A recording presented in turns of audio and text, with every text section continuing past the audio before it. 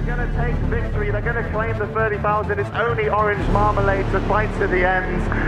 And he is going to run it out. He doesn't want to leave this finals.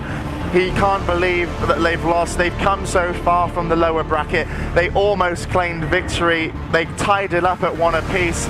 He is going to run away, and in comes the final abilities, the final kills that they need, despite having to fight against a very resilient Orange Marmalade. So look at her counter kill. This is incredible. Orange Marmalade turned that on his head. SK Gaming were playing like they won. We know what happens next. There's the Wolves and Bloodlust on Vinruki, drops down to half. Wow, and down goes Vinruki. He didn't try to give him up. I don't know if it's possible. He landed back up to Vinruki's at 80K. He's alive. They're all alive. And CD pulls off the miracle. Are you kidding me? They are all alive. Here comes the Metamorphosis. They're looking at strike back. Fast and dangerously low. There's nothing left for 9 more seconds. Down to 10%. Trying to get away from the onslaught. Portal's at 40%. They're in hot pursuit. It's taken. No way. The panic almost. Yeah, but Method have won the game. If they can just stay alive here, Snuds just needs to live a few more seconds. Incarnation is up in 1. No bubble, no pop, no Avenger Crusader. Here comes the Incarnation. That's him. It's gone. There's nothing he can do. The mighty Bastia, he doesn't have anything left. So many upheavals from Swansea. They're desperately trying to get That's it. Oh my God. The key. They're gonna win BlizzCon. She is barely hanging on. This is insane. But Wolves are going to take it. The 2-time champions. Don't open. I've opened on him, man. You're joking. A ship mage. 1-star surge, 2-star surge.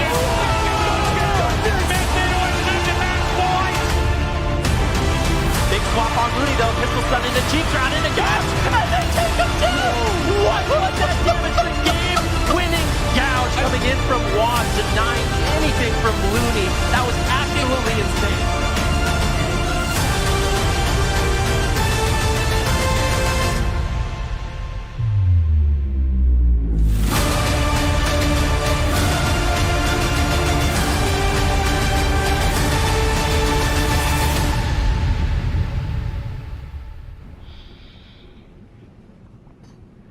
Hello everyone and welcome to Cup number 2 of the AWC Shadowlands season. My name is I'm going to be your host this weekend, joined with Zico, Vinruki, and Subtees. Sid, talk to me about the games that we saw last weekend from these regions. Well, in Europe, which we're covering today, we saw KUNGARNA with a dominant performance. I think they only dropped one game in the entire tournament, even in the open bracket, let alone a series. So they're kind of the team that I've got my eyes on for taking this all of the way. Casual Dads brought in the Destruction Warlock Nazarians and pulled off a lot of surprise victories that I wasn't really thinking that were going to be possible for them, considering they were talking about how they were renovating their kitchen and they're kind of just here for fun. So it's interesting to see these teams that are kind of like the OG professionals, like gunning at the game every single day here, and have been for years and winning all these, and then these new teams that are coming up, or these more casual teams that are coming in and kind of actually really giving them a run for their money. Absolutely. Imagine being that good at the game. You can just like randomly decide to, throw a team together and just have fun with it. You're renovating your kitchen between games, and then you do as well as you did last week. That team, Casual Dads, they're going to be playing against KUNGARNA. We can take a look at the other teams that qualified here. Zico, anybody new you want to mention? Well, we got Just Funny, which is the new team, and also Delirium. We haven't seen either of those two teams in the last week, and Just Funny, we're packing a lot of players that we do know, though. Delay, going to be making his return to the AWC. He's a very familiar player for us, of course. We've been covering his games for years at this point. Acrolol's another one of those kind of high-quality players that we've seen for a long time competing. And Titari, also a mage in Europe, has been holding it down on the ladder for a long time, and also competed here and there. And they are going to be joined by JJ, which is their healer, and on the side of Delirium, some more newer names, I would say there. Also, kind of an interesting comp there. Maybe some Brett Warrior action coming out from them. It's going to be interesting to see what they can do. Yeah, excited to see both of those teams play. We didn't really get to see them. We didn't get to see them at all, of course, last Cup for Cup number 1. So we will see how those guys will fare in their matches later today. We can see the bracket that we've got going on here today. This is, of course, the European region. We've got North American games playing tomorrow. But right off the bat, we've got a elimination round, Ven. No money, just funny versus Bugs. Yeah, I mean, I think it's going to be an interesting one. Zico kind of talked about it. Valet is going to be returning with Acro. So, I mean, those are two names we've seen quite a bit. Maybe some Shadow Priest Rogue action. And then Bugs, we saw them in the top 8 as well. So they've been very consistent into making it into that top 8. Unfortunately, falling very early last week, trying a few different compositions. The Enhancement Shaman with the Windwalker Monk. We'll see if they can make a deeper run this week. You know, there are going to be some changes. Last week, we weren't at full Shadowlands power. This weekend, we have access to double legendaries. We have, 4 sets, and I think that could cause some specializations to really power spike. So some of these teams that maybe didn't do the best last week, MYWAY, I'm looking at you. They could be one of these teams that really show up this week. Yeah, interesting that we had that story for both Europe and North America. Super T's, MYWAY, not doing, just a lot of teams I feel like in general from Europe that didn't quite do as well as we thought they were. Bugs being one of them. I was talking with Jamie before we got started on the day here. He said that last week, Ben mentioned it, they kind of got knocked out a little bit earlier than maybe they expected and we expected as well. He said that they kind of just picked the wrong comps and they underestimated their opponent's comps with tier set and stuff. But that being said, Zico, we do have a change in the meta, in the armor that we're allowed to get this week. How do you expect that to affect the games we're going to be seeing today? Well, with the double legendaries, I think last week we saw a lot of Holy Priest. I think this week we'll see probably still a decent amount of Holy Priest, but we saw in North America only one person bring out the Holy Paladin in Brain. I'm hoping we see a little bit more Holy Paladin, and there's also going to be some more other off-meta picks, or what we traditionally would consider off-meta picks. I'm pretty sure we've all at this point seen the clip of the Demo Warlocks one-shotting on Twitter. So I think we're going to see some new specs that we typically don't see. And I think we're going to start seeing how the kind of season meta will shape up here with everyone being at full power. Yeah, excited to get that going, see how these players adapt to that. It's game number 1 of the second Cup in North America here in Europe. Wow, I'm just all over the place today. It's No Money, Just Funny versus Bugs in game number 1.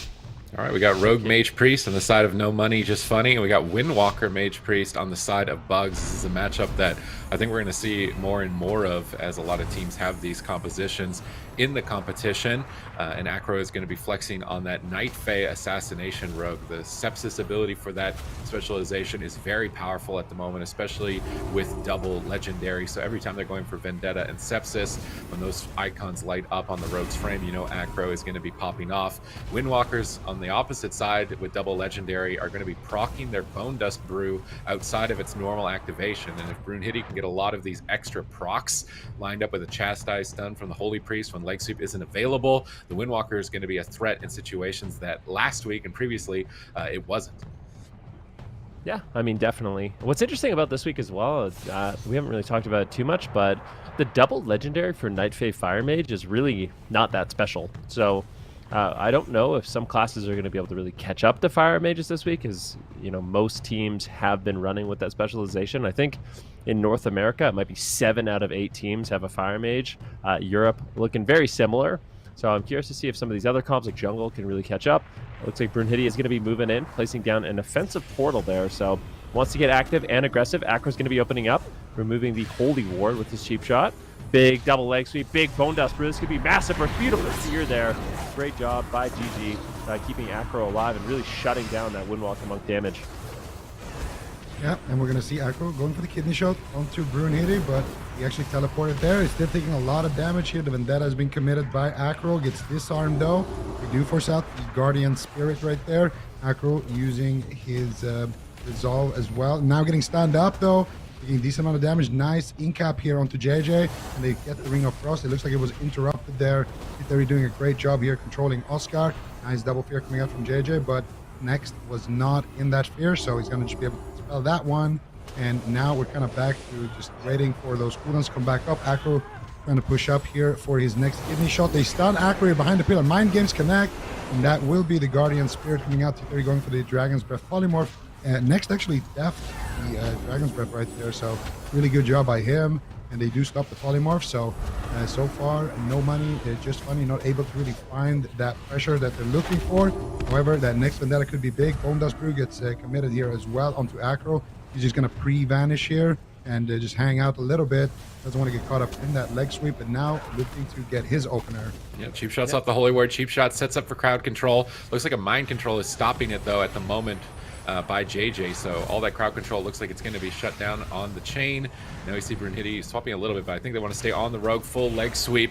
Is Acro going to be able to survive here? I'm not sure. On 10% through Cloak of Shadows. Brunhilde going for the throw. JJ still in a polymorph. Trinkets. Smoke bombs down, but will it be enough? Cheat death procs. And Acro Lulz is thankful that he spec that at the moment, but maybe still going to die. JJ gets counterspelled. Bugs in game one control. Huge damage. Now counter pressure. Has to Trinket trade Karma, but now he's going for the kill. Acro with nothing. Shadow steps out of the fight, trying to escape. A touch of death will connect, and Bugs will secure game number 1.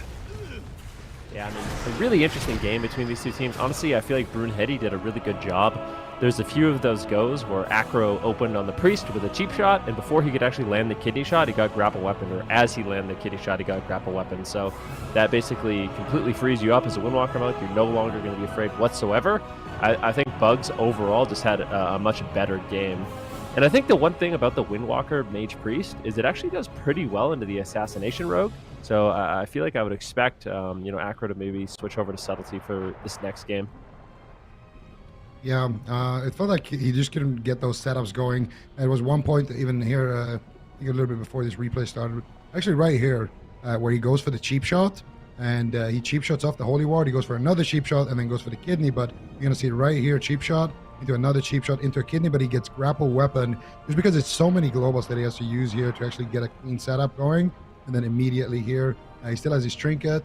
They don't have that Guardian Spirit on the side of No Money Just Funny. He gets to stand up here, and he's out of line from his priest. So he's forced to trinket. He drops super low right there, trades out the defensive bomb because JJ actually gets crowd control there after Acro is being kind of out of line. So it's like an extended CC chain basically coming in, and then the double counter spells coming in here from both mages. Acro with the counter pressure, but Brunhilde just trades here. There's no smoke bombs. You can just trinket. Doesn't have to worry about that. Trades out the Karma, gets the counter pressure with that, and with that counter spell and that DR sheep, they're able to secure the kill with that touch of death. There's a lot of pressure. I feel like Windwalkers as Necrolord are probably really loving this procced Bone Dust Brew, because normally your cooldowns can become more predictable, and then you're kind of just left there defenseless trying to run away from the Rogue Mage. But with this new proccing Bone Dust Brew, you're encouraged a bit to stay aggressive. And I like the synergy with the Holy Priest. The other main kind of hindrance for the Windwalker is not having access to a stun, at least not very frequently, with the leg sweep being a significantly long cooldown. The Holy Priest enabling you with ranged stuns, proccing these Bone Dust Brews creates threats that weren't existent in the previous iterations of Shadowlands. So now it seems like the Rogue Mage is going to be the one that needs to change up their plan. I'm wondering if they were expecting this in game one, having picked Assassination, seeing so much enhancement Shaman from Bugs. I was not expecting Windwalker Mage from them. I was really expecting Turbo or Windwalker enhancement as one of their first comps, but perhaps they're not wanting to lock that into the Assassination Rogue, so they did this Windwalker Mage. We'll have to wait and see when the subtlety, if the subtlety gets swapped to by Acro in game number 2, and that might tell us a different story about what comp they wanted to play in this matchup.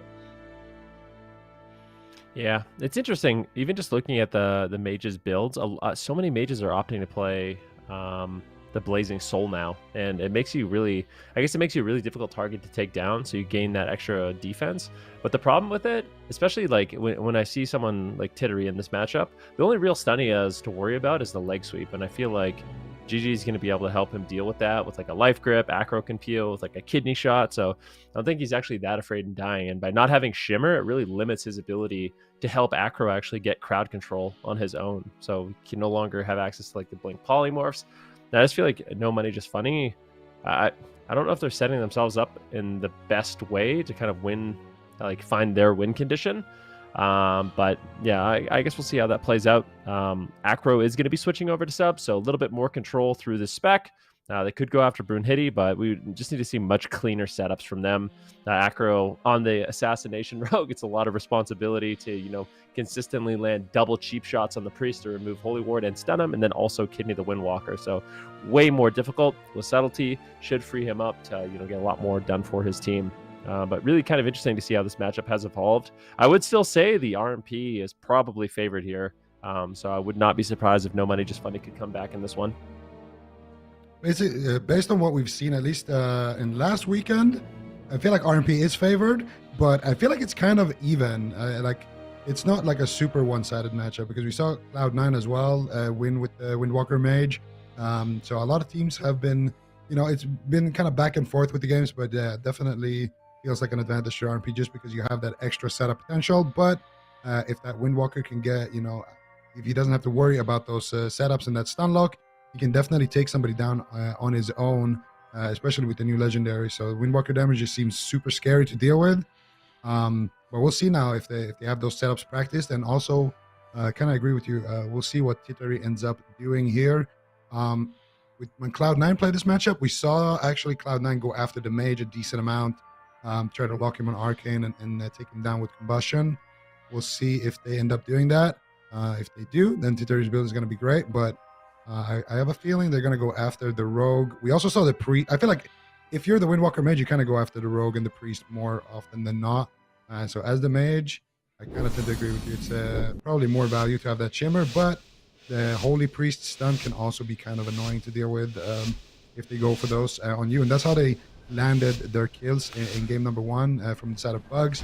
A lot of those Holy Priest stuns just catching Acro behind the pillar or in a bad spot and kind of snowballing the pressure from that. Game number 2, Asher Main's Fall. Let's see if the sub-rogue is going to be able to do it. They get the sap. They're going to go and cheap shot that Holy Ward. Oh, they might go after the Priest here. No, they will cheap shot the Mage. Go for the... they don't get a CC there on the next. Doesn't look like Titari maybe was ready there to get that CC. And as a result, they're not going to really force anything. They get a Fear. Will they even force out the Will of Forsaken? No, they get a Sheep now out of the Fear, but they don't have a stun for Brunhilde. So we should be able to kite here, maybe preemptively use a cooldown and be completely fine. They're actually going to knock Titari off, and yeah, he will be playing that Blink stun right there, and it does save him from that first leg sweep. They do commit the Bone Dust Brew, but still a lot of damage onto Titari. Big hits coming in. Nice Dragon's Breath defensively by Titari, but still Combustion is rolling for Oscar. Now counter setup coming out here. Double school from Titari. He gets interrupt. He gets Panda Racial right there. Beautiful stops there, but he will get a DR Polymorph after that Chastise stun. They will get the Fear onto next. Brunhilde, however, will trade his Diffuse Magic right there, and he should be fine with that. Yeah, good trades on the side of Bugs here as they're looking to take down Titari. So they're switching their targets, not going after the Subtlety Rogue, using Polymorph a lot more on the Rogue, trying to remove them from the game. They still haven't gotten any medallions, and running that Shadowy Duel is going to be the main objective for Acros, to get a trinket from the Windwalker Monk or the Holy Priest and then set up a solo kill. Curious to see if they're wearing Resonators as well. So I feel like that's going to be an important component. But Acro is getting blasted, trades out Evasion, barely recovers from that hit from Brunhilde. And we see JJ trying to chase down Brunhilde, but he gets a fully channeled Fleshcraft. They're going to have to burn down that shield on this kidney shot. Maybe they can just kill him through it. Trinket, Touch of Karma. And they have forced that important medallion. They did commit the Blaze. Maybe they just kill him through Karma. They might just cut him down right here and now. Guardian is active. Did they proc it? We'll find out in a moment if next Guardian Spirit goes to a 3-minute cooldown. They're trying to turn it around. They get Acro's Trinket at least. So they're still going to have an opportunity on swapping to the Rogue in the future. But yes, they did proc the Guardian Spirit. It's a 3-minute cooldown. Next has such limited options. No Medallion, no Guardian Spirit, no Trinket on the Windwalker. I feel like No Money Just Funny. They've got this game in the bag. Just one more clean setup. Yeah, I mean, it really is looking good. Let's see if they can't pull it off. Acro's going to be moving forward. He gets caught into a stun. Mind games! Acro gets knocked away, but he has some cooldowns to trade. I don't think he's too worried. Cheap shot on next, so there's the stun DR. Can they get CC? That's what they need. They need crowd control on the Priest and crowd control on the Windwalker Monk. They're going for it, but Bugs knows they are in a lot of trouble. So they're just trying to line of sight Acro, avoid him at all costs. See if they can that grip. on the bomb. Beautiful play there. Let's see if they can take him down. No crowd control on next. He's not gonna allow that to happen. What a great play there by Bugs, realizing that situation and playing basically perfectly. Beautiful stuff. And they did commit one Resonator, and to answer your question, Sid, they are playing triple Resonator right now. So Acro right now in a lot of trouble here. They trade out the Guardian Spirit. should be enough potentially here for Acro. He's still trying to run around here. That Zwen Tiger is chasing him, but here's the kidney shot. They get the sheep. Do they have the crowd control here? Where's the resonators? They only committed one in that smoke bomb, and they only have they just used their stun DR here on Brunhilde.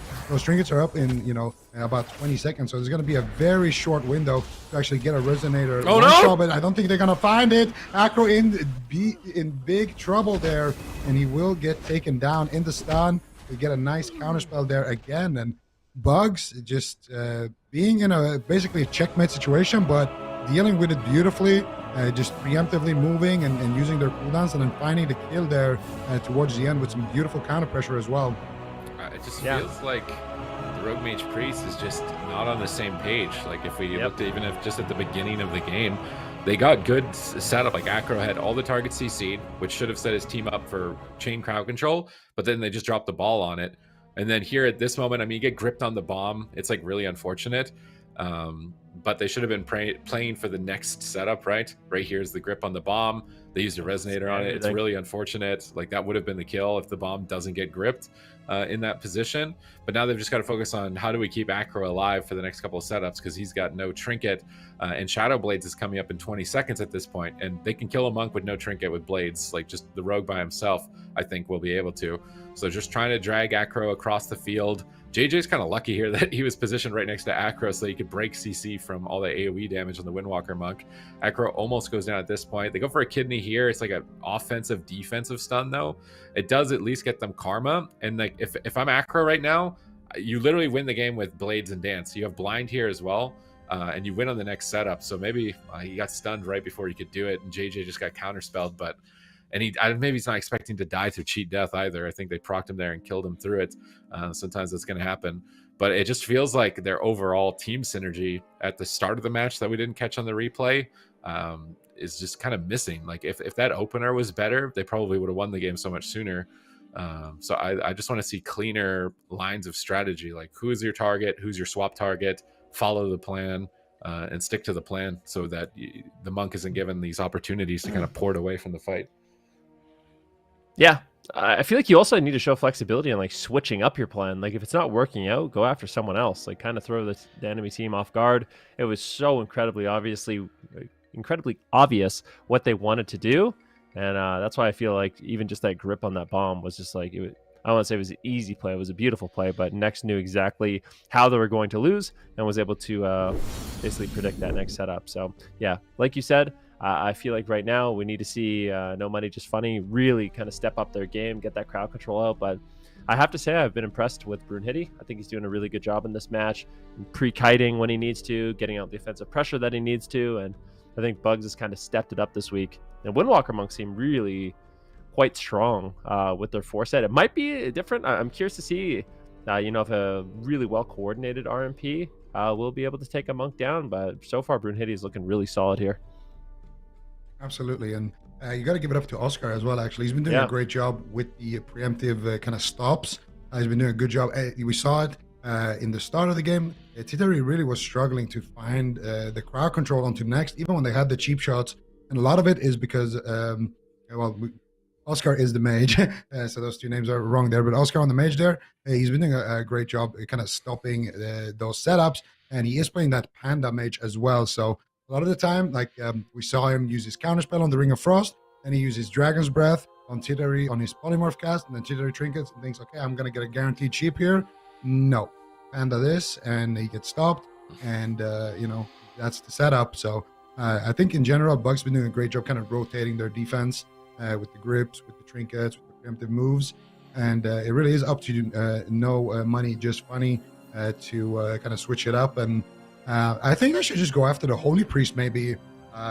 If their targeting is so obvious that they're only going after the monk, it does become kind of easy. Everybody just kind of knows, okay, next kidney, I grip. Next sheep shot, you Dragon's Breath, or you teleport, or you trinket, or you just becomes kind of scripted to rotate those cooldowns for Bugs. So I think a good way to stop that is to do what we saw maybe in North America with 3.5 men, where they will sap somebody, maybe they will sap the monk, open on the priest, and then the priest will use something and they'll just sheep him and then go on the monk. Just make it really unpredictable who you're actually targeting. because I think the priest is a great target as well for them. It can be a bit scary to leave the monk free, but if you have good control, you can definitely open on priest and then crowd control him and swap to the monk and get kind of 2 trinkets in one go and set up kills that way. Also, Tittery playing with the resonator is not typically something we see mages do. I feel like usually they go for the CC immunity trinket more often than the resonators. Well, you don't have to choose between these. You mean the medallion versus like the 20% longer CC trinket? Yeah. Yeah, it's weird that he's not, especially because he's playing Blink Stun. I feel like that's the main advantage of running that trinket as a mage. Yeah, is the that medallion, sorry. The scenario that you're in is that if you get stunned for a leg sweep for 7 seconds, then you can just blink out of it, and then you're immune to an interrupt or immune to a poly. You can go in for a CC. Probably maybe a reason for it. Maybe he hasn't gotten to experiment with it, right? This is the first time we're seeing this team in the tournament, so maybe he'd rather go with a safe pick of the medallion, knowing like I'm getting this guaranteed value.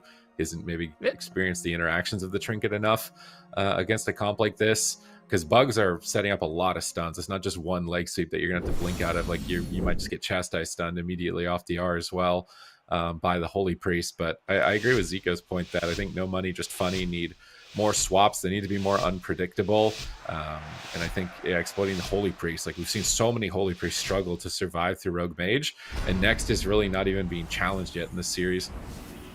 Yeah, I would agree with that 100%. He's actually playing the Res Legendary as well, so has that as kind of a safety net if they do decide to go after him. But maybe they could take him down twice.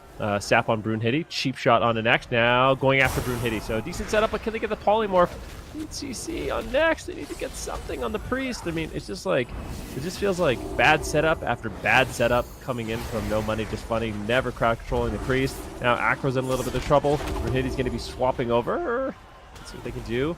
Tadarius is going to be polymorphing Brunhilde up right now, trying to slow down some of that initial damage. Next behind the pillar, once again, just avoiding crowd control. It's been so difficult for them to actually get the CC on the Priest. Acro under fire, but a big kidney shot, combustion with a smoke bomb. Brunhilde, what are you going to do? Doesn't have to trade out his trinket. There's a gap in the stun. The diffuse magic comes in from Brunhilde. That should be more than enough to survive. Now it's actually going to be Acro on the run, as GG right now isn't a polymorph. Acro, once again, is the one that's scared, but they actually did get Nexus trinket, so potentially going after the Priest in the next setup, there are opportunities here for No Money Just Funny. Yeah, they did get that trinket, so they could potentially go after the Priest or full blind him and go after Brunhilde. This should be Brunhilde's trinket. Yep, Sure, nice. he's going to trinket, he's going to teleport, and he will use that Gladiator's emblem, but they might kill him through it. They connected with the mind games. How much damage do they have? They continue to chain full, polymorph secured, DR chastised into fear onto Brunhilde. Can they reconnect? Ring of Frost gets interrupted there by the paralyzed. That should break up the chain. Brunhilde will survive. He did have to use his entire spellbook more or less, but that was the most lethal moment here in the game so far, and he does escape alive. Now, what do they have here for that next setup? They still have the dance here, and they also have the shadowy duel. Oh, there it is. Or maybe Resonators down. Shadowy duel, big resonators down. They're soaking them up though on the side of Next right there. Divine him just for one tick. The Next now stun into Sheep, and Brunhilde no longer in stun. And that shadowy duel kill attempt will probably not lead them to a kill right now. Still a little bit of CC left on Next, but you're going to get that grapple weapon, and that should be the end of that assault from No Money Just Funny. A lot more pressure, though, in this game. That shadowy duel has been a checkmate position we've seen so many teams put into, and they dealt with it perfectly. They all stacked up on where the shadowy duel occurred during the stun lock and soaked the resonator damage and basically nullified that entire assault that was supposed to win the game for No Money Just Funny. Now they're going to be in a tough position. We see Acro caught and paralyzed. Could set up for a leg sweep, but it looks like Brunhilde just wants to retreat away with that paralyzed at the moment. If they can just wait a little longer, Next will have Medallion to escape crowd control. Brunhilde will have Medallion in 30. So right now, Bugs are just focused on avoiding the fight, waiting for those cooldowns. Now setting up a stun on Acro, popping huge damage. Tittery intervenes, but I think he had to trade a Medallion. Now Acro shadow steps back for kidney shot, smoke bomb. Next ducks into the smoke bomb, barely connecting the Guardian Spear, but they're killing him through it. He gets the grapple weapon on Acro, now turning it around onto Acro. It's match point for No Money, Just Funny, facing elimination. Evasion trades out here, barely in time as he's trying to avoid Brunhilde's attacks. Dragon's Breath onto the Fist of Fury. Oscar trying to go for crowd control, gets interrupted. Acro still below half health. JJ struggling to pick him back up, finally getting a Serenity heal, but now he's into a full polymorph, full leg sweep. This is it, I think, for No Money, Just Funny. Brunhilde going for the kill, down at 30%. Cheat Death is the last line of defense. Will it be enough to hold? They haven't even procced it. Guardian Spirit holding on for now, but JJ gets counterspelled. Acro is still on the run. He has just never recovered. He blinds the monk defensively, holding Brunhilde at bay, ducking behind the pillar, praying that he can get a re-stealth here. JJ ducks around the side, tops Acro. Acro gets a re-stealth. Now in this situation, Next has no trinket. They could set up on Next. They don't have any poly DRs. They're going to go for kidney shot on Brunhilde, but Acro gets intercepted with a chastise stun. He can't connect any damage on his stun lock here on Brunhilde, which is perfect for Brunhilde to turn it around. Absolutely. Beautiful defensive plays there by Acro, though. These teams are playing out of their minds. This is an elimination series. No Money, Just Funny. They have to win this game if they want to stay in the tournament. Bugs just one away from closing it out. A little bit of a reset here. Acro going for a re-stealth across the map. Tittery just keeping Brunhilde in place. Brunhilde really wants to connect to his target. Flying Serpent kicking over, but gets polymorphed on it. Great control. Acro gets the full kidney shot. Big cheap shot here. Brunhilde in trouble. Forced to trade out his trinket and his touch of karma, but they might just kill him through it. Diffuse magic trades also. Brunhilde now on the run with the grapple weapon. The crowd control still isn't over. Now there's no trinket on Next. And Brunhilde's got 0 defensive cooldowns. I feel like Bugs, they've almost ran out of time. They need to make a play here quick. Yeah, but they are going to get that blind, maybe desync with Next. If they can polymorph him, get his trinket, that could potentially open something up. But right now, Acro in trouble. He gets stunned. He trinkets out, kidney shots. Acro gets DR stunned. Big damage coming out. Another Resonator is going to connect here. They do connect with the mind games as well, but they're going to turn the pressure around back onto Acro. Nice roll kick there by Brunhilde onto Tittery. And they do get that counterspell onto JJ. JJ fearing up Oscar. Double Dragon's Breath. Can he find the polymorph? Gets counterspell there by Tittery. Nice shutdown. Looking for the Ring of Frost. They get the Paralyze into the Ring of Frost here potentially. Acro realizing he could be in trouble. Panda Rishal onto Brunhilde, into nice. Kidney, into Smoke Bomb. Nice setup. Not going to allow that one to get gripped. And Next here with a beautiful play as well. Walking into that Resonator actually. Don't think he made it in there in time. Brunhilde though will teleport out. He didn't have trinkets for that smoke bomb. It was a scary situation, but Next managing to connect in that smoke bomb, get a couple of heals, and now it's going to be Acro on the run here once again. A lot of these wins on the side of Bugs has been at the back end of counterspells. Full blind onto Next, counterspell onto Brunhilde. What will they do here? Grapple weapon onto Acro. Gonna deny the Acro follow-up and the stun lock, but they do get the sheep. The chain continues, and they connect onto Brunhilde with a stun. That's what they want to do here. They stun up Next. Brunhilde just rolls away, slowing Acro here. Beautifully done by Oscar, and Oscar's going to blink through that cheap shot. Now the CC is over, and now they're going for the attack here. How are they going to dismantle it? Looks like the grip will be enough for Acro as well. Both teams very, very defensive right now in this situation. Tittery getting swapped to. Big damage coming in, and that's going to be the Guardian Spirit connecting here. So they will force out something here on the side of Bugs, and No Money, Just Funny. They are definitely running out of time here. Grip coming in on that Resonator. Acro taking massive damage from the combustion. Will it be enough? The Cloak of Shadow trades. Will it be enough? Almost a touch of death range, and that will be enough. They get that leg sweep. They get the touch of death, and Bugs 3-0 here. No Money, Just Funny gonna get eliminated right off the bat here. Maybe not what we expected. This is a strong team. Like I was not expecting this from Bugs, the Windwalker, Mage, Holy Priest. I really thought that Jamie was going to be kind of like a key player on this roster, like he's going to be in every game. But the fact that like Oscar, Brunhilde, and Next just dealt with that, so it looked almost easy for them. Like they knew every situation. They stacked up when they needed to. They were kiting, avoiding Acro exactly when they needed to, extending the go with grapple weapons, extending the go with quaking palms, extending the go with polymorphs, and just making it so difficult for No Money, Just Funny to actually get on their target. Like this is like a masterclass from Brunhilde on Windwalker, Monk versus Rogue. Like right here, pre-grapples Acro right as he's coming out of crowd control. Ring of Pieces Acro away, line of sights him on one side, then they quaking palm Acro, and it's just like Acro sees a monk with no trinket, and they have combust. All they have to do is get to him, and Brunhilde's like, nope, can't touch this. And Acro at shadow steps to the mage. He like gives up on trying to go after him and stuns, and then Brunhilde sees that stun and is like, oh, you've used Shadow Dance, you can't stun me? All right, I'm gonna run you over now, and starts chasing down Acro right here. And like the fact that they made it so impossible to touch him. I love this swap to Tittery, not overcommitting to Acro, like realizing that Acro and JJ were so far away. They get Guardian Spirit on that swap, which means it's not available for Acro later.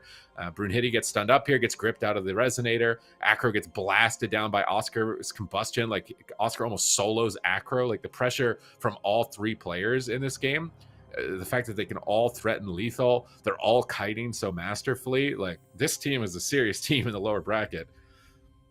I mean, there really is no doubt about it. I think that was just a beautiful series by Bugs. I kind of had a question at the beginning of today. Is Bugs going to be able to rise up? I feel like they didn't have the best performance last week, but it's really, really nice to see Oscar tagged in on that mage. I think he had a great performance and kind of shows the flexibility of this team.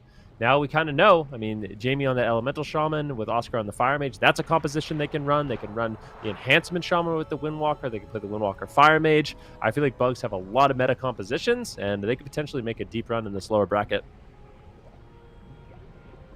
I couldn't agree more, Ven. This team, they were a team that placed 7th or 7th right now in the point standings for the European region, and I feel like they're already performing quite a bit better than we saw them play last week. So looking forward to seeing how these guys play. At the end of the day, they're going to be going to the lower quarters, and they're going to play the loser of game number 4 that we will say later on today. So well done by Bugs. I know Jamie said that he had a little bit of difficulty, just choosing the compositions and being confident in their choices last weekend. It seems like they kind of worked that out. So that's going to be a win for them. Knocked out of the tournament is no money, just funny. So maybe we'll see them return for game number 3, for cup number 3. But up next, Super Teams, we've got Looking for Org versus Delirium. Yeah, Delirium, another newcomer, looking for Org. They're runners up. They were 2nd place, so I'm very interested to see how the newcomers face against a team that has Swapsy on it, has Lontar on it, has Blizzo on it, has Tessia on it. Like, if they can manage to eliminate that roster in the first round of the top 8, like, I feel like Europe is wide open for qualifications. Yeah, certainly. I feel like it already is pretty wide open just based on all of the, the really strong teams that we do have currently. Zico, if you were on the team if you were on a new team and you had to face all of these old school really tried and true teams, like, would you be nervous? How would you be feeling right now? Well, if it was my first time playing in like AWC, I probably would be a little bit nervous, but I think you just have to kind of the best advice that I could give in a situation like that is focus on the game. Just focus on the actual game itself. Game number 1, just take it one game at a time, and whatever happens after that, that's may the chips fall where they may. So I would say just focus on the first game and try to, if you win that first game especially, or if it's close, focus on the positive things, try to ride that momentum, try to build up momentum and ride it, and that's how you can that's how we see those upsets happen. Okay, well, maybe we'll see an update or an upset, or maybe we'll see it Looking for Org take another win. But either way, we have to go to a break before we head to that game. Coming up next, Looking for Org versus Delirium. See you soon.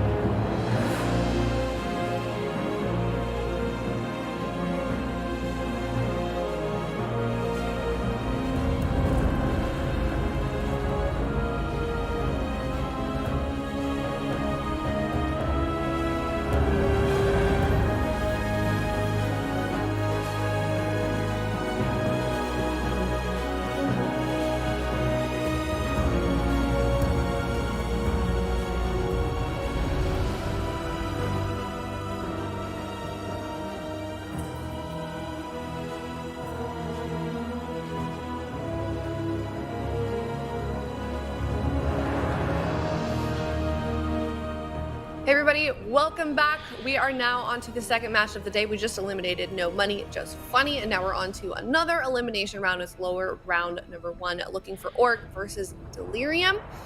We know that Delirium, they're kind of the newcomers on the scene. Looking for Orc, they've been around for quite some time. We saw them play a number of times individually. So statistically speaking, I guess, Super Tees, you would want to go with Looking for Orc, but what do you think about this one?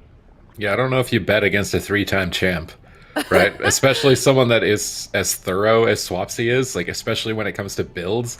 I feel like if you ever ask him questions backstage about comps, like, he has such an in-depth and detailed analysis of every decision he's making, which makes me curious to see what specs they're going to bring out in week number 2 with all the changes to double legendary. Are we going to see the same stuff? Like, they really focused in on that Fury Warrior Mage Priest composition, but we did see the Unholy DK come out towards the end. Unholy DK is getting in a better and better position. I do wonder if that's going to be their threat for Rogue Mage teams. If this first round, I think we're expecting some type of melee cleave from Delirium, then I'm thinking Looking for Orc are going to be running some wizards. So I do wonder if we'll see the demonology, like Zico poked some fun at the start, like these big demon bolts. Like, even myself, I've been saying demonology is going to be good since the PTR. I think it was like one of my number 1 specs in the PTR to check out. Finally, it's getting a chance here, and I got my double legendary on it, and I know what it's capable of. I've seen it on the ladder as well. You can die through an Aegis with how hard demonology can hit. So I do wonder if we'll see that at any point. I think Cloud9 ended up picking up demonology, but they didn't make it, so maybe that's not a good sign for it. But I'm really interested to see what they're going to play. What's their build? Like, what's the spec? What's the comp? Because Looking for Org have such a kind of deep lineup that they can pull from. Yeah, they for sure do. And like, just talking to the players behind the scenes on both sides, North America as well as Europe, it seems like that's one of the biggest decisions, Ben, that they're facing is like, what do they play? What build do they play? What specs do they play? Yeah, I mean, it's difficult, right? I mean, we're at the start of kind of a new patch, especially considering things are slowly unlocking. So last week there was no double legendary. With the double legendary, things could really get shaken up. I'm a big fan of the Frost Mage, so I feel like LF Org, if they wanted to play, Frost Destro, that's kind of really good into anything I think Delirium can run. But they've been opting more for the Fire Mage. I think, we talk a lot about Demonology Warlock, but we kind of saw Destruction Warlock highlighted last week as well. And I think with the double legendary Destruction Warlocks, they're going to be even better. I think they're even more consistent than Demonology, I would say.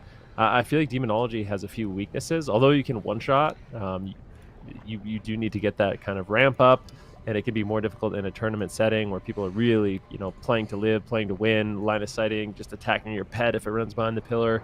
I feel like there are things you can do against Demonology, but I feel like Destro's a little bit harder. So they actually are. Oh, goodness. I don't mean to say it, but yeah, we got that one right. It's going to be the Frost Mage, Necrolord Frost Mage. Theseus Swapsy with the Destruction Warlock. I think it's a really good composition, but at the same time, I feel like Windwalker DK could be interesting. Like, this could be a matchup that could go either way. I haven't seen it play out too much with the double legendary. I'm really curious to see how this one does play out. Yeah, we already know when Rookie is immediately going to tab out and check the Frost Mage Ice build wall. with a Does he have it? microscope. Does he have the Ice Wall? Is he playing Instant Blizzard? Is his Deathborn and his Veins at the Instant Blizzard? Yeah. Yep. He's not. It does no Instant Blizzard event. Is he playing Frostbite? Rookie right now is taking notes here at the build. We'll find out what exactly Tessia is running, but Windwalker DK here versus Mage Lock. This is kind of a throwback matchup, a little bit of a throwback to kind of what we saw early in BFA, in Legion even, and we're going to see the Windwalker get attacked a lot. Oh no, I think he might have. Looks like the Windwalker is MIA. The Shaman left. Like, something happened to the Shaman. So Unfortunate. not sure exactly what'll play out in that one. We'll have to get word from our admins, but victory for LF4 for now. Could be a lot of things, right? One of them could be technical thing. Maybe his power went out or something. Second one could be we just locked Windwalker DK into Frost Mage Destro. I don't even want to exhaust myself in trying to play this, so let's just pick a different comp because this isn't going to work. Or the third one, which again would be like the most drama-inducing one, is likely the least maybe likely option is maybe someone got mad at somebody. I don't know.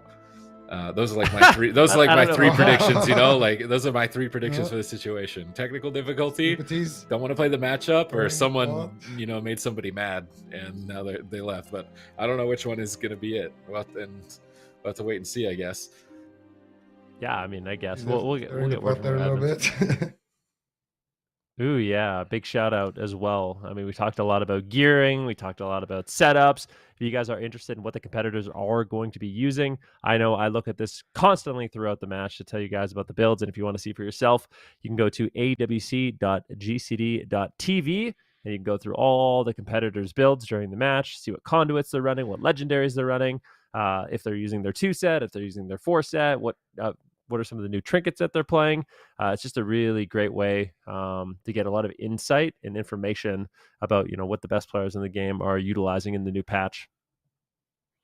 Yeah, and big shout out to the Starship as well. He's updated that, so now it's a lot easier to see actually exactly what set bonuses people have. You can see it right there. You just mouse over one piece of the set, and you can see everything that's equipped. If you're wearing 2-set, 4-set, all that good stuff. So definitely good. And let's see what is actually Tessia running, since we have a little bit of time right now while the players get ready.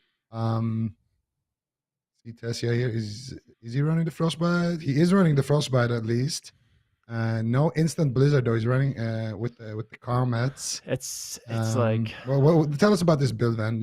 I feel like you play more Frostbite than anybody right now. So just lay down the law and don't hold back. Don't hold back. I mean, there's some things that I would change up personally. Like, I feel like when you're going into a matchup like this, the instant blizzard's going to give you a lot more value. Especially, there's an argument you could make if you play Frost Mage that Comet Storm might give you a little value if you have the 4-set, because the 4-set basically makes it so every tick of Comet Storm gives you 2% damage up to a maximum of 10% damage on all your abilities. So if you drop a big Comet Storm on them, you're going to get 10% more damage. But he's not even running the 4-set. So I don't know why you would play Comet Storm personally, but it can be decent if they're stacked up behind the pillar. I just think you get a lot of value. Like, the main utility of a Frost Mage, in my humble opinion, is the snares. Like, Frozen Orb and Blizzard are basically the way you zone, keep people locked down, and keep them kind of snared in the midfield. And if you're getting trained down and you don't have that instant blizzard, it can be really difficult to apply snares to a team like Windwalker Death Knight, apply those frostbites, which keep them rooted, which I think is particularly strong against a Windwalker Monk. But I'm just happy that we're seeing some Necrolord Frost Mage. I think it's really powerful specialization right now. Frost, so far this expansion, hasn't really had a great showing, but I think with the 2-set or with the 4-set, as well as the double legendaries, we could see the return of Mage Lock. I know a lot of people have been kind of joking about it in North America that, like, thank goodness Chanimal and Wealthy Man aren't playing, because this could be the best Mage Lock has ever been. Like, there's so many competitors that are just like, oh, I'm so glad Snuts and Chanimal retired. Like, do not want to deal with that. Swapsy's actually playing a talent that you don't normally see either, which is the Shadow Rift. So he can, like, teleport enemies to where his portal was. So if the enemy is either tunneling his healer, he can peel them off with that, or if they're trying to pillar, he can pull them out into the open. And I think that's a talent that Warlocks are going to experiment more and more with, I think, as the season goes by, especially if you're playing with a Frost Mage that can snare so heavily. Because if you pull somebody off the pillar for even a second during that Skelly Boy that Vinruki likes to call it, you're going to be doing so much damage. Like, that Shadow Rift is going to be really clutch, I think, for the series. They've picked their second map here, so hopefully it was just a technical issue that they've resolved, and they can continue with the rest of the series. I'm not sure if I'm a big fan of the Windwalker DK. The Windwalker DK could definitely be a Holy Priest killer. So they've picked Runes of Lordaeron. Makes me think that they do want to just run at the healer. Use the Grounding Totem, use the Anti-Magic Zone, kind of immune the caster damage while you're training the Priest. That's probably the best option. The only other one that I've seen against Mage Lock that works as a cleave is overwhelming the Mage, just making so the Mage can't stand still for an elongated period of time. But if you've got a lock of the caliber of Swapsy, you're still likely to be pressured in that situation. They haven't changed their composition. They're running the same one, same players.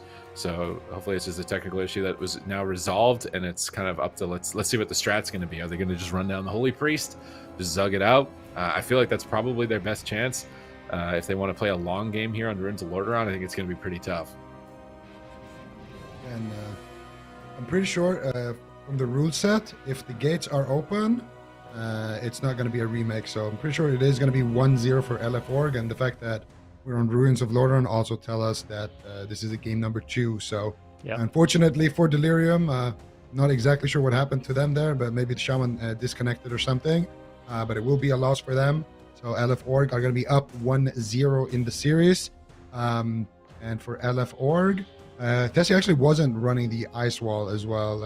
I know you're a big fan of the ice wall, and we actually saw Wealthy Man do some clutch ice walls last weekend. But at least in the previous game, he was not running it. And we did see one DK. Yeah, sorry, man. I was gonna say I don't want to be like the one that's just criticizing all the mages builds, but I do feel like there's some things that help. We'll see how it plays out for sure. But yeah, ice wall is really, really fun. I'm just a big fan because you can make so many fun plays with it. And I think it's a really good tool for winning the game as well, especially if you're not the one being trained. But yeah, we'll see how it plays out. Delirium, like I said, I kind of joked around, Sid, about like, oh, they're playing Windwalker DK and Lock Mage, and that's not a matchup you even want to play out. But I feel like this could have some potential. Like the Windwalker Monk with Ride the Wind is going to be able to basically lay down like a path where they can actually connect to their target. I think the one really annoying thing in this match for them is the fact that Tessia is playing Blink Stun. So he's actually gone with the Ice Flows, which I really like as well. That's a talent I think is really underrepresented, the actual run cast of Frost Mages, especially if you're playing the Echoing Resolve. It's way better than the other option. The other option, I don't know why mages play it. I feel like they're almost too lazy to just like set up a keybind for the run cast. But yeah, having the Echoing Resolve and the Blink Stun basically makes it so he's not going to die in stuns. So I feel like they're going to basically be forced to go after Lone Tar and Swapsy. And Tessia with that Deathborn is going to be able to really punish them if they stay in the open. Definitely. And this is our second Unholy DK showing, I'm pretty sure. We saw one with the TSG, and honestly, it looked great last weekend. It did lose, unfortunately, but it was a very, very close match. So I do believe it was Swapsy, actually, that was running the DK. So it's going to be interesting to see now what Squarlet can do with that Unholy DK. Double Legendary, full power. And this is just such a classic matchup, I mean, when you think about, a lot of the games that we saw last year, it's Sea-Doo, it's Maz, it's Trill. They're sitting behind a pillar. It's Cloud9. They're chilling in open field with, admittedly, with the Resto Druid, Cubsy in the back. And they're just, playing that Windwalker DK, trying to run down the Warlock and dampening. And, of course, on the other side, the Mage Lock trying to stop that from happening. So yeah, it's a bit of a throwback. It's the first time we see it this season. It's gonna maybe set the pace a little bit. I feel like a lot of these matchups set the meta as well. Because a lot of the other teams are kind of watching the tournament and they're like, oh, we have trouble with Mage Lock. Oh, we can play that. Maybe that's something that we should experiment with if the Windwalker DK ends up winning. We got a nice little graphic here for DKs. Beautiful. There's a lot of information to take in for this week here. So most Death Knights are going to be running Unity Necrolord. They're not going to be playing the other Covenant options. So they're going to be getting the Abomination's Limb.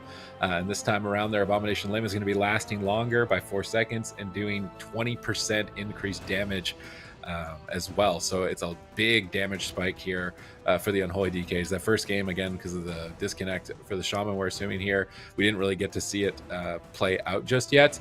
And then you also get the Frenzied Monstrosity, which is your Dark Transformation, increases the attack speed and damage of you and your Monstrosity by 12%. So you're getting a lot of consistent damage, a lot more cooldown damage, and that's why this week is a power spike for some specs. And then you have other specs like Fire Mage, which their second legendary isn't really giving them this much of a boost, right? They're not getting a 12% damage buff to their pet and themselves and a 20% damage buff during their cooldowns like an Unholy Death Knight is. So this is a good opportunity for teams that have it as an option to make a deep run.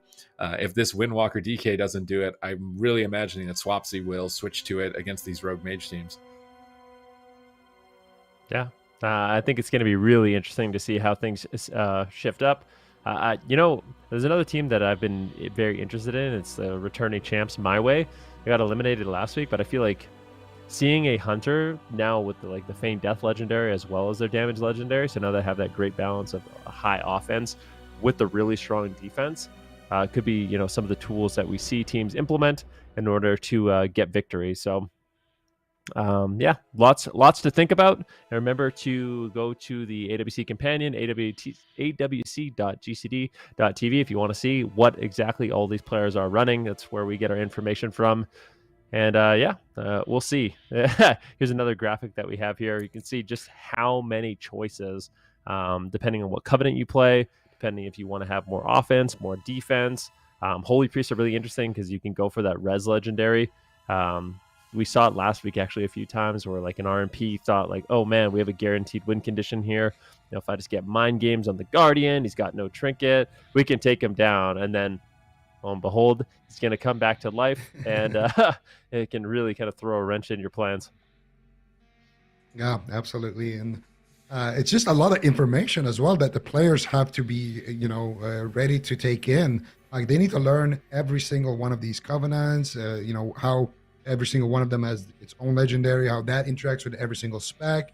And they need to also, if they're smart, which, let's be honest, they are, they will have their fourth member kind of maybe sitting on that AWC GCD TV tool and providing some in-game information during the games or between the games at least, kind of calling out, okay, the priest isn't playing the res legendary, we can go after him, or he is.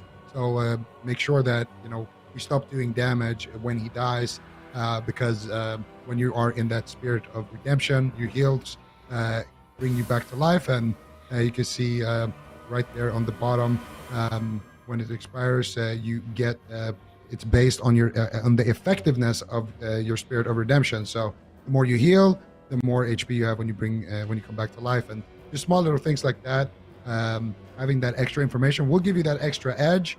And for Delirium, it's a rough start. Their first game here on broadcast, they get a DC, and they're up against a Titan team. Swapsy tagged in here, playing a 3-time BlizzCon champion, down 1-0 right away. So it's gonna be tough for them, but let's see if they can overcome that. Game number 2, Ruins of Lordaeron, and let's see what they can do. All right, let's see if they're going to run down the priest, go after the mage, go after the lock. What's going to be the options here? It looks like they want to go after Swapsy at the moment. They've got the mage stacked up, but here comes Deathborn immediately from Tessia.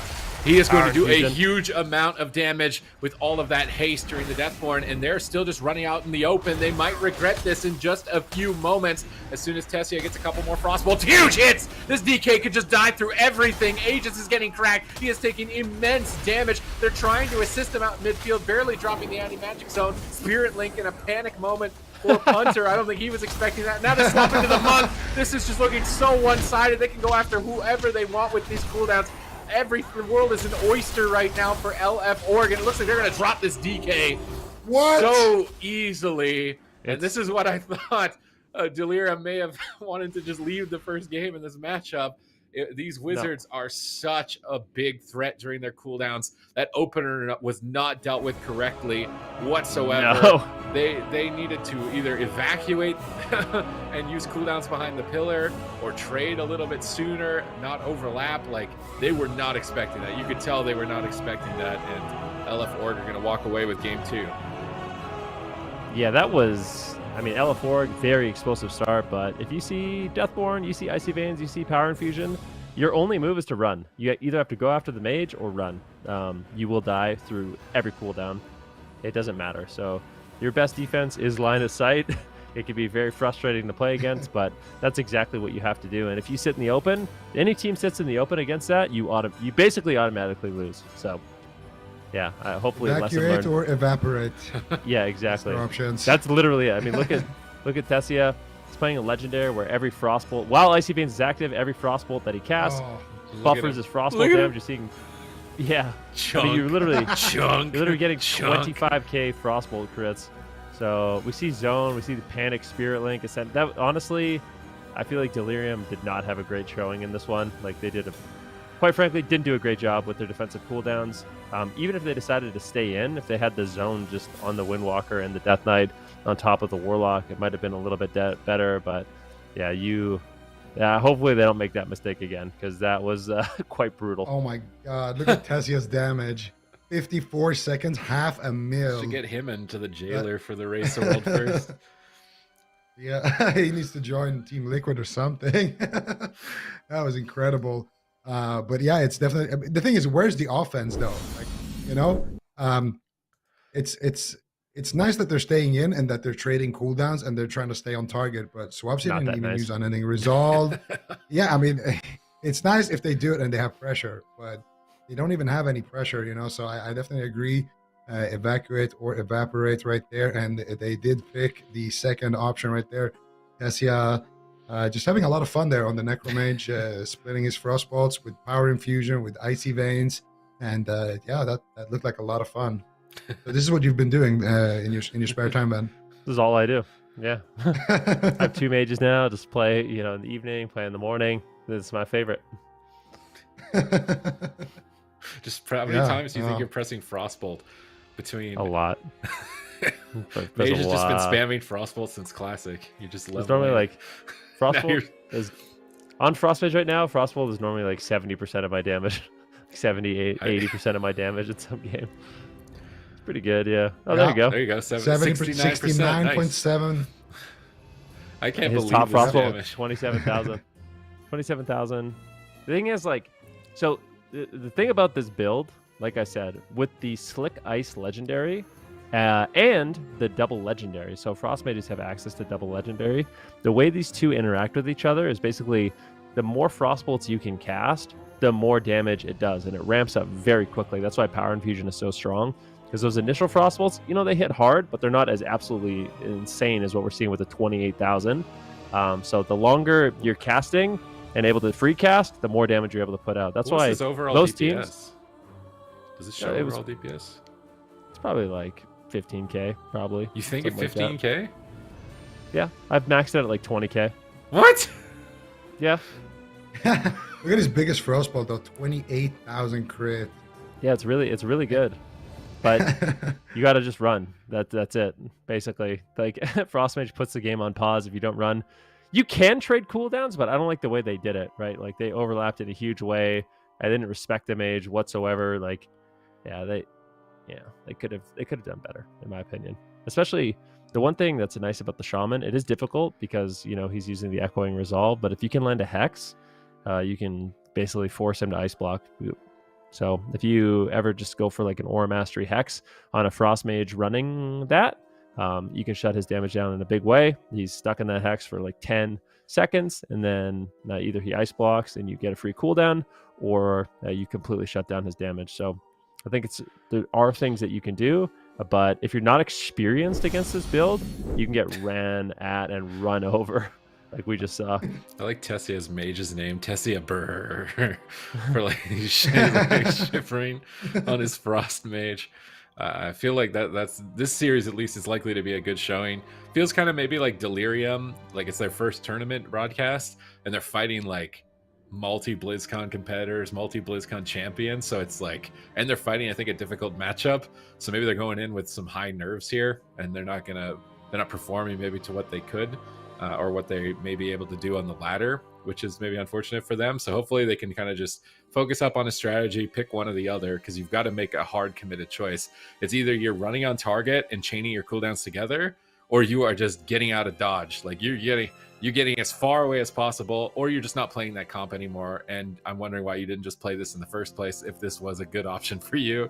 The Rogue Shadow Priest Resto Shaman, not bringing the melee cleave, bringing it to a small map. A lot of instant crowd control, a lot of single target damage to rush down the mage with Vendetta and Sepsis. So I feel like this is a good pickup for them. This is a comp that we've seen give Mage Lock a little bit of trouble in the past as well. So as long as they can perform here, right? So Squarlet looks like he's switching from DK to Rogue. Is DK typically his main?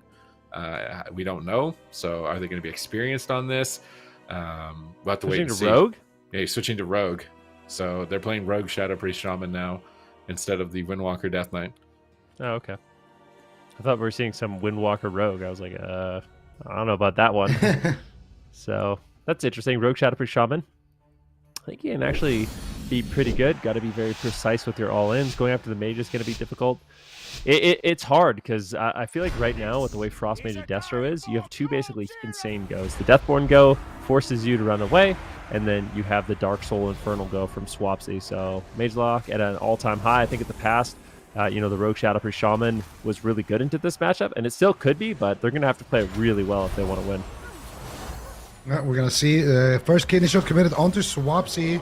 Rip coming out from Lontar, and now immediate pressure here. Mind Games connect. Big damage, but Doesn't look like they're even going to dent Squarlet here. He's just going to run away, though. He realizes, hey, I don't want to be anywhere near Tessia right now, but they're going to maybe swap their attention. Oh, they're still stunning him up, and big hits coming in. That's going to be the Cloak of Shadows, but so far, no defensive overlaps there. Just trading out the play, just trading out the Cloak of Shadows. Tessia blinking in. He's got the Power Infusion. There's the Bonds of Fel. Oh my God. Look at Tessia here. Oh my goodness. They need to kick this man or something. There's a Spirit Link being traded. Trinket now from Punter. Astral Shift. And Tessia is still launching those crossbows. Oh my goodness. Thwarted now. Trinket vanish. Full sheep onto Hunter. That's going to break though due to the Inferno. They get Squarlet out. Tessia loading up more Frostbolts. Frostbite procs. Another Frostbolt. Another one. And another one. And there's the Comets now coming in as well. Tessia now finally getting line of sight. They're going to run a little bit out of steam, but that's going to be swapped. The grip on the smoke bomb. Everything is falling apart for Delirium here, and we are just a minute and a half into the game. They're not even giving them a chance, dude. This is just mean at this point right now from LF Org. Delirium are just getting AoE'd at the pillar, man. Oh my goodness, this damage. Punter caught in the Mortal Coil. This could be it for him. 20% health. Lynette saves him, but triple Shadow Fury.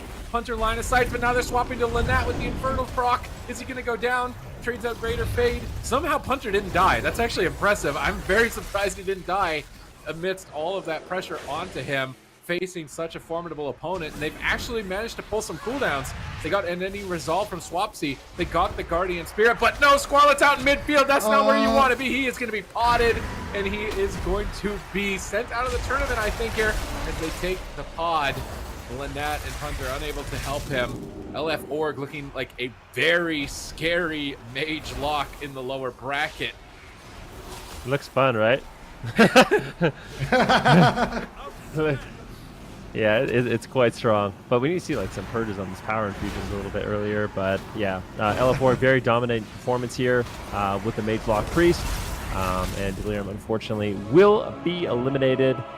Had a rough game 1 and a rough game 2. Honestly, all 3 games were pretty rough for them, but hopefully we see more from them in the future. And now that they're more experienced against this composition, which I think is probably pretty good into them. Yeah, just a really, really rough matchup. And obviously LF Org, an incredible team, very experienced, bringing in great composition, good strategy, and making quick work at Delirium. Yeah, we're going to see the replay here. Smoke Bomb gets gripped. And I mean, Tessia, he's been having so much fun at this point. I mean, just look at the right side of the screen. Look at Punter. No Trinket, no Link, no Astral Shift, no Earthen Wall, no Fleshcraft. Look at Squarlet. No Cloak, no Vanish, no They literally no Smoke Bomb. They don't have anything. Punter here almost going down there. I'm super shocked that he survived. It's actually Lynette saving the day there with some nicely timed Shadow Mends. Punter activating that Spirit Walker's Grace, catching himself back up to full HP. And Squarlet is like, well, I need to do something. I need to go press Vendetta. And actually, defensive overlap from LF Org, trading out that Guardian and the Unending Resolve. So a little bit of a mistake there, but it just won't matter. Tessia is just having a field day here. Scarlet getting potted, getting proc, and ultimately getting taken down there. Just too much burst damage coming in from LF Org.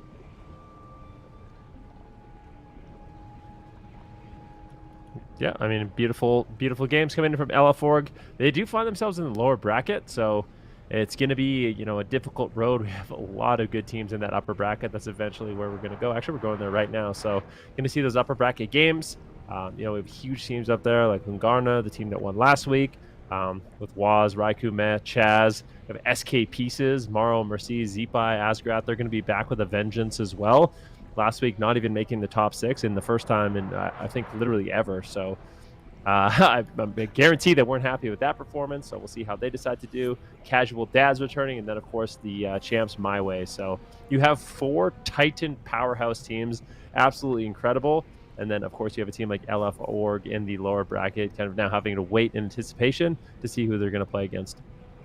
Yep, they are going to be playing the loser of this next up match. Ben already mentioned it just a little bit. We've got KUNGARNA versus Casual Dads. Both of these teams performing very well this first weekend in the region, and it's going to be an upper semifinal. So basically, the loser of this one still has another chance. They're going to drop down to that lower bracket.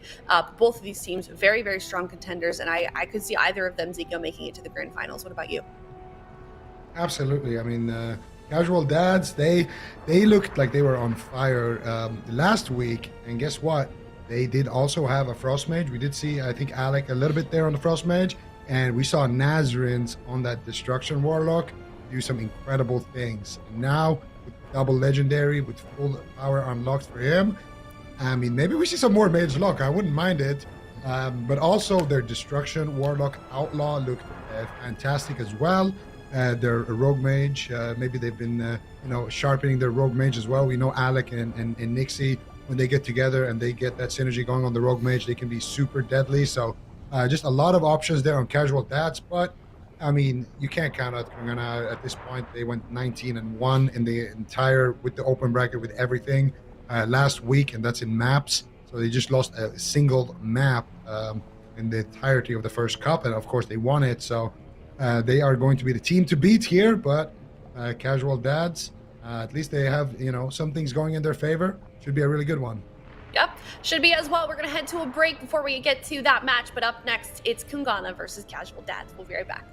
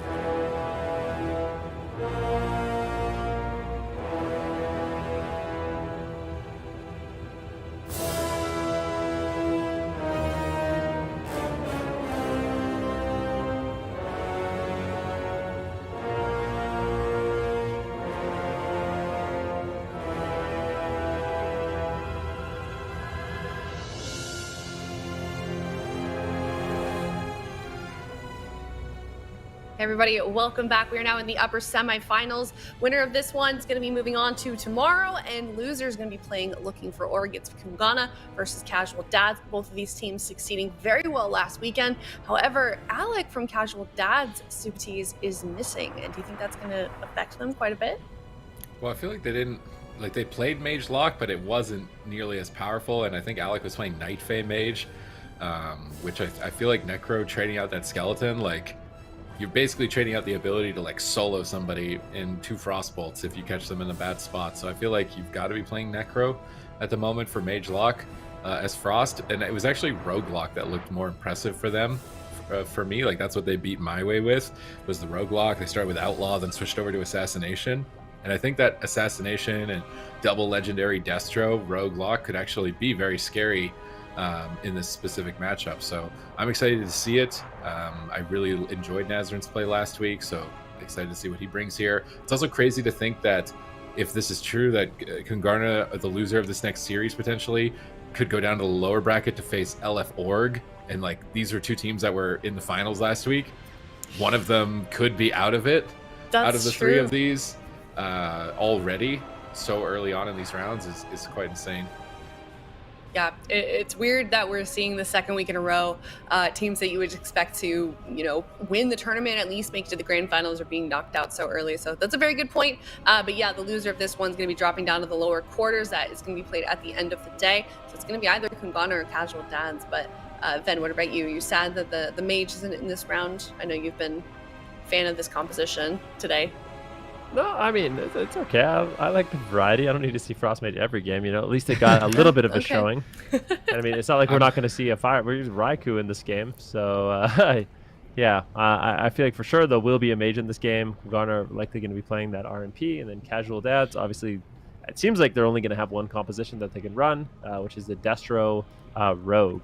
And, yeah, I mean, Destro power is rising up. Fire Mage may have kind of stagnated from that week number 1. I still think it's going to be really strong. Obviously, one of the best specializations in the game. But there is an opportunity. I mean, this is going to be the week where teams have to kind of prove themselves and play some of these different compositions to see if they can kind of match the power we saw from KUNGARNA playing that RMP last week. Mm-hmm. Yeah, and as we get deeper and deeper into the cups, the hierarchy of these teams is going to become a lot more clear. I feel like at the moment it's kind of all over the place. We're getting a lot of sort of newly changed rosters, obviously returning teams coming in, and there's a lot of strong contenders at the moment. And even week 2, we're still getting new rosters come into the fold.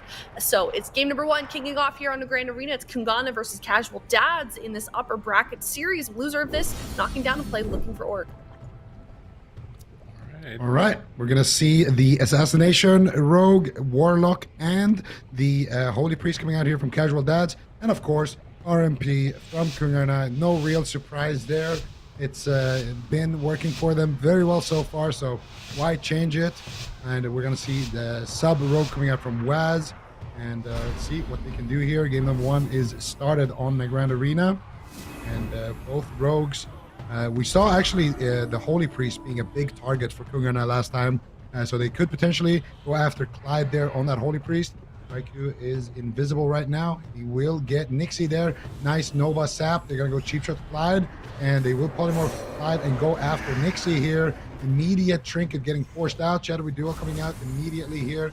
Actually, just the Cloak of Shadows there, not the Shadow Duel. There's going to be Trinket and Cloak from Nixie, and that's going to be a great start. Raikou did, however, commit his combustion, and they committed the Shadow Blades there as well. So a lot of coolness being traded from KUNGARNA, and an appropriate response coming out from Nixie.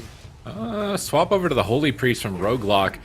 I'm we'll have to wait and see how it plays out here, but it can be really tough for the Destro to get in line of sight of enemy healers. They're going to swap, use the Kidney Shot to set up a Fear, and then go after Raikou, as he's likely running Blink Stun. So actually a smart tactic, using the Kidney Shot for CC on the healer, and then just going after Raikou with damage. Interested to see how that plays out in the future. But right now, their main concern is that they have no medallion on their healer and no medallion on their Rogue. Locked down in a Kidney Shot, down to half health here. Guardian Spirit going to trade preemptively by Clyde. Nice read on that situation. Activating that before he couldn't. Now damage being set up onto Raikou. Nazaryn's popping off. Raikou trying to get back behind the pillar while Met is stand up, but they're actually going after Waz. Kidney Shot over onto him. He's going to pop that Aegis, try and soak up these Chaos Bolts, but they're just going to swap right back to Raikou. He blinks back behind the pillar to line of sight. Nazaryn pulls back over to Waz, who is still actually pretty low. Man needs to recover him as soon as possible before that next Kidney Shot can be landed. Nice top off by Meh. Raikou repositioning. Meh getting spell locked though. Raikou in the middle of the map. Nazaryn's trying to bait interrupts with Fear here and get rid of that Trinket before going for Chaos Bolts. And they are swapping to the healer, catching Meh out in the midfield with a Fear onto Raikou. Nice catch by Casual Dads. They get the medallion from Meh. They get the Guardian Spirit. But now the turnaround onto Nixie. Cheap shot locking him down, and that will be a KO. No medallions left. Nazaryn's tried his best in that final setup. He actually used his Unending Resolve to immune interrupts so he could spam Fear, but it was just not enough to keep his team alive. It's really nice seeing Kungana. I mean, people talk about RMP being strong, but they play it so well. They're so precise with their openers and their setups. And when they can find that level of precision, it's really hard for a team to deal with it. We can even see, I don't know if we have the opening stages of that match, but you can see how they were able to kind of lock down both Nixie and the Priest, and then eventually immediately force out that trinket, which is exactly what you want for RMP. Force one trinket on the DPS, you force one trinket on the healer, and then, you know, the next setup is as good as over unless Nazarins can do something about it. And unfortunately for him, in this case, he was not able to. Yeah, and here's the scoreboard as well. Just very quick games in general today. I don't think we had one match go to dampening, but aside from that, it's just been a full gas pedal here for all of these teams. And Nazarins and Nixie doing, you know, what you would expect. Top damage, Assassination Rogue, known for their pressure. Same thing for the Destro Warlocks. But Waz and Raikou just finding those setups and having that damage when they need it instead of scoreboard damage. It's just the strength of RMP. And of course, they did get a great opener here. They got the sap on the Rogue, and once you get that sap and you don't mess up that first CC chain, you get the cheap shot. Nobody stops the polymorph from Raikou either. It's an insta trinket coming out, and from there on, you know, that's the thing about RMP as well. When you get a good opener, you can just snowball that. You have a trinket on one guy, and then you can snowball that into another user using his trinket. And we are going to see that exactly here. So they get the sap, and Raikou actually novaing at the same time as that sap lands, and it doesn't break. They get that sheep. They fear the Fell Hunter to avoid the spell lock, and Mind Games coming out. Nixie has the trinket right away there. Perfect setup, honestly, from Kungarna. The Nazarins with a nice Howl of Terror there, fearing up Raikou, but it's just not going to be enough. And then immediately after that, they can snowball that pressure. And actually, from Casual Deaths, they did have that nice swap onto Meh. We're going to see them here get Clyde's trinket as well. And at this point, they spelllock Meh. They go after Raikou a little bit, and then they swap. I think this is where they swap to Meh. There's a kidney shot, big damage coming in onto Meh, full fear on Raikou. And Meh trading out his trinket, trading out his guardian, and the sheep shot Clyde into a sheep. Kidney shot on Nixie, and there's just no trinkets left. Dragon's Breath there by Raikou as well at the end of that one. Just a very, very clinical play from Kungarna. And I really, really like that fear as well by Meh in the start to shut down that spell lock. That's just, as a mage, that just speaks to me. It's not going to resist, is it? It's not going to be. Yeah, in TBC, it would have resisted. But, yeah. I still like the way. Deal with that. I still like the way Nazarins was playing. When they actually swapped him in that replay, he tried to pre-Shadow Fury Waz in stealth. Like, he casted Shadow Fury next, assuming that Waz would open on Nixie. So he like pre-casted Shadow Fury to try and find him. Waz wasn't there. If he had been there, that swap to Meh had actually likely been a lot scarier. So he's really ahead of the game, like in terms of predicting the rogue mage, and he kind of has to. Otherwise, you're going to get erased here. So they're going to a much larger map, and this is likely with the anticipation of trying to spread out and break up the chains in between, kind of predict setups a bit easier, get a little bit of space. But it also gives the rogue mage the opportunity to just kind of like full reset and hard reset more frequently as well. I want to see Nixie's gear, what legendary he's playing. Because we saw the only team that we saw, like in North America, the rogue that actually ended up beating, the best RMP in North America was playing the Cephus. So, you do lose a little bit of damage. You don't have the Vendetta up as frequently. But the nice thing is you're not going to die in stuns as easily. So Raikou and Waz are going to have really, really clean setups to take down Nixie. So potentially swapping over to the Cephus if they want to play the long game and have that Destruction Warlock kind of out attrition and just win on overall damage. It might be an option for Nixie to just become a little bit more tanky. Unfortunately, I can't see. It's just loading for me. I don't know if you guys can see it. It's loading for me too. I can't look at it. No response he's from not server, wearing the same smiley face. He's probably not wearing the same slots because he's Assassination over Subtlety. I was wondering maybe if there would be a difference there, but I don't think so. It's hard to say. I'm imagining he's playing short Vendetta. Probably. But I think the defense is worth trading against RMP. I really do. If you manage to survive every stun, then you're going to be in a good position against Rogue Mage. So getting the stuns to be reduced, definitely a decent option here. We'll have to wait and see how this map plays out for them on Ashamane's Fall. This is a really tough team. Kunganya have basically only lost one map the entire year so far for 2022. So can they take the second loss from them here in game number 2 is the real test. Nixie and Waz both just immediately crossing center field. We don't see anyone popped out of stealth just yet. Sap onto Meh. Waz moves in and saps Clyde, but neither rogue is currently visible still, so they're not going to get the cleanest opener here as we saw like in game number 1, but they're right next to each other. Waz and Nixie, do they see each other? Doesn't look like it. No opener advantage going to be to either side just yet, as Nazarins and Raikou are just trading spells in midfield. Makes me realize how good stealth is in Shadowlands. And the fact that they didn't see each other there is quite impressive. But Waz right now, Ooh, he got popped out. Gets taken out, gets the cheap shot onto Clyde. Mesh Shadow is getting over there, landing a full fear as well as they decide to open onto Nixie, the dismantle, but unfortunately not able to find any stuns just yet. And this isn't as good of an opener. Nixie is taking a lot of damage. And they take no! What? How did he live? He went down. Cheat death. That's definitely going to be paying dividends here for Nixie in that setup. His health basically went down to 0, and he was forced to trade out a trinket. He wasn't even in stuns. That was such a bizarre setup. I'm really wondering what happened there to drop him that quickly outside of stuns. He got stunned into a stun on his trinket right there, and Nixie, he has nothing left now. But big swap. Is he res legendary? What?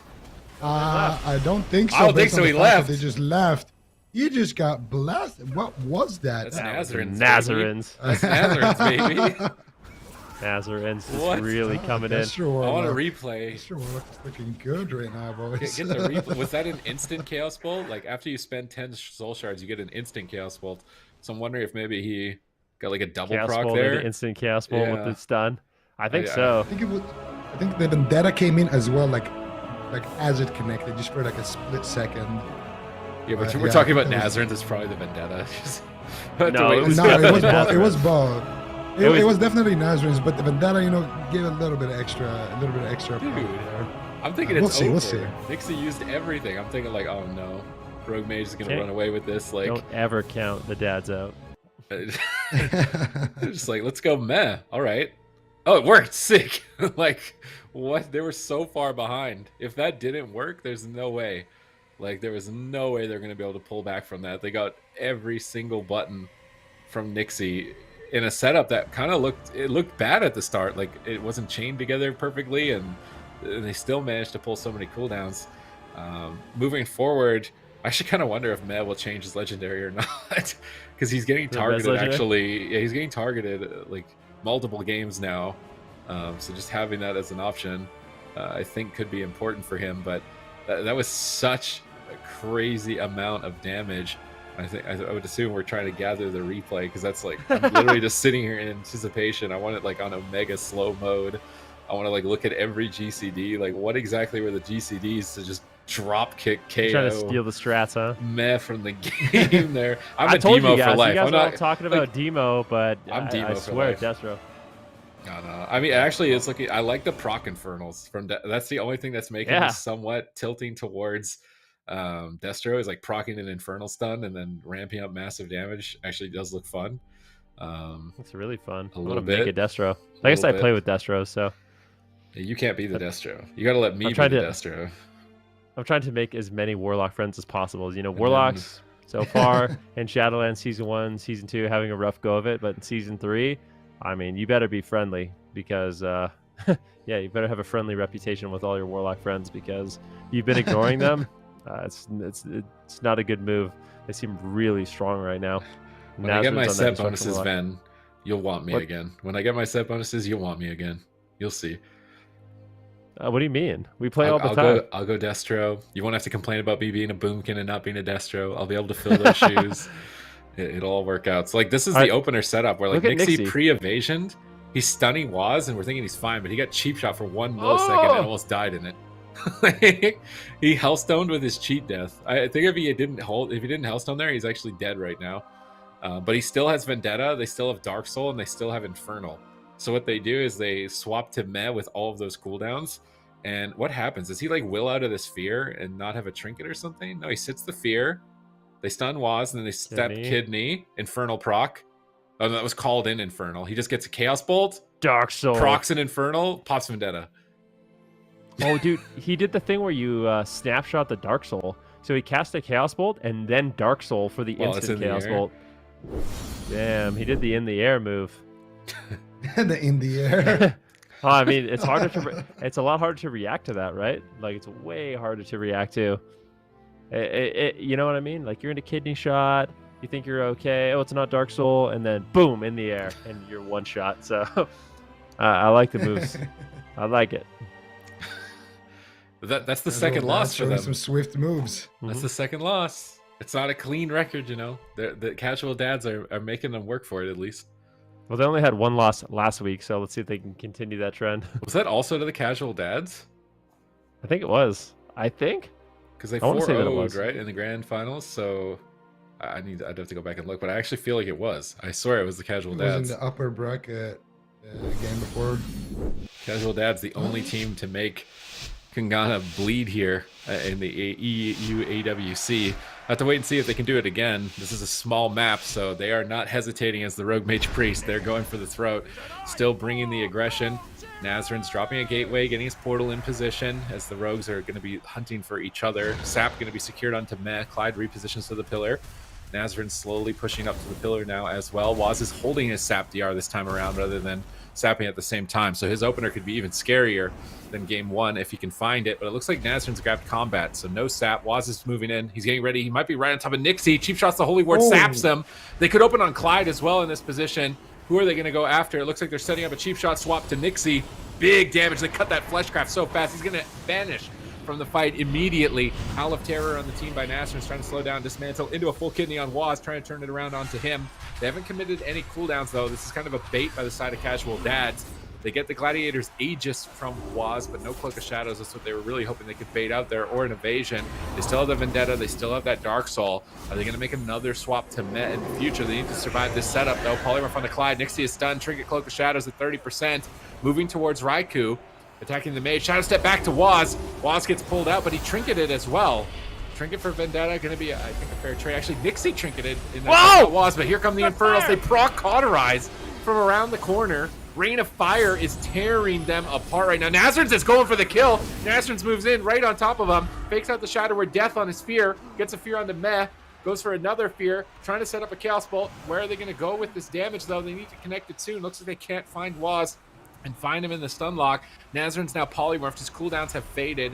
Clyde sits through a full blind. Death to Chastise. Nixie's going to pre-Aegis. He's anticipating the stun. These are the types of moves that you kind of have to commit, but now the Aegis is over. Waz can move in. He's got Shadowy Duel. There's no Trinket. If they have Resonators, they're going after Meh at the moment, but if he gets dueled here with any amount of damage, he could just die. Cheap shot on Clyde. Nixie stunned up. Is he going to fall here? He's holding on at 50%. Dismantle on Waz. Raikou getting feared. Is he going to survive? 20% remaining health here in game number 3. Clyde has to Trinket and manages to keep Nixie alive, but now there's no Trinket on your healer, no Trinket on your Rogue. You've got Shadowy Duel, you got Bust coming up soon. This is going to be rough for casual dads. I mean, it certainly is. And Matt's been doing a really good job with his Holy Wards onto Waz as well. He Holy Warded the initial Infernal stun at the beginning of the game, so really just trying to enable, but Raikou! Whoa! He got potted! No way, He dude. got deleted! They're just yoinking the games. Absolutely crushes it. Look at Waz. You can't believe it. It was sad. That's 2 games in a row that Nazarin's is just absolutely carried. I mean, this is what I'm saying. I mean, I told you guys. you told me. I've been This is talking about insane. Yeah, I know, but just finish your thought, man. Finish your thought. Okay, this is my thought. My thought is Desert Warlocks, they power spiked really hard this week, and we're seeing Nazarin's just, I mean, we saw Raikou just all of a sudden get on fire, and then all of a sudden turn into a scrambled egg. So, I mean, he's just, he can't believe what just happened. Waz can't believe what just happened because they had them in kind of a checkmate situation. I mean, I can't help but feel like if Casual Dads didn't win right there, there's going to be a really rough match for them in the coming seconds. Yeah, the thing I've been saying is that Nazarin has been such an insane warlock in Europe. Like, he doesn't compete very often, but this guy has been, you know, really, really up there with the best of them. So it's nice to see. And he's kind of like Tessia, but, you know, but like on a warlock. He's just always been around, always lurking, but you don't see him too often in tournaments. But my God, it's good to see him on a team, and he's been definitely doing some heavy lifting here. This is before they proc the ice. I want to see how they proc the ice block. I think that was. That was earlier. Actually, no, it was just they didn't even get the ice block. That was just, yeah, he's just dead. Just a chaos bolt, bro. Yeah, just chaos bolt takes him down. Look out, Waz.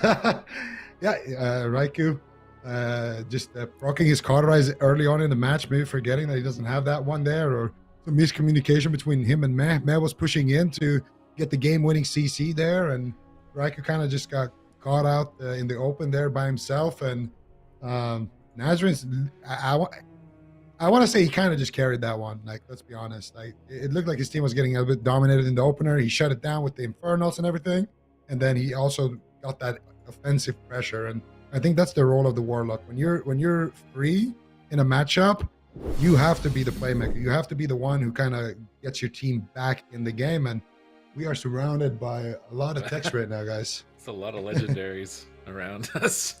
I mean, Destro is going to be running the Madness of Ajakir, which is Chaos Bolt, increases the damage of Chaos Bolt by 25% and reduces the cast time of it, just chaining these Chaos Bolts together for a huge amount of damage. And a lot of Destros are now picking up Necrolord, which is going to be Decimating Bolt, increases the critical strike chance and damage of your Incinerates. So you have this threat with Chaos Bolt and a threat with Incinerate. Like, normally it was only Chaos Bolt. And having this kind of two-pronged assault is one of the main reasons why Destro is able to carry games like we just saw. And the set bonuses, of course, adding a lot of chaos into the mix as well, procking the Infernals, those purple ones. We saw one proc on Raikou right at the end of that last game as well.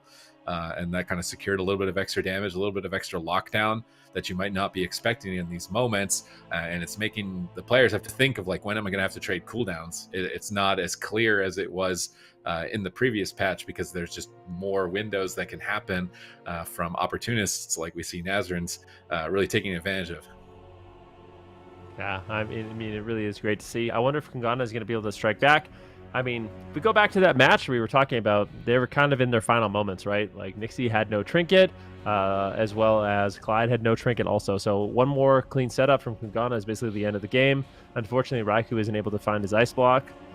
I'm sure there's a joke in there somewhere, but yeah, I mean, the damage you can get out from those double Chaos Bolts is quite frightening. I mean, that's what basically proc the Cauterize from Raikou. Luckily, he had that, and then he basically got one shot. So obviously not expecting the damage. But Nazarian's really kind of stepping up here and showing that, you know, Warlocks might be back in this meta for the first time in a long time.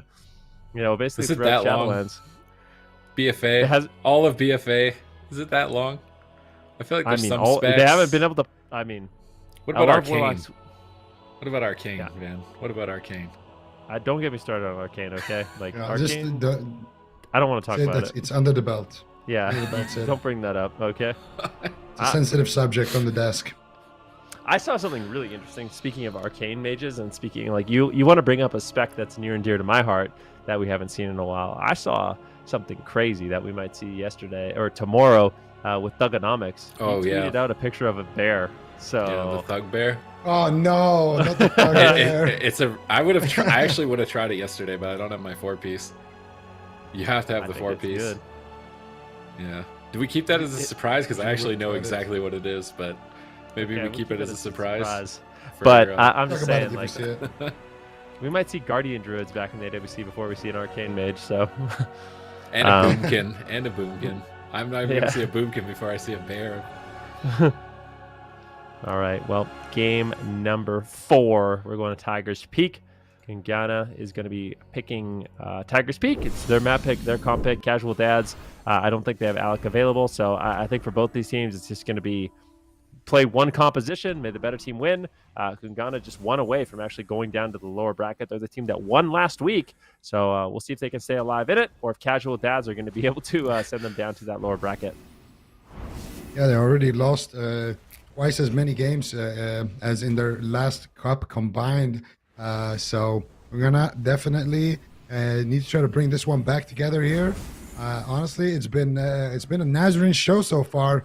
Casual Dads, they're definitely an interesting team to watch. Alec not gonna be here this weekend for them, or at least not today, and doesn't look like they even lost a step. Just playing that rogue assassination with that Destro Warlock, and now they're actually gonna open up onto Meh. Beautiful Dragon's Breath by Raikou. trying to shut down the situation a little bit here before they get that pressure rolling.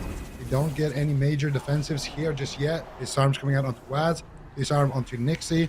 And I would imagine Nazrin's actually gets a Chaos Bolt off. They need to be careful so he doesn't do the mid-air one-shot again. Big shot onto Clyde. Can they get the polymorph? They do secure the polymorph. Nixie immediately forced to trade out cooldowns here.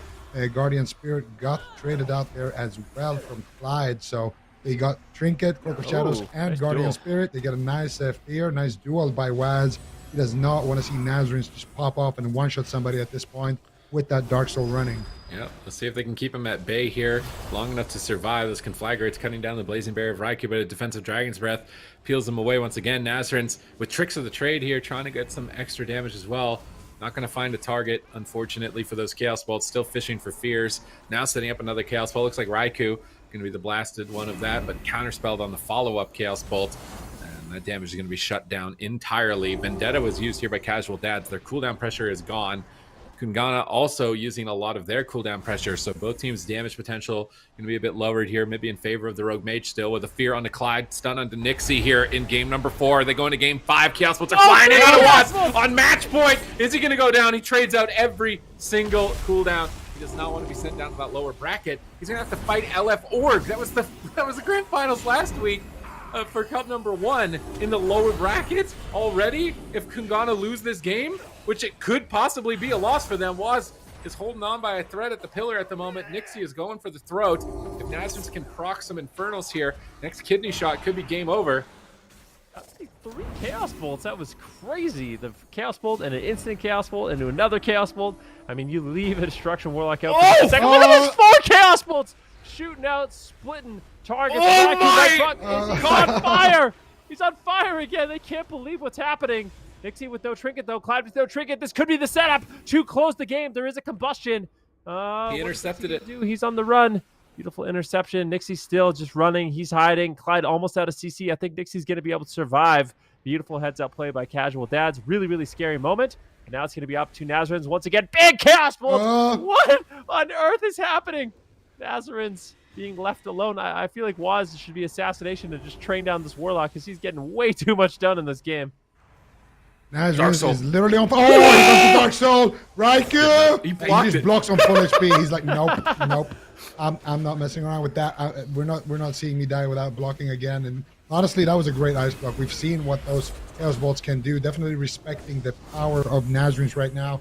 And Nazarins still hungry for more. Can he connect with anything else? Triple. And there it is. Triple Howl of Terror. Cataclysm coming out. Shadowy Duel was like, nope, we're not dealing with this right now.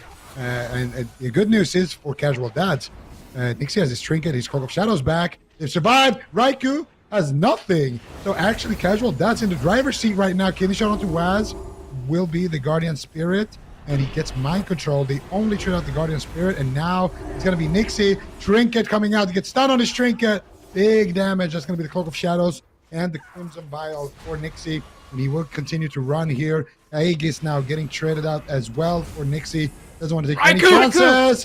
Raikou, what are you going to do here? Blinks away. Nazarins is just chasing him down. Chaos Bolt gets counterspelled. The Infernals are proccing, and right now there is a kidney shot onto Nixie. He might just go down. Blind onto Clyde. Clyde will trinket it. He gets cheap shot on his trinket. Can he get the Ring of Frost? Raikou lands it, but they don't have any more lockdown onto Nixie. Defensive blind onto Waz, and now Chaos Bolt's coming in. Eternal Egg is being used here by Raikou. Definitely respecting the power of Nazarins right there. Kidney shot now onto Waz, kind of defensively, but I'm very worried about Nixie right now. Nixie should go down here. The only way I see him actually surviving is if Nazarins pulls out another miracle and kills Raikou before that happens, because Raikou also with no CDs left. All right, let's see if they can pull off the miracle, send Kungana to the lower bracket. The first time they will be defeated in 2022, but here comes this setup. Triple crowd control. Nixie getting blasted here in game 4. His Chi Death procs, he's at 1%. No way. He's at 1%. Clyde's coming out of the fear into a mind control, manages to break it. How did he stay alive? How is Nixie still alive? He's setting up for the win. He's setting up for the win. Chaos Bolts are coming in hot. No way. Onto Matt, 2 Chaos Bolts. Nixie's going for the kill onto Matt. He's got no mana. Aegis saves him and Nixie falls. Unbelievable. Waz can't believe it. Oh my goodness. We're going to a game 5. This is just so back and forth between these two teams. Matt almost completely tapped on mana. Clyde almost completely tapped on mana. I mean, this game made it into 5% dampening, but quite literally, anyone could have fallen at any moment with the way these two teams were playing it. So, beautiful setup. I'm kind of surprised to see Nixie go down the way he did. I guess they just kind of went for it. I mean, Raikou, even outside of the stuns, just decided to combust. I mean, there really was not much defense left for Nixie. We can kind of maybe see in the replay if he did have anything available, but what a close game that was. And yeah, Destruction Warlock's looking good. This matchup looks a lot more even than it was last week. Yeah, absolutely. And I mean, Nazareth did proc Guardian Spirit right there. He almost took down Meh there, and he's still going for it here, looking for the damage. He knows Waz has nothing, Raikou has nothing for another couple of seconds, and if he can connect, he could potentially take somebody down, but we'll see. We'll see if he can do it. I don't want to count anybody out, but here comes because what Waz Shadow Step case. I feel like it would be such a big mistake if they allow Nazareth to take anybody down at this point. With the full focus of Waz being there, they're going to sap Clyde there, and the Howl of Terror will come out. Chaos Bolt gets stopped. They're just stopping Chaos Bolts, and line of sight with Blink, Cataclysm, Shadow Step Kick, and the next one here, and right, precasting a Polymorph there for a second. They get the blind there on Clyde, and that will be Nazareth very defiantly here going down there, and Nazareth.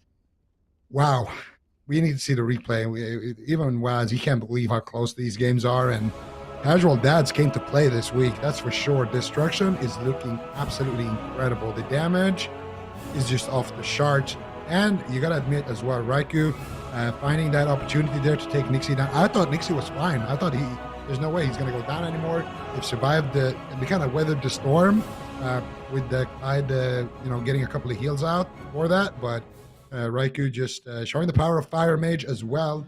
And we're going to take a look at the replay here. We're going to see there's a lot of close calls in this match. I mean, Raikou had to block on full HP. I think these are the final moments. Raikou getting blasted. He blinks out of line of sight. And Nixie here trading out his Trinket, his Cloak of Shadows. And we're going to see what they do here to Clyde. This is the Aegis as well getting traded out for Nixie. And here Raikou almost going down. He's going to Trinket the Infernal Stun. And he's going to get out of there immediately. And counterspell Nazareth actually. Infernals, those purple Infernals are just doing so much work. Stun onto Nixie. That was Clyde's Trinket. He gets Sheep Shot into a Ring of Frost here. And they have a good CC chain, but they don't have any lockdown onto Nixie. Defensive blind coming out onto Waz. And I mean, look how good Casual Dads are playing here. They're turning this setup around. They're 2v3. They're Priestess in CC, but they know, okay, our Rogue isn't stunned. We can blind their Rogue, go after the Mage. And get the pressure, and that really is how this matchup is played. It's just between whatever team can kind of between the Rogue Lock and the Mage Rogue, basically whoever can set up, whoever can stop the other team better and set up those win conditions. That one moment where Nixie, I think it's right here, he literally hits 1% for like a solid 10 seconds straight. Like, I'm thinking this is over. He's cheap shot, full fear. Look at it. How many seconds? 1, 2, 3, 4, 5, 6, like almost 6 straight seconds at 1% and vanish, and then almost kills Meh here. Like, what stopped Meh from dying? Raikou blinks in, cheap shot Dragon's Breath, and then dismantle on Nixie. So like, Waz definitely shut that down right exactly when he needed to. Guardian Spirit was committed there. Clyde had 0 mana as well. Like, this is so close. You can't count either team out just yet moving into game 5. But Nazarens is certainly getting an opportunity to pop off. They only need one more win to beat a team that was looking like they could just be undefeated maybe for the entire cup stage so far. Yeah. I mean, this is just, it's so interesting the way this is playing out. But it feels like Raikou, Waz, and Meh, I mean, their control of the game has been good. It's just interesting to see how the Casual Dads have been able to kind of disrupt them and keep them on the back foot, because that's not something we really saw last week. There was a few compositions that looked okay into RMP, because last week, basically, everyone thought RMP was a composition to beat. In Europe, interestingly enough, we saw TSG, so the Warrior Death Knight, that actually looked pretty solid in the last game of the finals. Swapsy and Blizzo playing that, and I feel like that's another one of those compositions that could really be difficult for RMP now that it's at full power. We saw in North America the Shadow Priest Assassination Rogue Paladin, Kawhi playing that and taking down some RMPs, and now we might have a third composition that could kind of go back and forth. So perhaps things in terms of balance evening out here a little bit. We'll see if Casual Dads can pick up that third win, or if Kungana is going to be able to stay alive in that upper bracket. We're going to Maldraxxus Coliseum.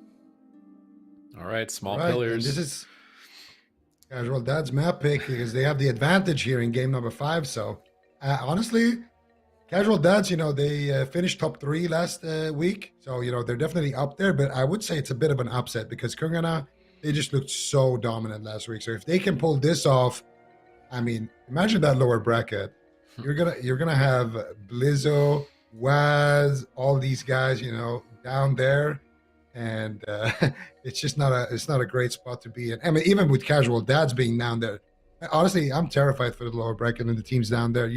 That is a place you don't want to go to, just period. You want to avoid that place at all costs right now because if you run into any of these Titans, they could easily knock you out. And we've seen from Nazarens, all it takes is one Chaos Bolt. Any of these series could be a grand finals. I think at least we're getting to that point. Seems like the teams are getting more and more evenly matched this week now with the double legendaries.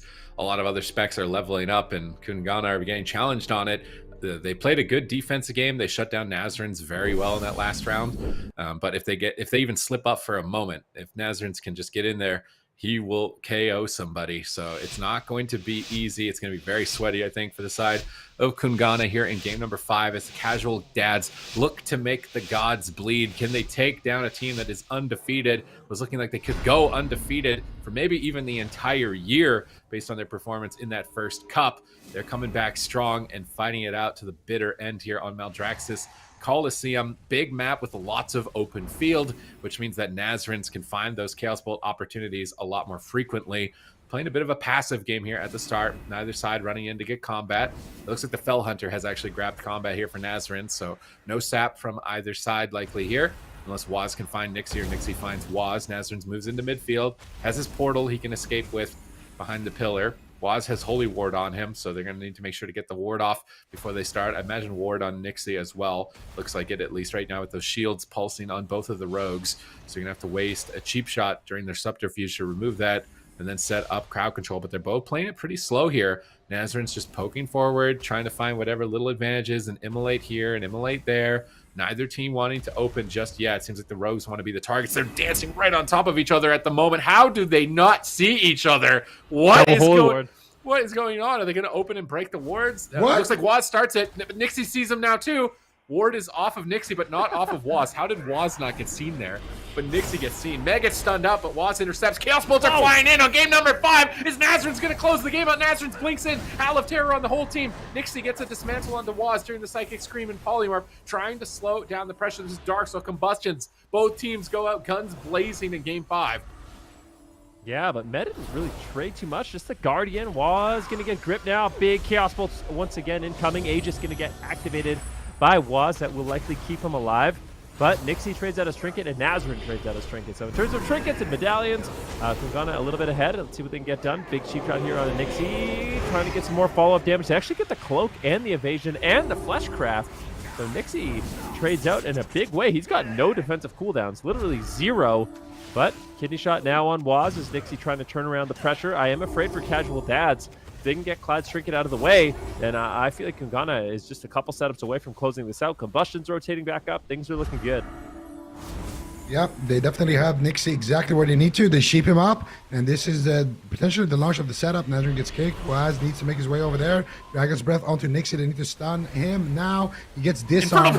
Doesn't connect there in time. Ooh. Infernal procs. Big damage coming out from Nazarene. It's going to be the grip onto Waz, and unfortunately for Waz, he needed to connect there during those polymorphs, but he wasn't able to, and as a result, he gets disarmed. But now he will connect Fear onto Clyde. Mind Control onto Clyde. Big damage onto Nixie. That's going to be the Will of the Forsaken from Clyde. Nixie will survive with that Will of the Forsaken, but that will give them a little bit of a window where Waz potentially could go for the blind. They could also just go for Clyde. Not sure if he's running that res legendary kidney shot onto Meh. What are they going to get done here? Meh, honestly, playing beautifully there. He's the one who forces out the Will of the Forsaken there with the Fear Mind Control. And there it is. That's the window I'm talking about. Full kidney, full blind. And that might just be good night for Nixie. And the Sheet Death will proc. The Sap connects. And the Trinket comes out. It's not in time. And this is why Kungana is such an insane team. They capitalize on that just 10 or so seconds window where Nixie's off stun DR and Clyde still has that shared cooldown between his Will of the Forsaken and his Trinket. And honestly, meh MVP there as well, setting that up, getting that fear into the mind control. And look out, Waz hitting us with the flex right there. Bajira would be proud.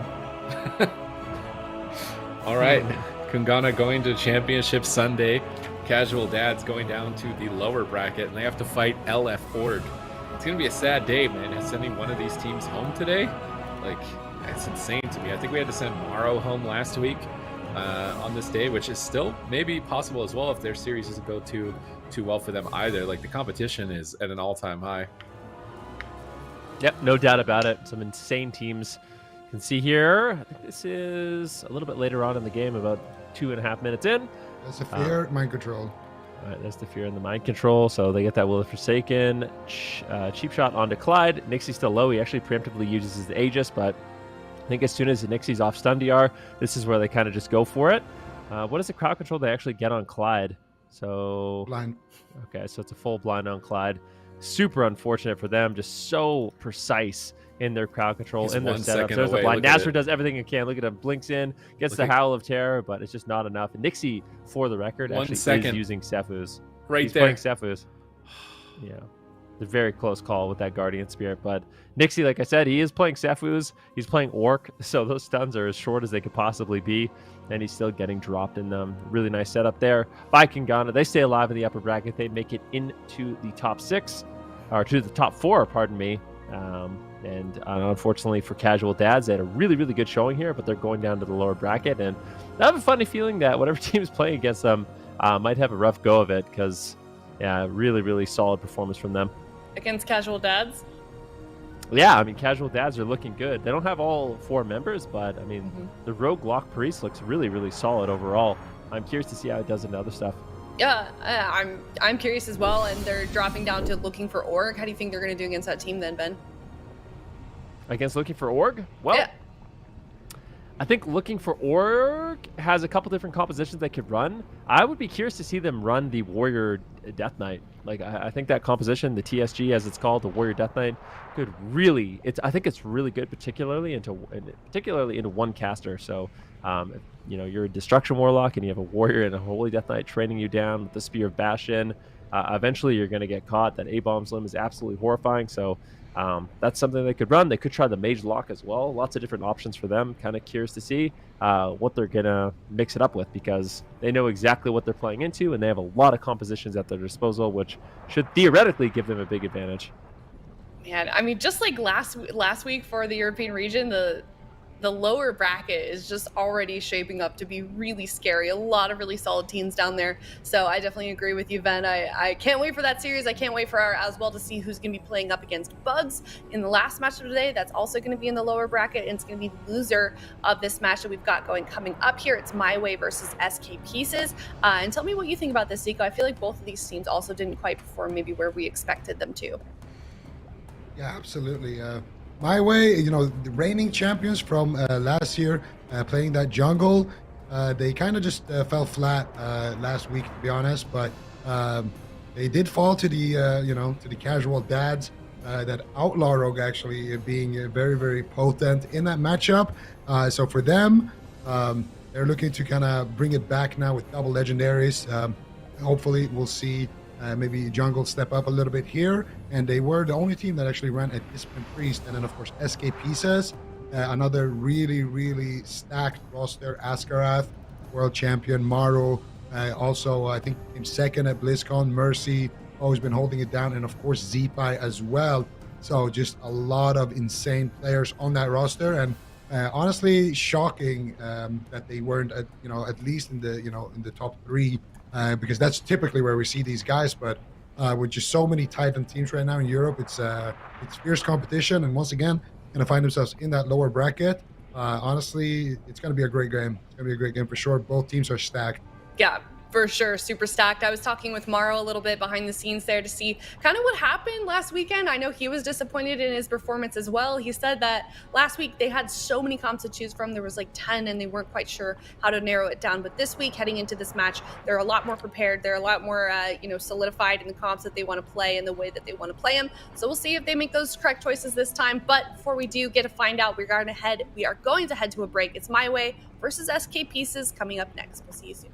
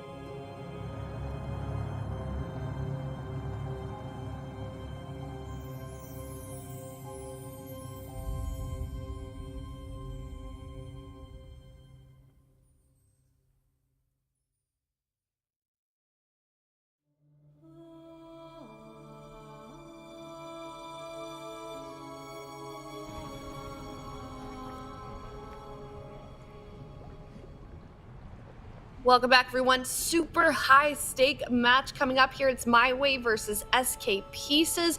One of these teams is going to be knocked down to the lower bracket, and one of them is going home, and that's going to be definitely a weird moment for the AWC here. But before we get into the match, Nico, talk to me about the legendaries that we're going to be seeing in this match potentially. Yeah, I mean, so last week we didn't really see Feral Druids do too hot. So we don't exactly know what legendaries Tony is going to be running here, but if he does end up kind of running with the Unity legendary, we can see some of these here on the screen. And I don't know, what do you think, Van, here? Is Feral actually going to be power spiking hard? Have you been noticing Ferals at all kind of gaining momentum now? Well, I think Feral's definitely strong with a double legendary. It's going to depend on what Covenant he decides to go with, what power from Unity he will get, of course.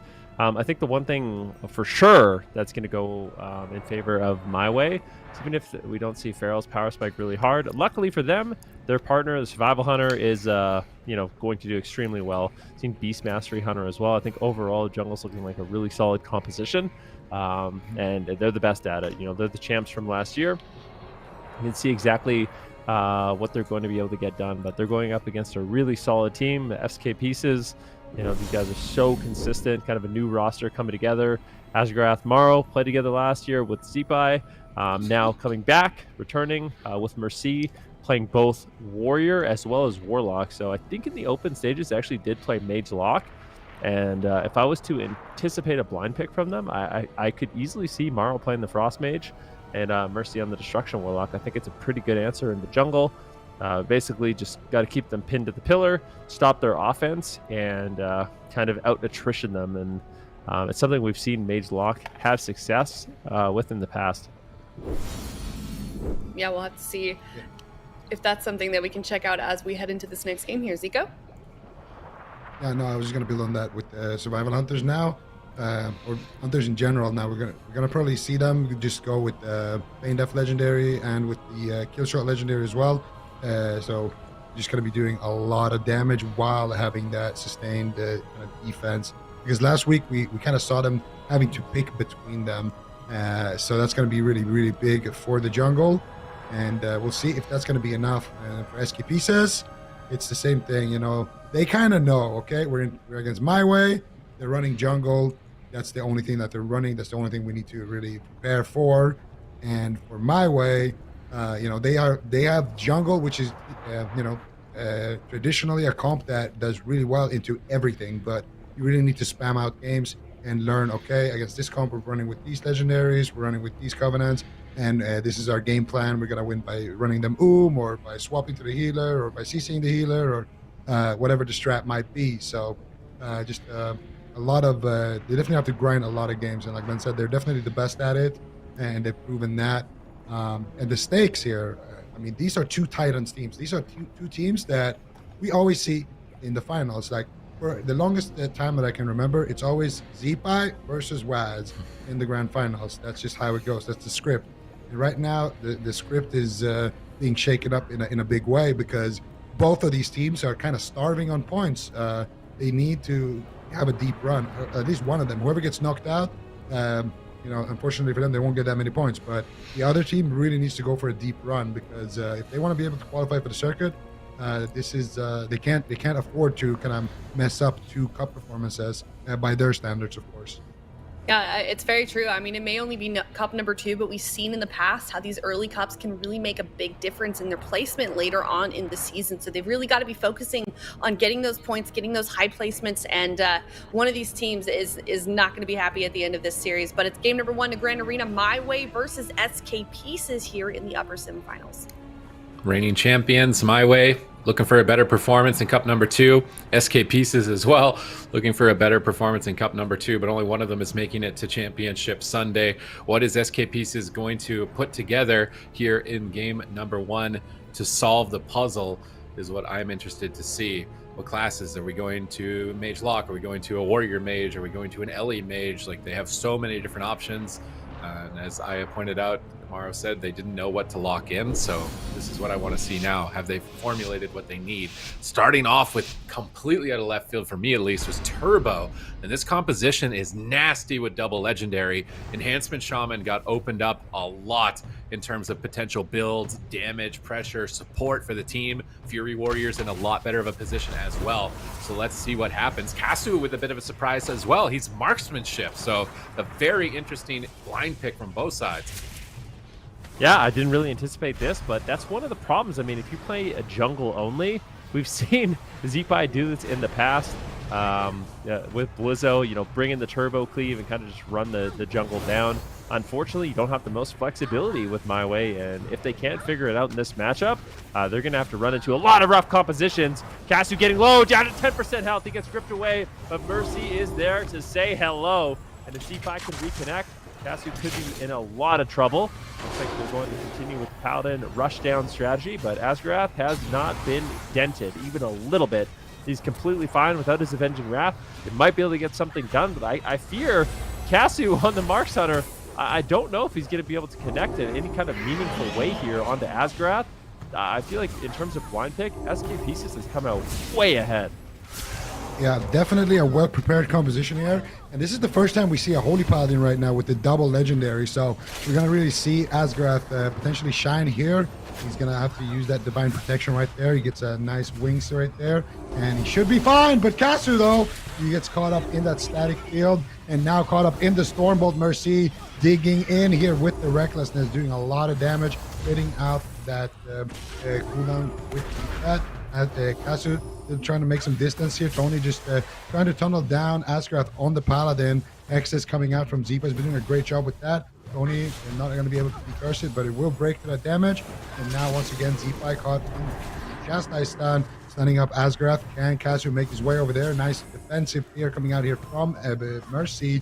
Can they get any follow-up there onto Relza? It doesn't look like it. Asgrath not able to find that Hammer of Justice, and they kind of need it. He's trying to fake out that Holy Ward and that Greater Fate and all the CC immunities. You do get that Guardian Spirit onto Casu, and both teams so far trading evenly, but I gotta agree with Ben here. I don't think Casu has a lot of lifelines left here with this Turbo doing insane amounts of damage.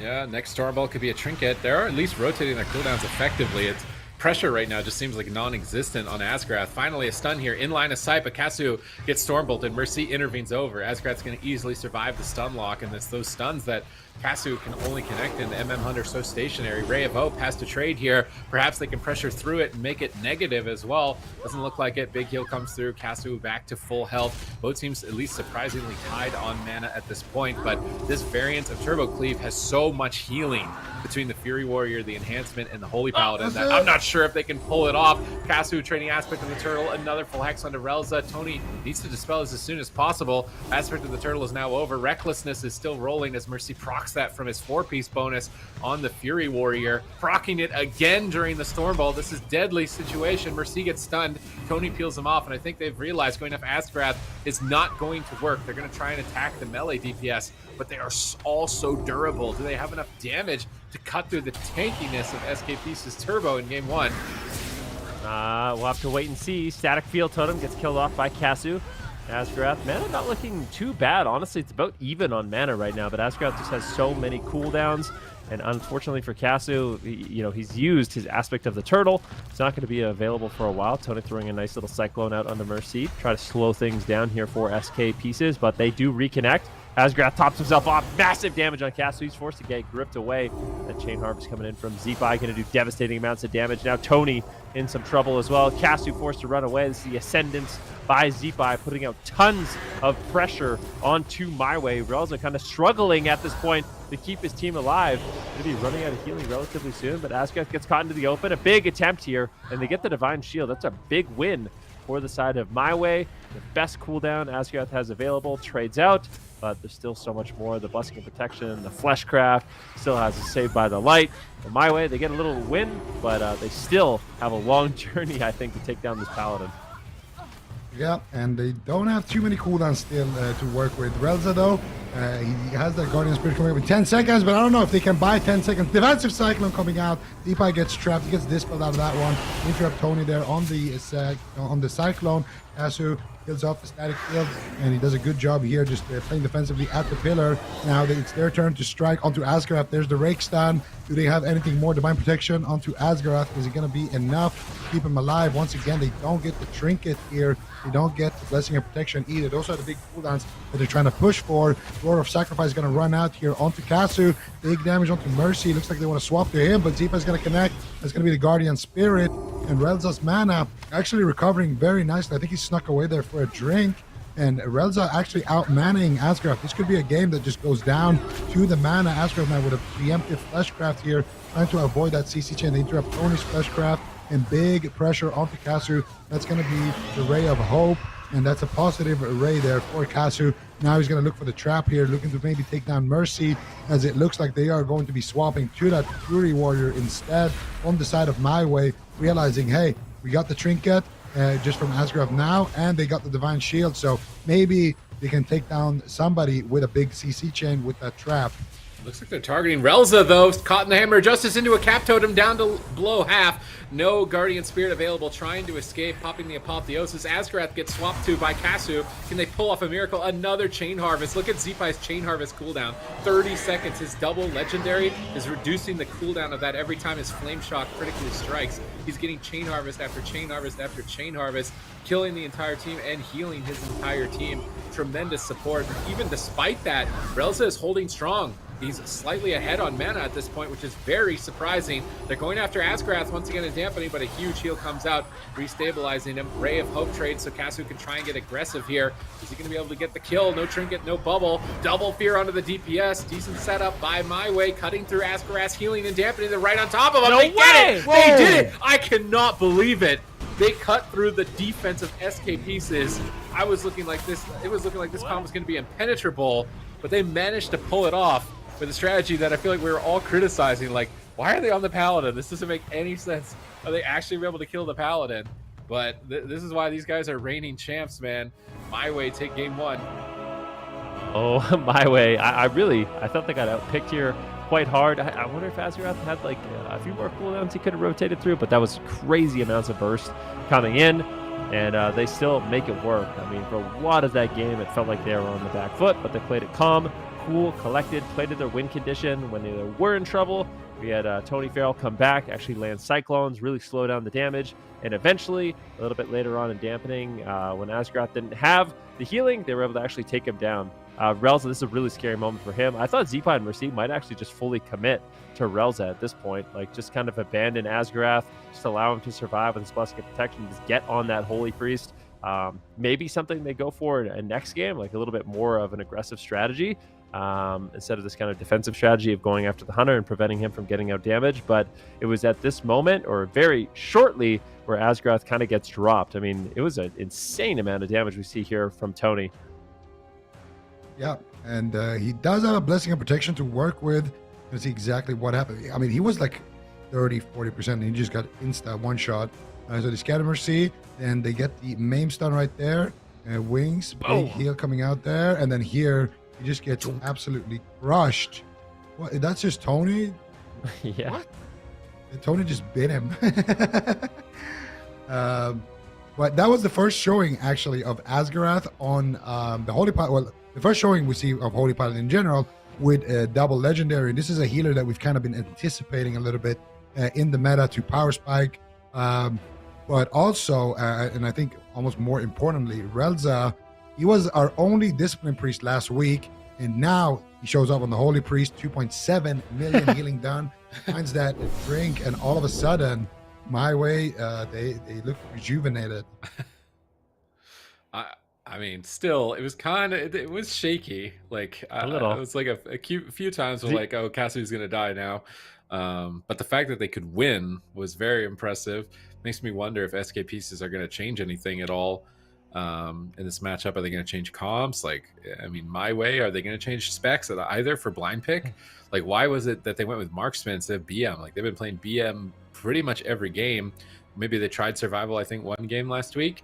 And then last year they won with BM, but they're not going to change. Even on Hook Point, even on the small map, they're going to stick with Marksman. I actually don't know the synergy between Holy Priest and MM Hunter. So Holy Priests have the ability to reduce cooldowns of their teammates, and I'm wondering if what cooldown it is for Marksmanship Hunter. Like for Fury Warrior, you get Enraged Regen on basically like a 0-second cooldown if you can time it. So it looks like it's going to be the true shot of the Hunter. So Relza can reduce the cooldown of the huge damage cooldown of the Marksmanship Hunter and get these windows that they otherwise wouldn't be able to get. And that's what we're seeing a lot of right now, is a cooldown reduction of abilities. Chain Harvest, getting a little shorter cooldown, proccing your Recklessness as a Fury Warrior. So enabling Kasu to have more burst damage. Maybe that's what it was at the end of the game, was Relza reducing the cooldown of Kasu just enough to be able to get that huge damage out. I kind of wonder if they did it in anticipation of like a wizard comp also. Like maybe for the blind pick, they wanted the Marks Hunter to play against the wizards. And the fact that, maybe that they're just trying to prevent playing like survival. I don't know. We'll see how it plays out. If we do get in a situation where it's MYWAY's map and composition pick, if they don't end up 3-0ing here. But Hook Point, smaller map, going to be much more difficult. Asgarath. Obviously, a lot of these paladins are playing Necrolord now. That's what we kind of anticipated with the double legendary. But we actually saw Brain switch over and play Kyrian. We saw him play Kyrian when he was the target in a lot of those matchups. So maybe Asgarath switches over to Kyrian. He'd have access to the file to remove some of the bleed effects. Maybe he could survive a little bit longer. But I also feel like SK Pieces, Zeepai had Chain Harvest. He was half a second away from getting out of a fear when Asgarath ended up going down. So if he had gotten that healing off, Asgarath would have survived. If Blessing of Protection went out, Asgarath would have survived. So I think the smaller map should play into the favor of SK Pieces. And for them, maybe they just thought that was kind of a fluke game with Asgarath dropping. But I feel like MYWAY, you can never count these guys out on their jungle. The amount of control they have out, their strategies, the amount of damage they put out is always scary going into them, even if you're playing kind of a counter, quote unquote. Do we really know what is a counter yet? I feel like we don't 100% know. Like, what is a counter? That's why that's hence the quote unquote. Like, I mean, in the past you would think Turbo. I mean, we saw it play out, right? I don't know if it was in Battle for Azeroth or Shadowlands, late Battle for Azeroth or Shadowlands, where the Turbo Cleave was what ended up being one of the best compositions into jungle. So, still seems solid. I mean, that game didn't seem bad, and they're going with the same composition. So obviously they feel like it has a fair shot here. Well, the interesting thing is now we're seeing marksman, and I would say, generally speaking, it feels like marksman. The reason why it hasn't been picked a lot is because you just kind of run it over. Like, you just die in stuns to Rogue Mage, you just die, to melee cleave stunning you. And I mean, that was kind of SK Pieces' strategy. Just go after Cassio on the marksman hunter, drop the static field totems, drop the storm bolts, and just try to take him out. But Relza on that Holy Priest, I feel like this is something that we needed to see last week, and I'm glad that he's bringing it in for this week. This Priest just doesn't seem to have that longevity, the offense that you trade in. I feel like it's just not worth it compared to what the Holy Priest can bring. Just, all that cooldown trading. And we are going to see Asgard once again being the target of choice, and this is a small map, so I would think that this game, last game was explosive, but this might even be more explosive right now with both teams trading out cooldowns early. And Asgarath is going to be on that Necrolord still, and we're going to see here directly being popped onto Kasu. He's going to survive though. He's only trading out that Roar of Sacrifice. Ascendance of Zeepai is active, but it doesn't look like he's getting too much work done with it. Now finally they're going to connect there, and they're going to Stormbolt Casu. He gets gripped away. Ascendance is going to run out, and I feel like MYWAY actually came out pretty ahead from that exchange. Yeah, no major cooldowns forced on their side just yet. Nice fear by Mercy during Asgarath's stun. He's not going to get any connect there. Hex on Relza gets death. Nice death. Casu gets blasted, though. Chain Harvest going for the kill. Luckily there, Casu's Feigned Death legendary. Now they can wear both, absorb the hit. Otherwise would have been sending him down in game number 2. And Zeepai still looking to stop a drink here from Relza, winning on mana. Looks like the win condition here on the small map for SK Pieces. Casu Feigned Death again for that big shield. Scatter shot, chastise, triple crowd control. Love the setup right now by MYWAY, pushing for a kill. They get a Blessing of Protection from Asgarath, and those scatter, chastise, double fears could be a very scary setup if SK Pieces don't get a solid offense soon. Yeah, definitely. Mercy in hot pursuit of Cassio. Potential Cyclone here. Tony helping out with some healing. It's one of the strengths of that Feral Druid. Grip on that Stormbolt. Nicely done. Dora Shadow is going to be used by Zeepai to reconnect the target. Tony going for a Cyclone once again. He's trying to play Disruption a little bit. Maybe Cassio feels like he's in trouble, so he's focusing a lot more on crowd control. Now going offensive. Asgarath is forced to use the Divine Protection to free him up from some of that damage. Mana is in favor of Asgarath. We'll have to see if Relza can actually sneak away and get a drink in the match whatsoever. We're about 2 minutes in. That's going to play into the favor of SK Pieces. If they can deny the drinks from Relza or just outright take Casu down. You got the Royal Sacrifice, that big hit of damage. And you get that aspect of the turtle. Relza in range, man. It's a devastating combo. Hammer of Justice on Casu with a Stormbolt on Relza. If they can rinse repeat that setup, I feel like SK Pieces is going to be looking really good. Yeah, and Casu also did use his every man for himself right there, so won't have that trinket available, but still they are chucking on offensively here onto Asgarath, getting that Divine Protection and also that Gladiator's Emblem, that Battlemaster trinket. Big pressure onto Casu, almost going down there. Feigned Death Legendary Mercy connect, big hits here. How is Casu going to survive? Relza manages to pick him back up right there without using his Guardian Spirit. He might need to use it now, though, and he will trade it out. Bash onto Mercy. Now Tony once again looking for the big damage. He needs to find those big bites. No Divine Protection for this one. Resonator getting committed there, and that's going to be the Divine Shield. So a big win right there for MYWAY.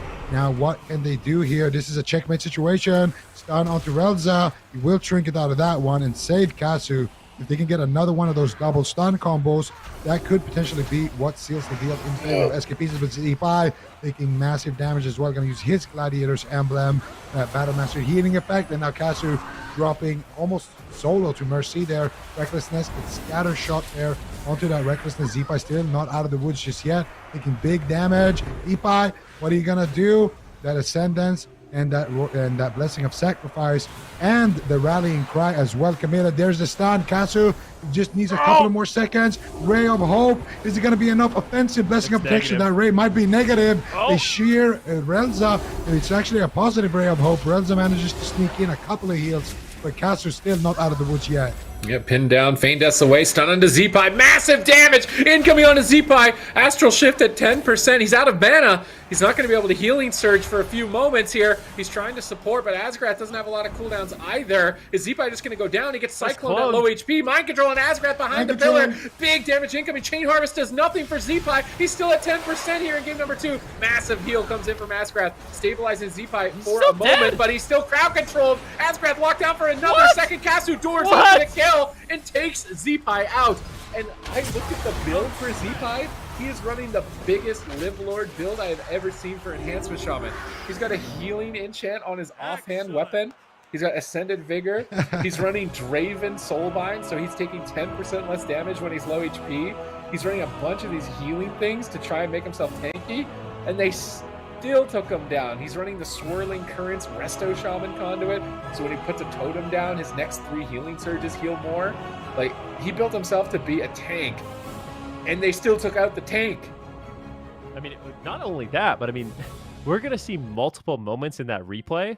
I want you guys to look out for it, okay? So what we're going to see is Z-Pi actually topping himself up. Like, he goes, basically, his health looks like a yo-yo. He's down to 20% health. He goes to full health. Then down to 20% health. Then he's full health. Then he's immediately down to 20% health again. And the pressure MYWAY is able to put out is quite miraculous. I mean, right now, MYWAY is looking like, oh, no, we're in trouble. And I thought this Ray was going to be negative. Relza actually gets interrupted here, and they're just chopping into it. But nope. I was able to get those Serenities, and Kasu is going to be fine. But this is kind of the turn of the fight where they decide to just go after Z-Pi. Instead, they get the crowd control on Asgrath, and look at his health, okay?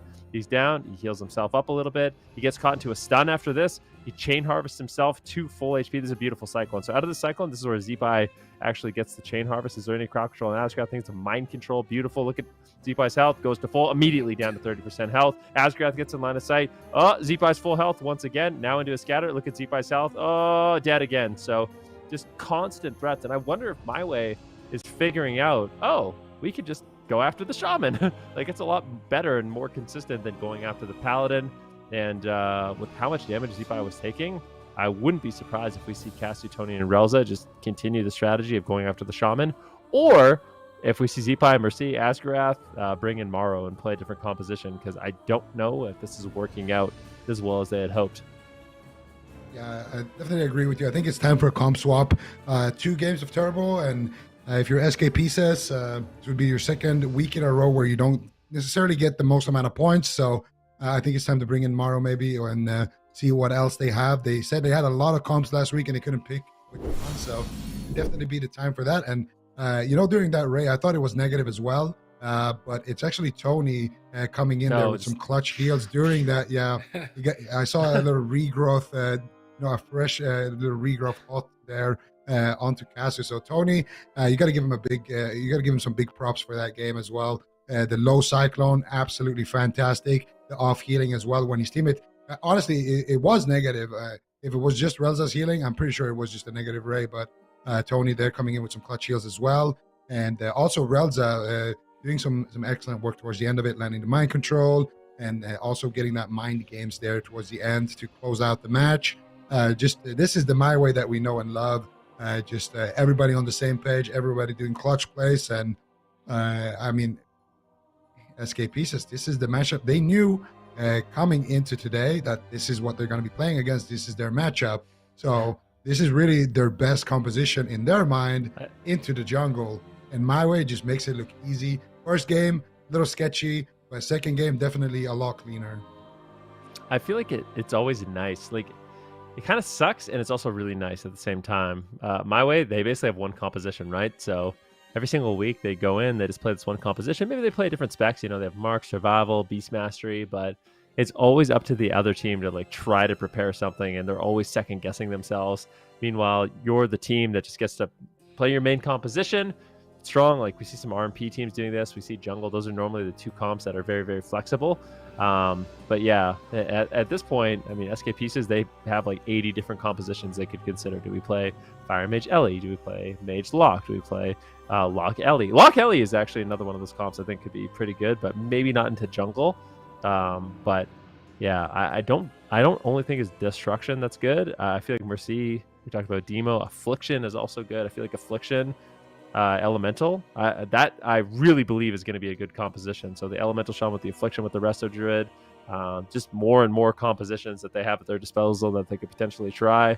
I can't help but feel like maybe like a Destro Warrior would be good too. Like, there's just so many options, is what I'm getting at, and it makes it really, really difficult to pick what you want to play, because you come in with a game plan, obviously it's not working out, and now you think to yourself, well, are we just not playing it right? Could we adapt our strategy, or do we need another comp?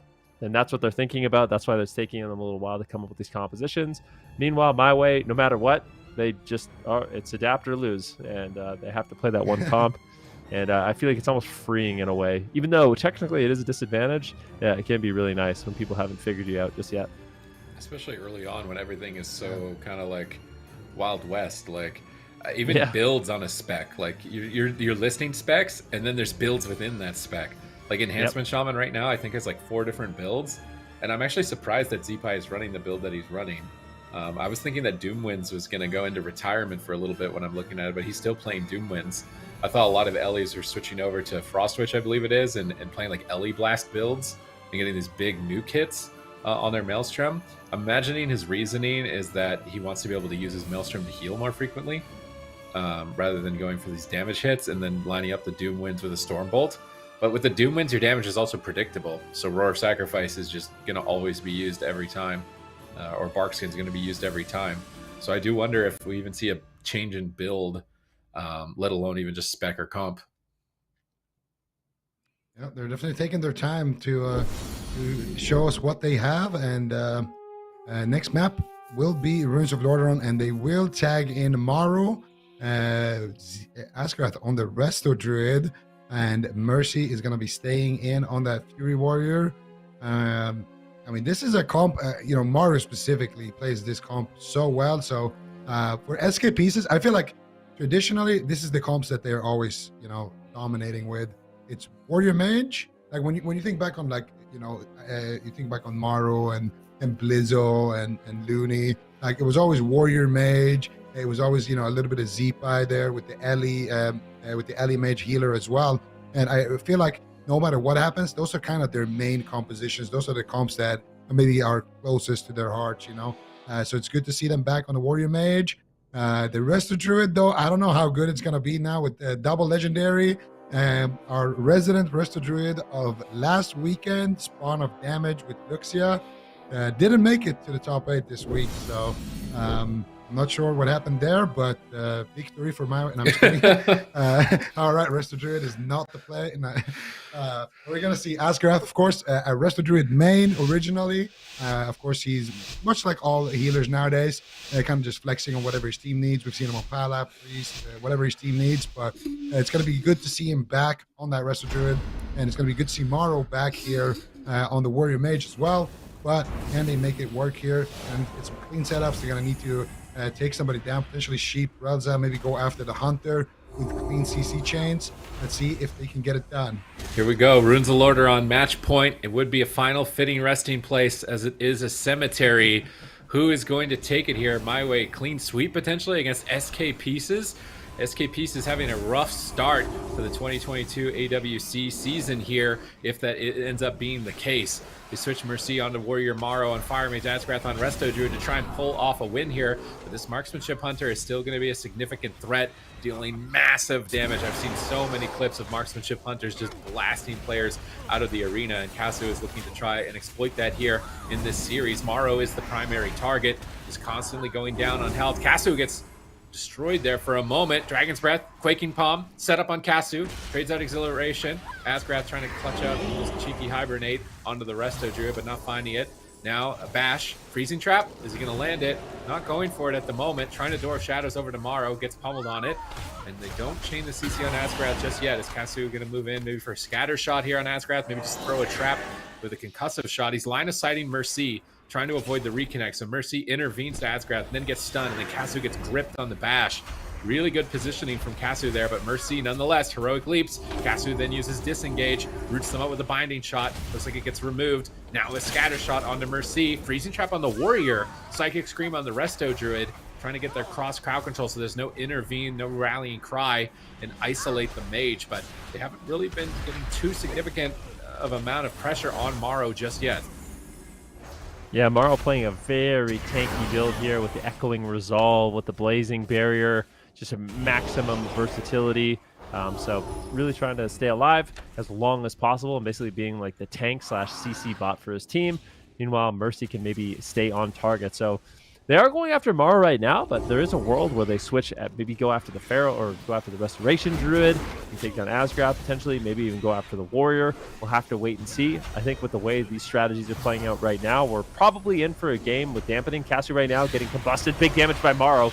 Gotten to a stun, but he just had that Roar of Sacrifice. So the Hunter, very strong. If you can get that Roar of Sacrifice at a good time during that combustion, you basically completely negate its effect. And yeah, Fire Mages with combustion end up doing less damage to the Roar of Sacrifice than a mage without combustion. It's really, really crazy how big of a counter it is. So they're going to have to play around that, get crowd control on the pet. If they can do that, we could see that big damage that Fire Mages are kind of known for. If not, I feel like MYWAY is looking good still. Yeah, definitely. Asgrath sitting down for a drink already. Tony gonna go there, but the damage is already done. Asgrath back at full mana, and that's the thing with the rest of Druids. They have an easy time to just throw up those healing over time effects, sneak away for those drinks, and then potentially extend the match. So I definitely think we are in for dampening here, unless some big mistakes happen. They get a nice cross CC here. Fear onto Asgrath, into the main, trap onto Mercy, and they do get a little bit of pressure on Tomorrow, but he is playing that tank build and he's going to use that all the time. Should be enough there. Nice root there actually on the grip. And so Kasu also disengage, but he gets caught up there in the vortex. So 2 back-to-back plays. Now finally Mercy should get some uptime here, but gets rooted up there by Tony. And honestly, if you just look at Mercy, this is what I've been doing this match. I've just been looking at Mercy and Kasu. And so far, it doesn't look like Mercy's having that much fun. You get a full trap here onto Asgarath. Morrow with the combustion. Once again, Roar of Sacrifice will answer. And let's just take a look at Mercy here. Just waddling towards his target forever. Trying to make his way over to Kasu. And Kasu just trying to build that distance. Anytime he comes over there, there's going to be a scatter shot. There's going to be something. There's an intervene now onto Morrow. And now finally he gets a little bit of uptime here onto Kasu. But it's traded for offense. There's disengage. There's the mind control. Feign Death into Vanish. Camouflage. Yeah, that Hunter Vanish. Aim shot from stealth. This looks like so much fun here. Kasu gets polymorphed up, and at some point Mercy is just going to abandon the chase here, go after Tony, and the Blade Storm his way back to target, and it looks like he's going to get scatter shot. Now he's going to get trapped, and now once again they're going to get a little bit of pressure here onto Morrow, and Mercy now look at Tony, disengage next time he connects. Now potentially for a grip here onto Kasu. Mercy will get a little bit of uptime here finally with that recklessness. He gets bursting shot of the way, gets bashed now, and just continuously Kasu and his team doing a great job just kiting Mercy and not allowing him to get that uptime, because that's what the Fury Warrior wants. The more uptime he can get, the more stacks he builds up, the more deadly his damage will be. Nice root coming out there onto Mercy. Big bash kick into Bash potentially coming out there, but Bash will connect onto Kasu. Kasu now getting cloned up, and they're gonna turn their attention over onto Tony here. And I think that's a smart move by SKP. Says the Hunter just seems too slippery right now. Yeah, with the Slaughterhouse Honor talent, you can stack up that Mortal Wounds effect on the Feral as well. because that 1v1 is not going in favor of Mercy at the moment. I've done enough 2s on my warriors to know that hunters are now my mortal enemies for the rest of this season. It's really difficult to connect to a good hunter right now as a warrior. Mercy trying to heroic leap, finally getting a little bit of uptime on Kasu here, hitting him down to about half. Feign Death, Master's Call. He's going to get charge rooted. He's going to disengage away with a stun now onto Mercy. Asgrath is trying to drink and prepare for the late game. If SK Pieces want to drag this into dampening and win on mana, Tony charges into the room. In cap roars Asgrath into a Cyclone out of it. He now tries to get back out onto Morrow, but I think he's going to have a tough time getting all the way to Morrow in midfield at the moment. He's just bleeding up Mercy, it looks like, and is trying to keep Asgrath in combat for as long as possible. But unless Relza gets a drink, there's a significant deficit in mana at the moment. Kasu disengaging over to Morrow. Dragon's Breath, huge damage on Morrow though. Still needs to be a bit careful. They crunch through that blazing barrier. Instead of stopping that polymorph, they're just focused on doing damage to Morrow. If he's going to stand in the position to Sheep, he's going to be in the position where they can attack him as well. He's going to trade Alter Time, bounce back through that massive amount of damage. Now we see Kasu trying to avoid Mercy once again. Trades out the Guardian Spirit.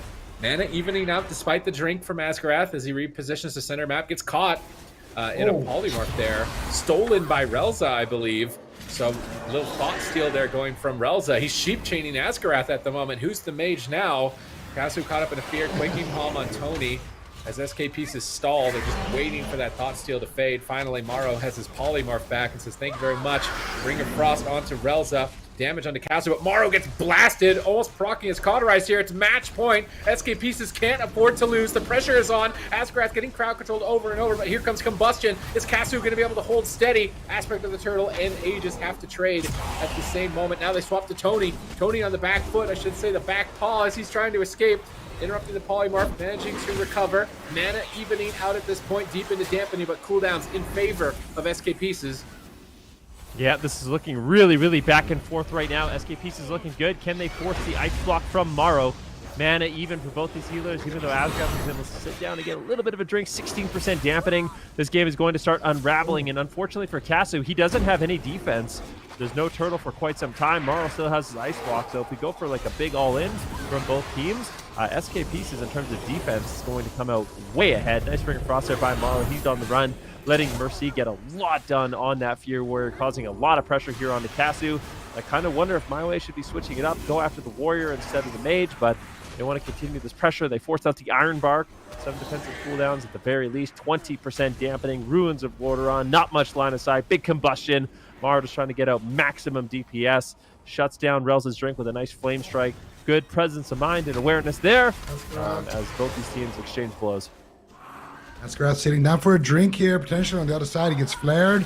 Kasu will shut it down with a trap, and now here comes the pressure. And honestly, I feel like if MYWAY decides to play really, really defensive, a lot of the time right now, Kasu is actually trading blows with Mercy. He just trades in shots. Oh, big damage here on Tomorrow. Can they get the cauterized? He's so close, Tony, with a nice roar. Asgarath will trade out a big Tree of Life there right at the exact time when he needs it with that set bonus, and that will be enough to keep Morrow alive, but still the pressure is on Tomorrow. It takes a lot of damage. Asgarath sitting down for a drink once again here. A thirsty kitty. And Tony right now caught in the wrong side of the tomb right now, and the Ring of Fire will burn that bear a little bit, but still Tony not out of the woods yet. Barks in trades, the Guardian Spirit as well. Morrow now taking huge damage, and honestly Morrow, the longer this game goes, the more afraid I will be for him. As long as Kasu can just overcome that disadvantage with defensive cooldowns, they should be in a good spot on the side of MYWAY. Tony now though going to be a chunkier target here, and they will swap to him. They do get that survival instinct from him, and now once again connecting back on Tomorrow. This should be the cauterize. The nice Iron Bark though deflect once again Asgarath, but he's running out of mana with that Tree of Life. The regrow spam coming in as well with that tree is costing a lot of mana here for Asgarath. He needs to try to sneak away with a drink, but the caster is just all over him. Anytime he goes away, Tony's still dropping dangerously low here. Gets the Roar of Sacrifice once again from Kasu, and Kasu, they've just abandoned Kasu as a target at this point. 10 seconds left here on his aspect of the turtle, and that should be enough to keep him in the fight. And that Hunter's Mark onto Asgarath by Kasu, making sure he knows where Asgarath is if he tries to sneak away for a drink. Relza right now a nice mana lead. If they can just stop the drinks and keep doing damage, This should be going in MyWay's favor, dampening at 33%. Mario still with all of his cooldowns left, but he might have to trade them for a drink soon. Caster dropping low, Tony dropping kind of low as well, and Mercy dropping low, and he will trade that enraged regen. Everybody right now feeling the pressure. Yeah, everybody dropping low here on match point. Can MyWay close it out? Asgarath has absolutely 0 mana. Mercy has no cooldowns left either. If they can just free cast aim shots here, he gets 1 aim shot. Mercy leaps back into the room. Rapid fire through the wall. Tony pushing in for the kill. Can they stop the drink on Asgarath? Flare hits him. Moonfire, full freezing trap. Going for the kill here on match point. Asgarath trinkets into an in-cap. Relza gets in with the door. Shadow Psychic Scream. Mind Games faking out the reflect potentially. Trying to connect that Mind Games as soon as possible. But here comes Combustion. Big damage from Morrow on the turnaround. Kasu fully respects it. Aspect of the turtle, but Rel's is still in a polymorph. Are they going to have to overlap their trinket? Tony needs to help him out, but we're deep into dampening. The healing is reduced so much. They charge, they reconnect. Kasu knocks him into the wall, stun locks him, and holds him in place, but he's still in trouble. Actually, polymorph Kasu. They get desperate. They reset a lot of damage, but maybe it doesn't matter as he almost goes down. Feign Death gets rooted on his disengage by that instant Tree of Life root. Kasu gets reconnected with that root. That clutch root by Asgarath. When you're in Tree of Life, your entangling roots are instant. He managed to catch Kasu mid-disengage, so he couldn't escape Mercy, and they could close it out. I mean, that was so back and forth, but eventually what closed it out, SK Pieces had a really long crowd control chain on the healer, and unfortunately, they were able to get through basically all the defensive cooldowns from Kasu. So I don't know if Relza had his trinket earlier. I'm not sure if it was available, but he ended up trading it out at the end, after Kasu had already traded out everything and he had fallen so far behind. But SKPs is definitely going to capitalize on that one. But I wonder if we go into a game 4, now that it's their map and composition pick, if we're going to see Kasu switch it up, get off the Marks Hunter, go survival instead. Really curious to see that. But we can see, I mean, dampening at this point is just so high. Relza, he actually has his trinket. He has trinket and Guardian.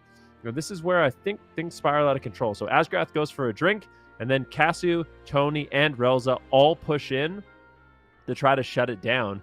And it looks not too bad. I mean, the full trap lands. Asgarath trades out his trinket. He gets in-cap roared. Relza moves in with a Door of Shadows, gets a full fear. Things are looking great. But Morrow, he lands the full polymorph on Relza here in just a moment. After his combustion, there's a Dragon's Breath into a polymorph.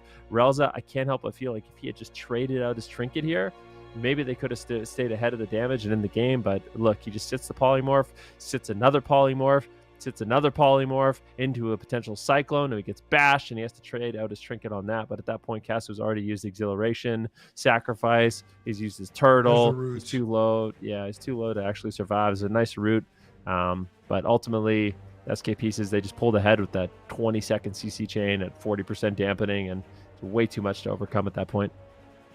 I just feel like playing, like having one guy, like when I look at this matchup, just Tony being the tank, that's what MyWay wants. They don't want the warrior to be on the hunter for too long. So the hunter, in my opinion, shouldn't have ran in there towards the end. I mean, sure, Elza also should have used his trinket 100%, but anytime they were trading damage, I mean, look at Kasu. Look at his damage compared to anybody else. He is kind of a glass cannon. He does more damage than anybody else if he's free. So his job is literally to just be free. And don't ever trade. If Mercy gets uptime, he's going to be taking so much damage that it's just not worth the trade. And I think if he just tries to run the way he was doing pretty much the majority of the game and doesn't trade there, just have Tony run in, be the big beefy bear, stop the drink, or have even Relza just teleport in there with the door and stop the drink. That's all they need. I feel like going for the CC chain, you don't need it at that point. Mana is equal. The Druid is going to spend more than the Priest anyway. And you have, you know, essentially a bazooka on your team there with your Hunter. If he's free and, you know, everyone is just swapping to Tony, that's perfect. He gets to spam out aim shots. He gets to do so much damage and hold on to those defensives. And the only real way to win is by stopping him, is by reconnecting on him. So a little bit maybe too offensive there in general from MyWay, everybody going in there into the room, and a little bit of a defensive mismanagement as well. But also a nice play there by SK, bringing it back. A nice offensive route there by Asgarath as well. We don't usually see Druids in Tree of Life, so that's, you know, one of the set bonuses. And he's going to proc that Tree of Life perfectly there, counter the pressure, and then use the offensive kind of utility that it brings as well. So really nicely played there by SK as well to kind of turn that situation. Mario as well landing that sheep when his team needed it to. And I think Reza didn't want to trinket because Ascraft was there spamming cyclones at the same time. So if he trinkets the It's a rough sheep, spot. he gets cloned. And if he trinkets the clone, he might get sheeped into a bash. And no matter what he does there, he's kind of in a rough spot because of that positioning being compromised. I don't think he plays MM. I Yeah. feel like what? I- They locked that so fast. I feel like they didn't even take any time to think about that. It's curious because a lot of us thought that survival would be really strong, and when I think about this matchup, I feel like survival would be really good into the Fury Warrior. You have the steel trap that you could use. Maybe they could just bladestorm it. I'm not sure, but survival in general it seems really strong. But they're opting to go with that Marks Hunter once again, and I feel like this all kind of plays back to what you said, Zico, about MyWay potentially getting a little bit too aggressive. Like I feel like at some point you can kind of let dampening take the wheel. I mean, sure, stop the drink, but after that, get out. Don't. I mean, if Relsa didn't push in there, I don't think Morrow was going to be able to CC him. I think he's too far on the back foot. So instead of pushing in and getting that fear, which you think is going to win you the game, instead it allows Morrow to just get a free Dragon's Breath, sheep, clone, bash, and there's nothing you could do. So I think if they had played it just a little bit more cautiously, I think it's really difficult for SK Pieces to actually secure a kill in this match. So maybe they make that adaptation. Do damage, don't die. It's always the Yeah. staple, right? Yeah, well, do damage, don't die, stop the drinks. I like that expression. Let dampening take the wheel, because dampening is your CC at that point. Like when the game is that far in, it's just it's all about He's damage. Damage is just so powerful. You know, healing is going to cost so much because your healer essentially needs to do double the healing. And for druids, we saw Asgarath already sneak away from multiple drinks during this match to try to recover that mana. And Relza did also sneak away at one point, but he definitely spends less mana, I would say, compared to the rest of Druid. The rest of Druid kind of has to drink, but one of the advantages is that he can do that drink stuff, so he can actually get reliable drinks a little bit easier, and because he has that heal over time effects as well. But anyway, this is going to be game number 4 between MyWay and SK Pieces here. Let's see who can take it. SK Pieces with that comp swap going back to the Warrior Mage. Let's see what MyWay can do. I think if they just play around Mercy and Kasu, like this 1v1 right now, if Mercy gets too much uptime, he wins. If Kasu gets to kite Mercy, he wins. So I think it's all about that. If they can stop Mercy from getting uptime, MyWay walks away with it. And if SK Pieces can get that uptime, which right now they are getting plenty of, then they can tie us up here and bring us to game 5. And let's see what happens. That Feral Druid stun into Root. Mercy finally able to get back on target. Triple Dragon's Breath. Polymorph gets shut down by Kasu here, breaking up the chain, knocking them away as Mercy charges to try and reconnect. Does Kasu have an escape here? Is it going to be a leap of faith? What's it going to be? Scatter, Freezing Trap, looking to maybe Entangling Roots the Dispel and hold Mercy back. Maim stun. Relzit walks in. Shadower deaths the ring to put himself on Polymorph DR. Good awareness on his part. Asgarath is already drinking, not even a minute and 30 into the game, realizing that his mana was the big problem. He wants to make sure that he's as high as possible the entire game here. Rocking his Tree of Life. He's going to get big heals exactly when he needed them. Morrow goes down to 30%. Kasu looks like he's pushing towards Asgarath and away from Mercy at the same time, trying to get some value offensively and defensively, but Piercing Howl connects. He's going to use Feign Death, trying to remove and get some distance. Another Maim stun onto Mercy. Every single Maim stun onto the Fury Warrior here, and I really like that. Just every stun, every root into the Warrior, prevent the Warrior from just doing anything. And what's the Mage going to do? You're gonna Roar Sacrifices bust, and he's just got a Feral Druid hitting him. So it's like the rest of the Druid is going to run out of mana. Just CC the Warrior, take him out of the fight. Right here we see the Scatter Trap again. Now into the Entangling Roots onto Mercy.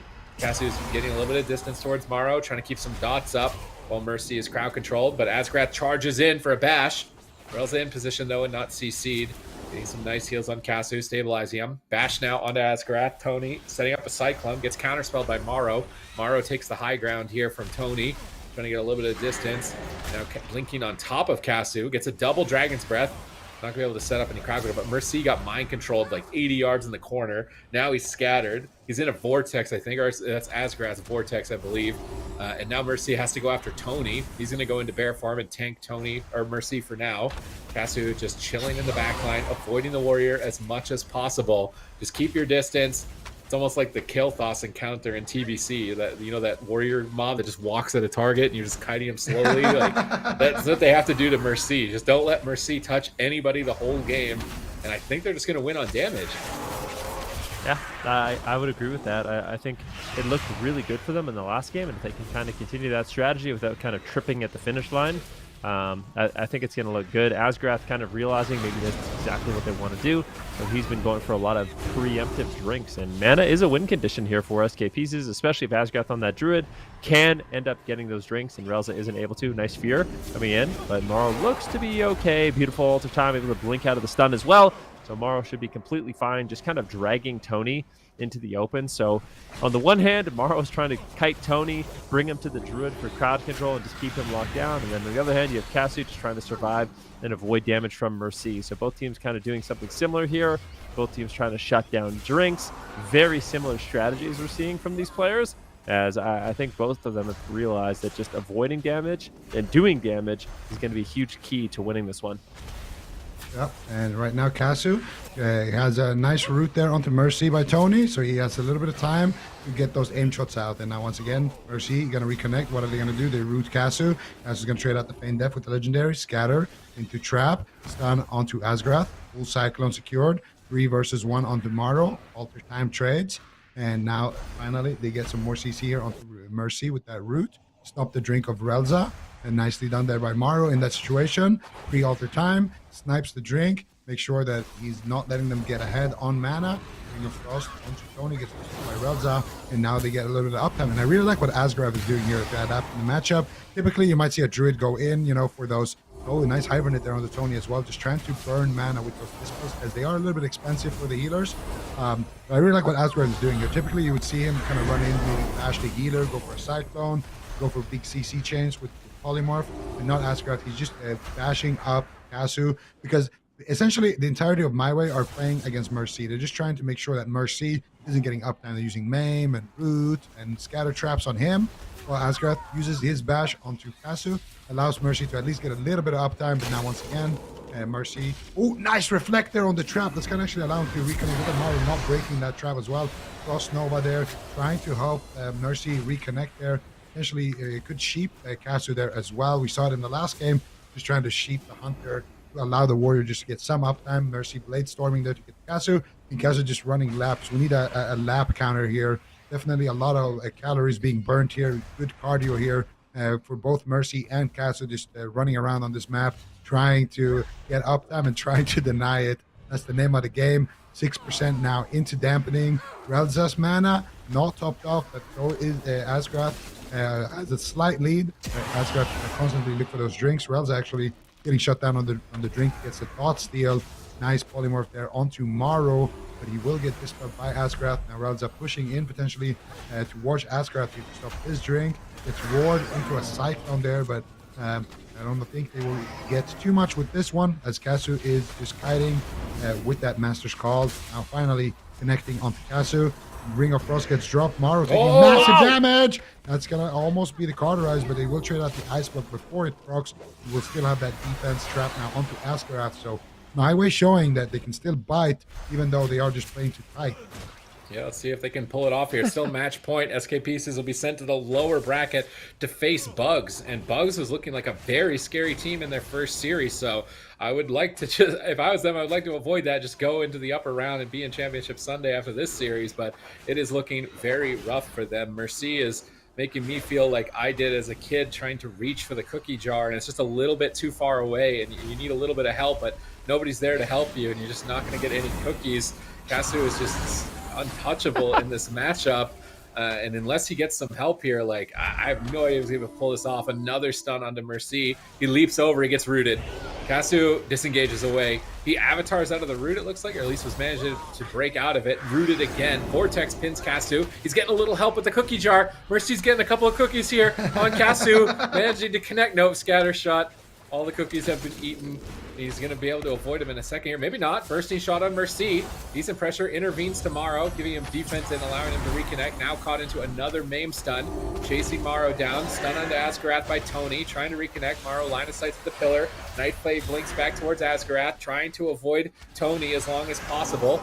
Tony goes for Flesh Crab. Big rapid fire damage onto Morrow. He drags rest of the barrel, but it's Kasu that's dunking him. Barely gets behind the pillar here with Asgrath. Evasive maneuvers by Morrow to try and escape that. But fortunately, Feral Druids can bring step ladders for the cookie jar, unlike the Warrior. Yep. And we'll see if he will ultimately be rewarded. I mean, Morrow not having his ice block. He does have the cauterize, actually. I thought they forced it, but still has his cauterize available. We're at 20% dampening. This is where things get really interesting between these two teams. Kasu, if he gets caught for too long, they can take him down. I mean, we saw last game, he basically had every single defensive cooldown. They burned through everything. They got Rails' Trinket, they got Kasu's Turtle, they got the Exhilaration, they got the Roar of Sacrifice. Every single cooldown was forced in a very short period of time. See if they can do it again. Kasu is getting low. Morrow just has to hold on with no ice block. Definitely not going to be feeling too safe. Asgrath caught into a bash, into a trap. Then immediately Morrow is just on the run. It gets interrupted. He is just kiting back to Mercy, trying to allow Mercy to get some uptime. He's just getting crowd controlled so much in the mash. Beautiful, intimidating shout by Mercy, but it's Morrow once again incredibly low. Using his blink. Kasu now under fire. Guardian Angel trades out as both these teams. I mean, if there's any uptime from these melee, it makes it so difficult for these healers to actually heal through. The pressure really is on. Able to get a couple of ticks there. Asgarth now healing with the innervate. He wants to go for a drink. Dragon's Breath onto Tony. Ring of Frost gets loaded up. Not going to hit anyone. Just going to be a defensive ring. Mario's just going to sit in that. And now finally a little bit of uptime there with the bash onto Kasu. Nice vortex. Now Kasu should have a disengage or bursting shot or something here. Aim shots coming out. They get the cyclone there onto Mercy. Morrow blinking to safety. Asgarth looking for the drink. Gets flared out, but was able to get a tick there, I do believe. Root now onto Mercy. And Kasu once again just fighting here with the true shot up. And there's the trap onto Mercy. And honestly, I don't really like these extended CC chains onto Asgrath. I know maybe that sounds a little bit silly, but CC chain means Morrow gets to actually utilize his defensives. Because right now, he's holding on to things like his alter time. He's just saving them for a moment like that. So just don't let him get value out of those. And just don't let Asgrath regen HP here in these traps. You see now, Morrow will be able to go back there in time and teleport back. And just kite here with his shields, Dragon's Breath defensively. And Asgrath just regenerating mana right now in that CC chain. They're not actually going to net themselves any cooldown advantage. Maybe with the mind games here connecting, but Asgrath will come out of CC and it kind of just pauses the game for him there. Just try to do as much damage as possible. I would like to see him just maybe bleed Asgrath as well and really throw everything on Mercy. Just don't let Mercy do anything. Trap there onto Mercy. Do like that, and they are going to roar Asgrath into Cyclone, but look at Morrow with the combustion right there, getting a couple of hits before that Roar of Sacrifice, and just a tiny bit of that combustion can do so much devastation. Look at Asgrath, he just gets Cyclone into a drink, and that's what I'm talking about. I don't like the fact that they're CCing Asgrath. Like, just leave Asgrath alone. Make sure he's not drinking, and maybe target him here and there, and just focus on doing damage and denying damage. I think that's MYWAY's ticket to victory here. SK Pieces getting out the alter time, actually getting Asgrath's Trinket there in that exchange. So a good offensive push, but let's see what else they can do. They still have a lot of cooldowns to force. That Ice Block is back on cooldown for Morrow, and he's going to go for that Dragon's Breath Ring of Frost. I had to actually snipe it through the wall right there. Beautiful, but he does get interrupted there by Kasu. Cheaping Kasu here, going to allow Mercy potentially to reconnect, and he gets rooted, so no for Mercy. Now Morrow, another Ice Block. The Ice Block. Beautiful. Fear Master Spell. It's interrupted. Could actually be enough pressure here if they can get those CC chains cleanly, but then they won't potentially win on mana. Tony taking a lot of damage here as well, but it looks like Tony will recover, and it also looks like Morrow will recover here. Both teams having an opportunity to breathe here at 42% damage. Looked like he wanted to grip Tony there, but it got rooted.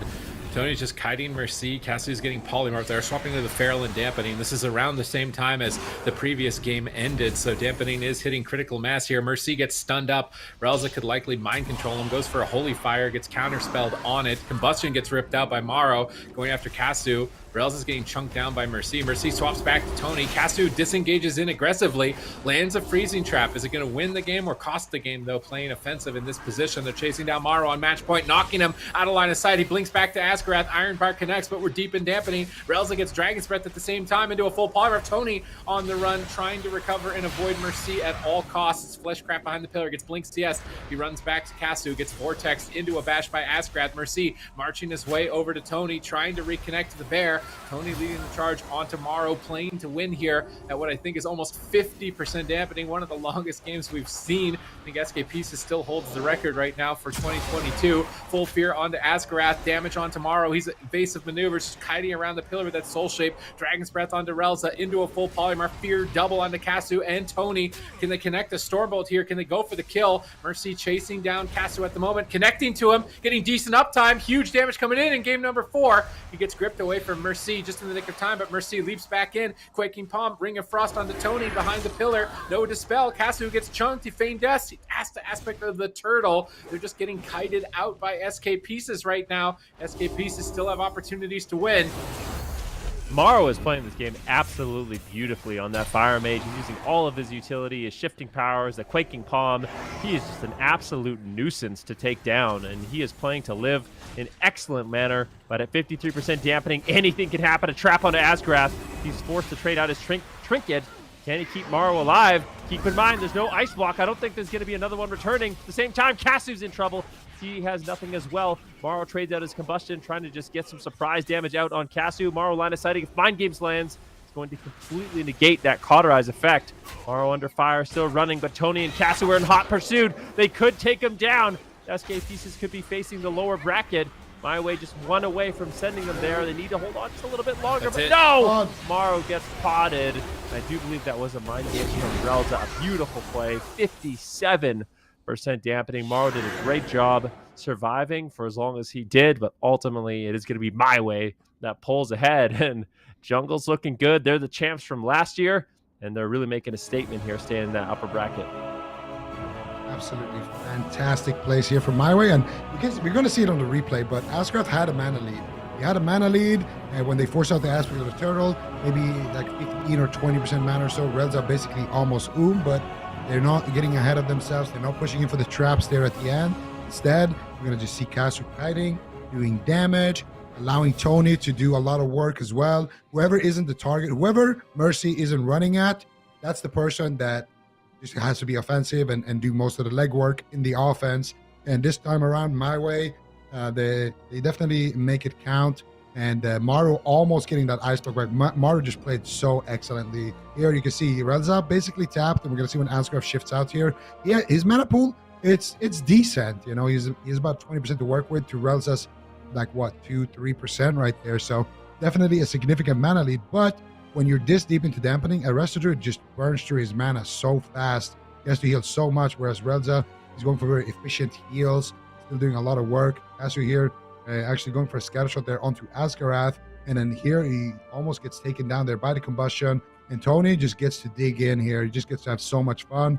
Kasu just running around. They root up Mercy. They're not going for a trap here. They're just making sure that Mercy doesn't get too much uptime. Just stop the drink, do damage, don't die. And Relza getting kicked there on the Mind Games, and I do believe he starts recasting it right there in the disorienting roar. Morrow trinkets out, but not going to be able to connect with any interrupt. He doesn't have it, and they will be able to pod him, kill him through cauterize because of that Mind Games, and take the win at 57% damage. Look at Morrow's healing. He did more healing than damage as a mage. That's pretty remarkable. Does the scoreboard actually count alter time hitting? I don't think it does. It does not. That's no. right. So it's even more than that. He probably out-healed. Actually, a lot more. It's actually a lot more than that, because alter time, we saw Morrow drop kind of low and then just go back to full HP a lot of times. You know, when he was in those 3v1 situations, they would get like a bash into a cyclone or a roar into a cyclone on Askarath and get a trap on Mercy. Every single one of those, that's Morrow's alter time, you know, being traded out. So mage healing seems good. Hunter's damage seems good too. Yeah, with the damage meters, Hunter's definitely doing great. Barrels as well. So I mean, jungle really strong. In the past, it's actually been pretty good into, you know, it's been a fire mage world for a long time, and maybe comps like jungle are going to be able to you know, rise up against this. And this is interesting because this is the second time we see the team of SK Pieces down to the lower bracket, and now they're basically going to have to fight for a spot in that top 6.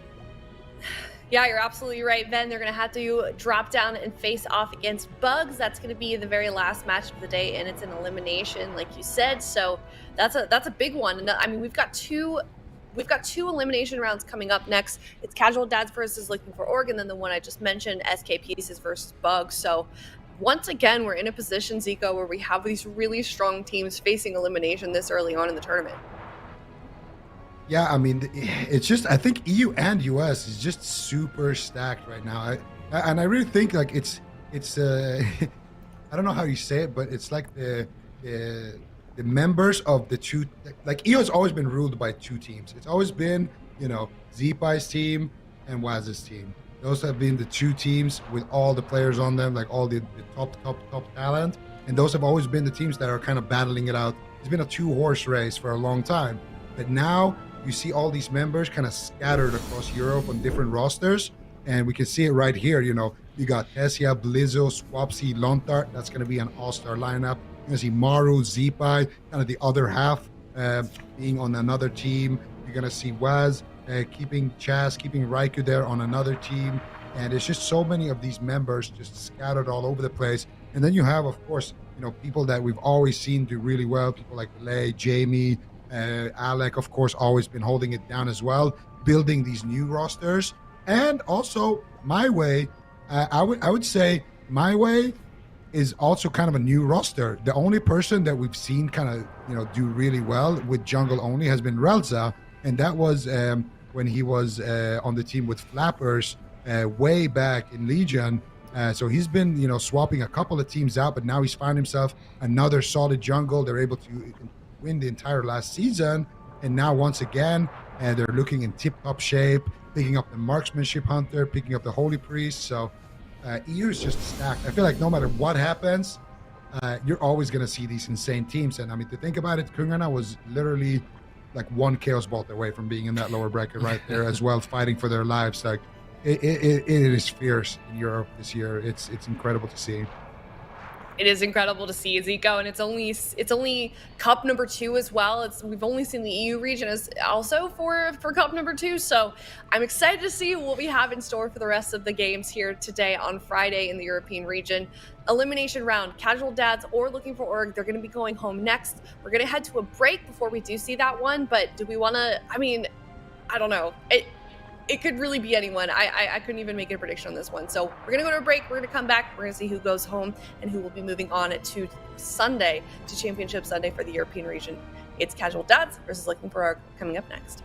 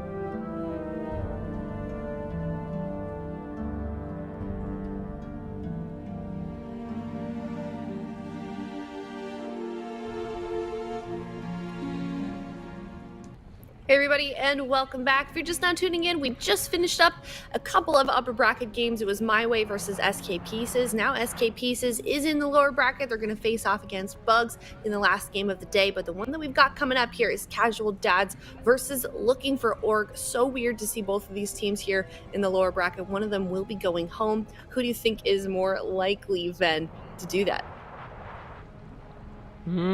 I think it's hard to say. At this point, we know Casual Dads, they basically have one composition that they can run today.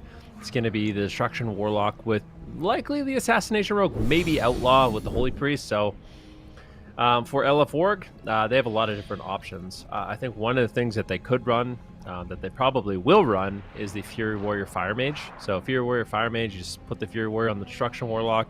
You have the Fire Mage, you know, very durable, especially with this new Blink spec that all the mages are playing, where every single time, you know, they blink out of a stun, they get a blazing barrier. You saw Morrow do more healing than damage. You just basically are really, really durable, get control of the game, and you could potentially just ride the Warlock. So that is an option. If I was to guess what the blind pick is going to be, that's what it's going to be, the Fury Warrior Fire Mage Holy Priest. But no, oh, yes. This is a composition. I hate fighting this comp. I don't like fighting against the Warrior Death Knight, but we haven't seen a lot of Death Knights. We saw Swapsy play a little bit of it last week, but I think this is another one of those compositions that could be absolutely devastating for Casual Dads. Absolutely, and this is very interesting because this is literally the team that came second versus the team that came third, and they are battling it out for their lives right now in the lower bracket. So this goes to show how high the stakes are in Europe and how stacked the teams are in Europe. Nazarenes had a monster performance in that upper bracket earlier against KUNGARNA, but they did fall short. Let's see what they can do here. TSG at full power here, and it's going to be scary. Nice teleport right there by Nazarenes on that grip from Swapsy. Mind Control coming out from Clyde. Casting circle by Nazarenes. He gets stunned on it by Blizzo. He gets gripped now out of that casting circle. The Abomination's limb. Big damage coming out. Infernos have been summoned in. Disarm onto Blizzo. Here comes the Meat Blender, and Decimating Bolt gets casted out here for that big crit on the Chaos Bolts. There's the Mortal Coils coming out, 2 of them. Who is going to be the target? Nazarene's going to have a tough time connecting with those Chaos Bolts. Grip into teleport. Nazarene just flying all over the map right now, trying to get some work done here with his Dark Soul, but so far been able to find the bolts and Infernal proc into a Shadow Fury, into a Cataclysm, into a Decimating Bolt. He's trying to build up that big Chaos Bolt, but not able to find it. Here comes the Chaos Bolt though. He launches one out onto Lontar, but not going to be doing too much damage. Ray of Hope gets casted out there.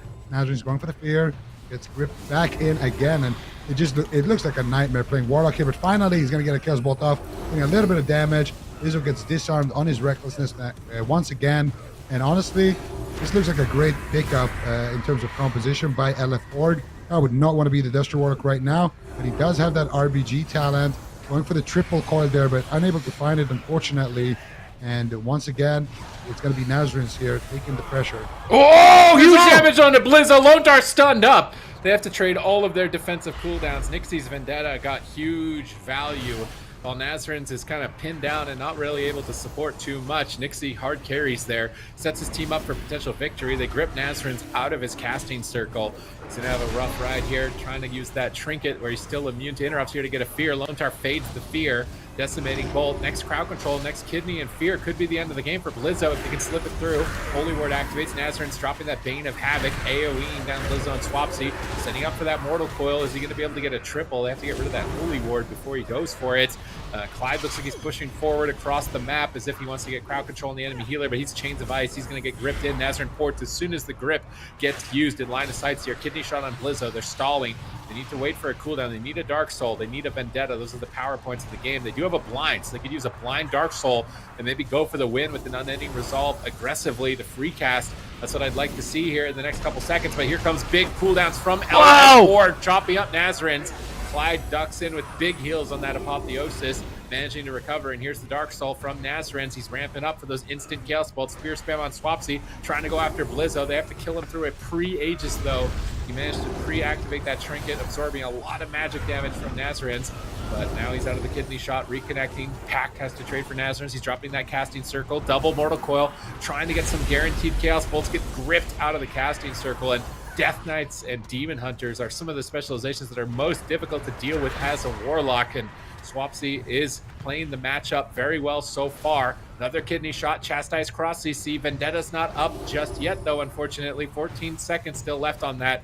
Blizzo has options for it as well, so Casual Dad still not in a checkmate position. They're going for a blind play, trying to get a kill here on Blizzo, but he has options. If he goes down, it would be a blunder. Trades out the Enraged Regen, Spell Reflect. Lone Tar sitting through his sap now as well, as Blizzo tries to recover with those Bloodthirsts. Drops a fear onto Nixie. Nixie trinkets Infernal proc onto Blizzo, Bane of Havoc. Nazareth, can he squeeze out the damage here and get a kill despite the counter pick? Double Mortal Coil on Blizzo and Swapsy. Decent pressure coming out. Nazareth ports behind the pillar as Clyde gets interrupted by the pet. Blizzo's getting chopped up. Look at this damage! Damage from Nixie right now. Blizzo holding on by a thread. That anti-magic zone comes in clutch from Swapsy. Just enough for Blizzo to survive. Those Vendettas are so threatening.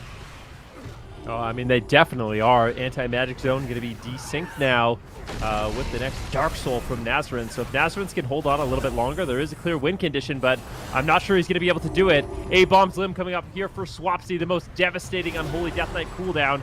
It's up right now, so when they decide to use that, if Blizzo can hold on a little bit longer, they might be able to just pull out a win. They have the damage, they need to use it. Big grip setup here, stun on Nazareth. Here comes basically all the offensive cooldowns. Nazareth, he has to hold on a little bit longer. I don't know if he can do it. He's trying to kite, he's trying to get away. Chains Device meets him, and I think he will ultimately get crushed. No, Clyde keeping him alive. Unbelievable that he's still alive in this situation. This is so much damage from LF Warg. Nazareth used all of his kiting, but Blizzo gets dismantled into the damage. Dark Soul comes out as well. Nazareth has a huge ramp of damage if he can get it off. I'm not sure if he's going to be able to. So many interrupts, so many stuns available. Beautiful Infernal stun once again from Nazareth. He ports away. His kiting on that Warlock has been absolutely perfect. One of the only reasons they're still alive here. Yeah, but Nazareth, they have nothing right now for him. There's a stun, asphyxiate onto Clyde. Can he keep him alive? Ray of Hope, they need to get some heals into it. I think he gets mind controlled on it, but it won't be enough. He was able to get a couple of heals into it and top Nazareth once again. And now they need to get some pressure here. Nixie has that Vendetta in 18 seconds. They have the blind coming up as well soon. There's the full blind onto Lontar. Will they do it? No way. Can they take him down full sap? Blizzo is so low. How is he going to survive? I don't think he will. Nixie going for the kill. Chaos Bolt. And against all odds, the Casual Dads renovate this game number 1 and take down Blizzo. Oh my goodness, man. They definitely flipped the house this game, because it was looking rough for them, man. Like, this Warlock is just getting destroyed start to finish, gripped on his casting circles, always has cooldowns to trade, and Nixie really stepped up this game. Obviously, Nazareth's kiting kept him alive, but in terms of offense, Nixie got so much value throughout this game, desyncing the trinkets with the blinds, ultimately securing the kill. The Vendetta pressure, like Vendetta was coming up at 6 seconds. That was overkill. That wasn't even their final form towards the end of this match, and it was just insane defense by Nazareth, great offense by Nixie. We see Nazareth's kiting, gets gripped on that. He gets an Infernal stun here right on the Storm Bolt. Like, maybe he's dead here if he doesn't get that. Portals away after the grip. And then avoids the Death Knight for a little bit of time here, and then he's repositioning. Here we see the stun. We're thinking it's over for Nazareth, and he gets a Ray of Hope literally at the last second. Like, literally the last possible second. Ray of Hope pauses all damage and healing, and it accumulates it over time, and then does all of that damage a few seconds later, and healing later, and the healing is amplified. So it heals Nazareth to full, puts his team back in the game. They get a stun blind on Lone Tar. Blizzo uses Enraged Regen, but Assassination Rogue doesn't really care about that cooldown too much. He's trying to kite, keep up his heals, but gets stunned. Can't use that Bloodthirst. Dampening's already stacking, and Lone Tar, just for good measure, gets mind controlled by Clyde. I can't believe they pulled this off. Like, I was looking at the start of this, like, playing my Warlock into cleaves like this is just such a nightmare. You just feel like you can't do anything, being locked down so much, can't move, feel like you're going to die at any second. It is really stressful to pull off what Nazareth just did. Yeah, I mean, Nazareth honestly has been really impressing me so far in these tournaments. Definitely stepping it up on that Destruction Warlock. I was going to say during that game, too, I mean, Swapsy, he's been playing a lot of Destro, so, I mean, when you have that kind of intel, you can kind of get into the mind of what Nazareth wants to do. So I really thought I mean, Swapsy always picks the compositions that he thinks are going to be the most favored, and I'm really surprised Casual Dads was able to reverse this, but some beautiful plays, some clutch heals, some beautiful setups as well. They pull out a Game 1 victory, and now is it back to the drawing board? Is it back to the drawing board for Swapsy, Blizzo, and Lontar, LF Org, or are they going to just continue exactly what they're doing and just try to do it a little bit better? I think they're moving the kitchen to hook point, and eventually that is going to be enough. Nazarenes won't have that much space to kite around with, but I'm just impressed by the Casual Dads here. You know, Clyde holding it down there on the priest, just doing Clyde things there with that clutch save there at the end. But the reason why he's able to do that is actually Nazarenes. Getting that casting circle down, getting a fear onto Swapsy, just stalling the damage for just a little bit while Clyde is sitting through that asphyxiate is actually what allows him to get the Ray of Hope, and that's what allows Clyde to get the heals off, and that's what allows Nazarenes to survive, and that's what allows Nixie to get the kill. And it's just all of them working together, and it's just coming together beautifully here. And we are gonna move the kitchen to Dalaran Sewers. So I think LF Org are gonna be playing the same thing. Yeah, they are going to be locking in the same thing and just play with a smaller map. And this is what I like about Casual Dads. In their previous series, they did lose that one, unfortunately, but it was Nixie, playing the Orc, Cephas, Assassination Rogue, Cheat Death, trying to just stay alive and kite and buy as much time as possible for Nazarenes to get the one shot. And in this matchup, it has to be Nixie stepping up, going all out aggression, and Nazarenes just swapping gears, full defense, full kite mode, and allow Nixie to be the one that carries the offense. So I think they got something beautiful going here, and everybody can kind of play defensive when they need to, offensive when they need to. But it's a tough comp, it's a tough opponent. LF Org, it's definitely a stacked roster, and they have a great composition. I'm gonna be honest, looking at that matchup, I do not want to be a Destrolock ever in that matchup. It just looks like anytime you're casting anything, fear, grip, I'm gonna demonic circle, abomination limb, I'm gonna get life grip, they're gonna stand me on my casting circle, they're gonna reconnect. It's just, no matter what you do, it feels like Blizzo and Swapsy has that uptime, and eventually your healer is gonna run out of steam, you're gonna run out of those defensives, and you're gonna die. So it definitely looks rough for them, but they pull it off.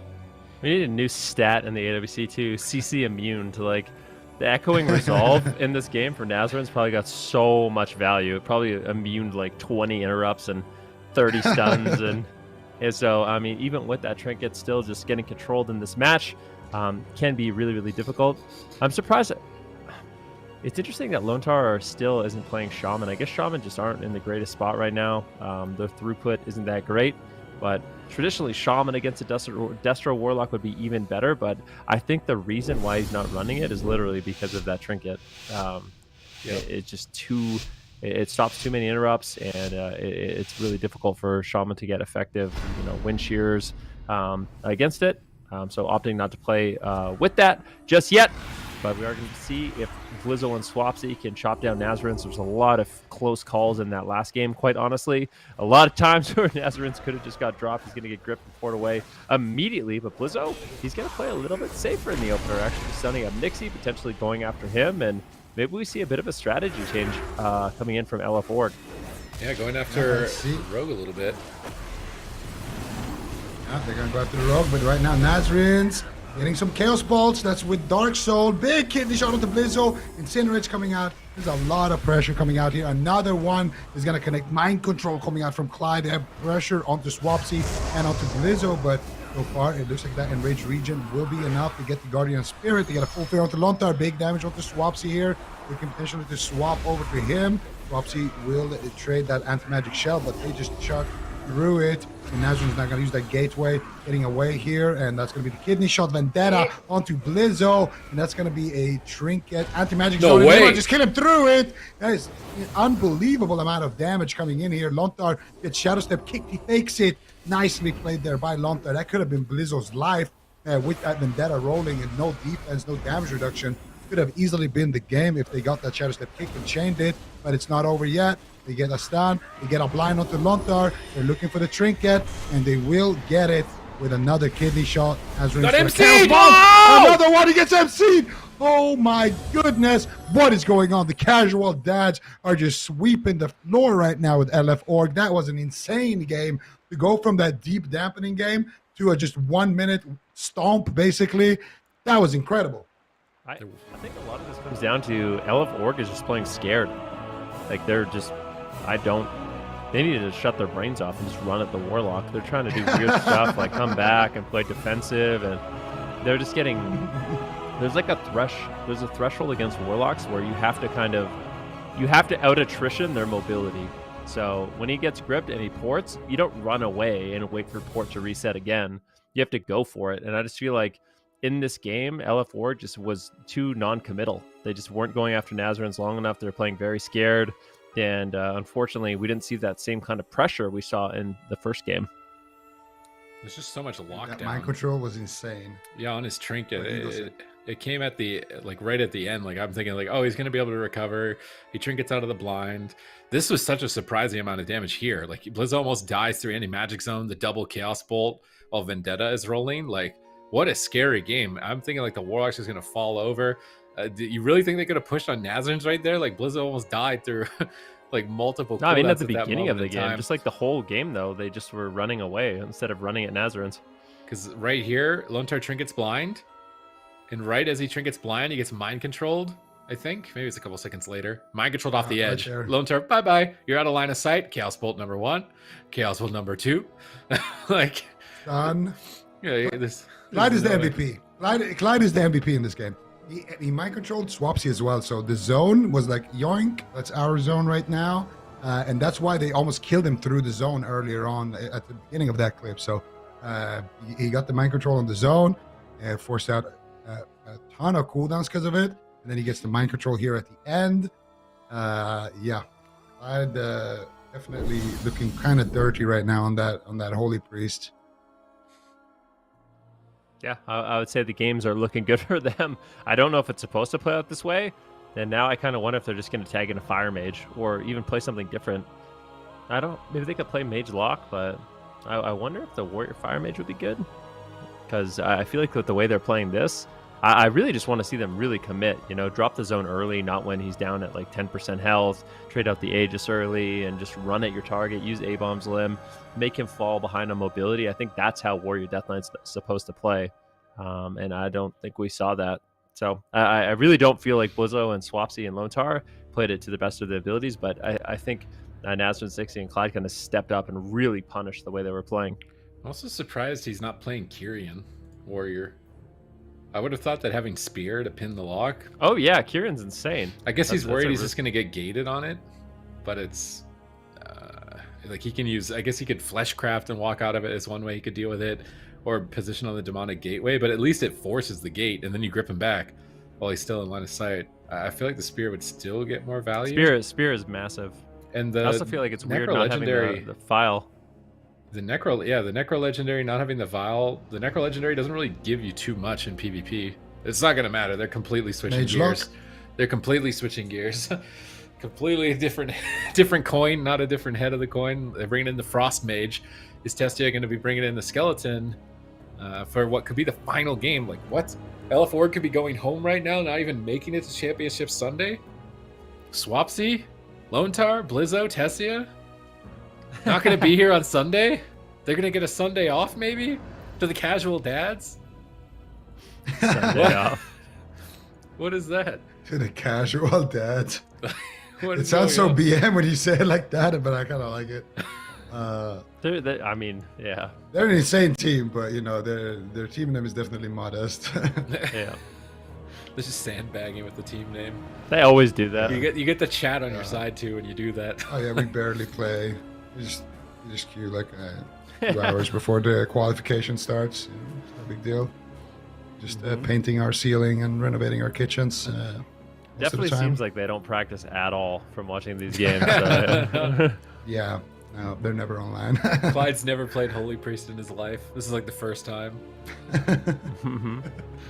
Yeah, those mind controls. Yeah. That was incredible. But now, Ben, go ahead.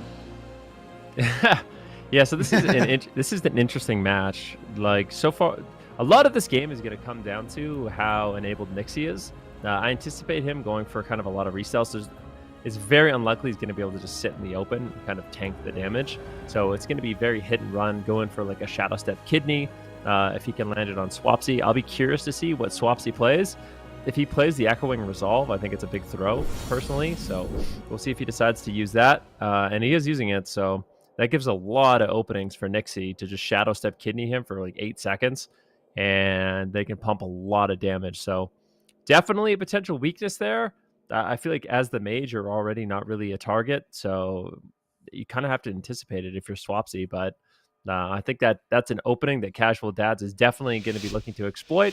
However, I mean, we saw what Tessia was able to do on that Deathborn, Frost Mage, Necrolord, just absolutely tear in. We'll see if Casual Dads can deal with that cooldown and handle that pressure. This is the way to counter Destro Warlocks. Just bring in another Destro Warlock. And it's going to be interesting to see as well. We can maybe, when the companion updates, see kind of the differences in the builds. But the game is live. This is an elimination series, guys. If LF Org loses here, they might not make it to Championship Sunday. And a big opener onto Lontar right away. Vendetta gets popped. Guardian Spirit only going to be the only thing they trade for it. They don't actually use any more cooldowns. And here comes Tessia with that skeleton form. Here comes the damage. He didn't use his Icy Veins though with it. He's holding on to that one for later. He gets Shadow Step kicked right now on the Blizzard, and they're trying to just slow him down. And it's like Maruki said, when that skeleton form gets popped, the game is paused. You just need to relax, try to take it slow, allow that big cooldown to kind of fade, because that damage is just absolutely massive from Tessia right now.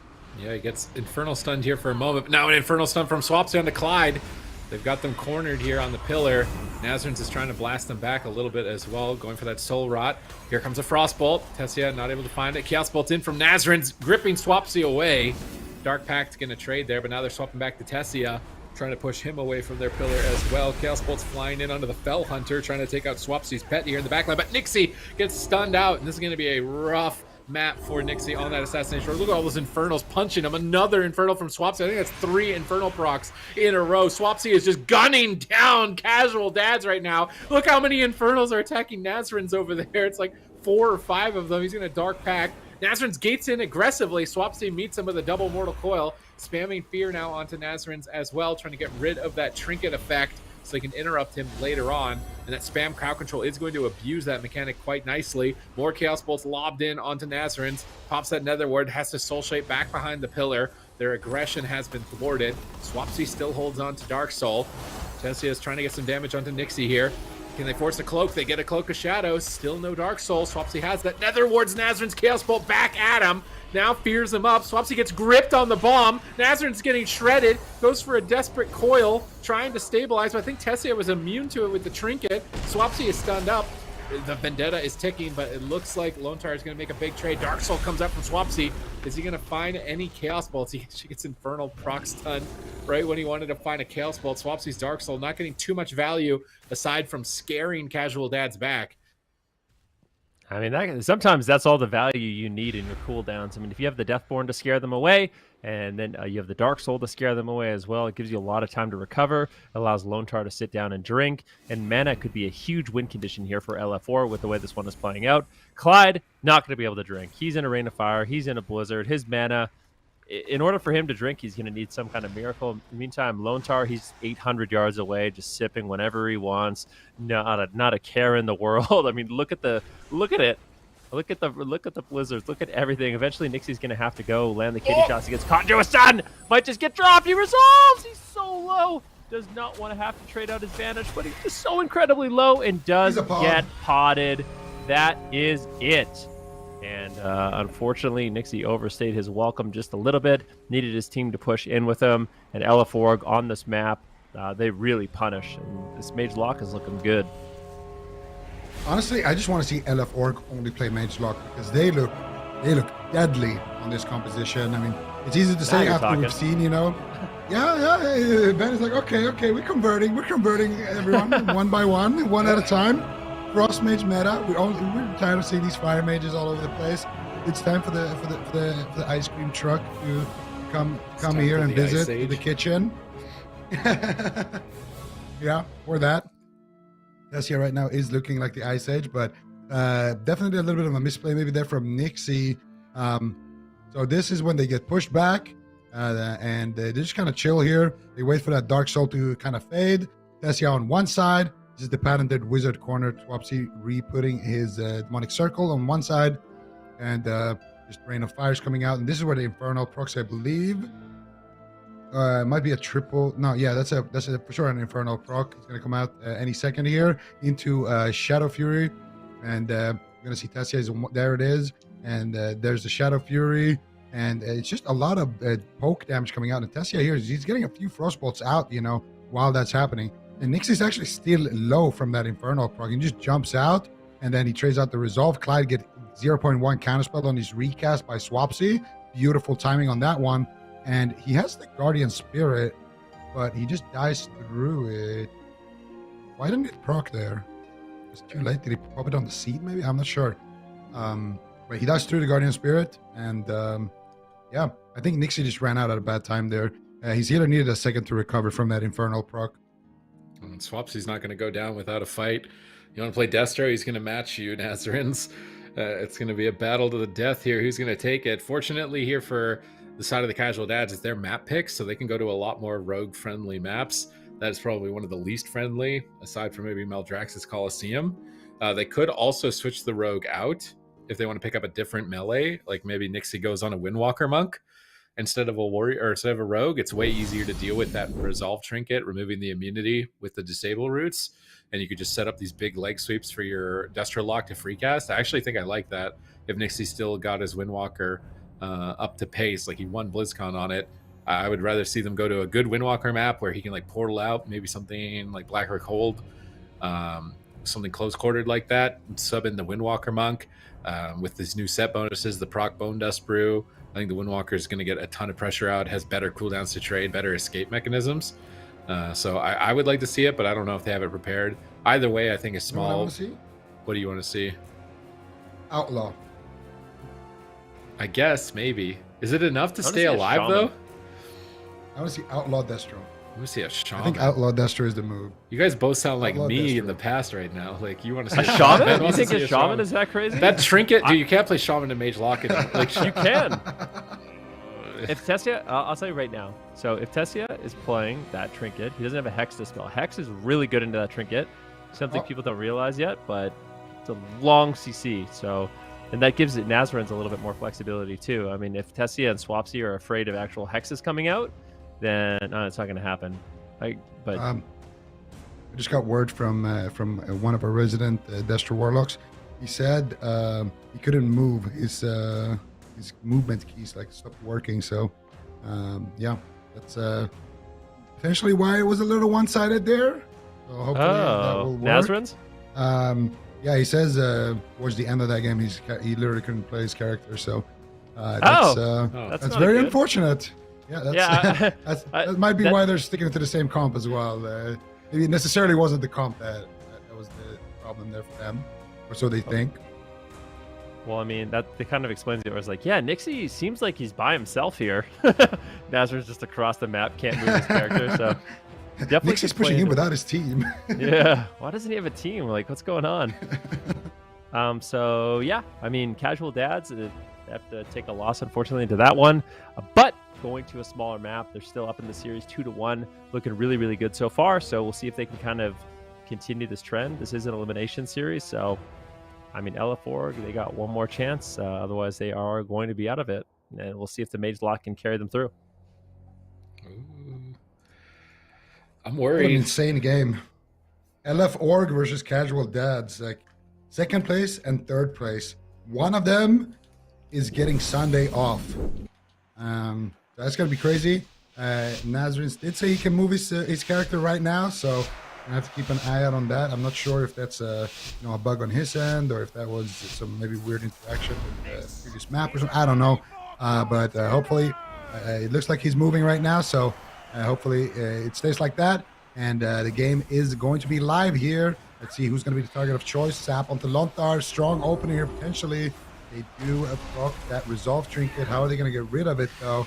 They can't actually Garrote Kidney him right now. That Resolve Trinket showing that it's quite powerful sometimes. And right now, Nixie in a stun, into a stun, counter, infernal stun. Everybody is just getting stunned right now. And they do remove that resolve. I believe actually maybe didn't hit Swapsy right there, or they re-triggered it. And now finally, they will proc that kidney, that 8-second kidney, but Lothar will grip it. That's going to be the Vendetta taking here onto Swapsy. He's not using anything to counter it right now. Only that Eternal Aegis coming out. And so far, looking like even trade. Nice counterspell there by Nazarins on that Summon Fell Hunter. Swapsy not going to have that one for a little while here. Dark Soul is ticking here for Swapsy. And that big skeleton form from Tessia comboed with the Icy Vein. So Tessia right now is absolutely devastating. They could swap to Clyde here. They have one more sheep. And now actually Nix is going to step out in the open field. Look at Tessia's damage through the resolve, or through the trinket right there on Nixie, doing massive damage. But Nixie will survive for now. They crowd control Tessia beautifully. And so far, Casual Dads hold on. Full fear on the Lone Tar. Swapsy down to half. Vendetta coming up in 12 seconds and blind, so they can force a trinket here.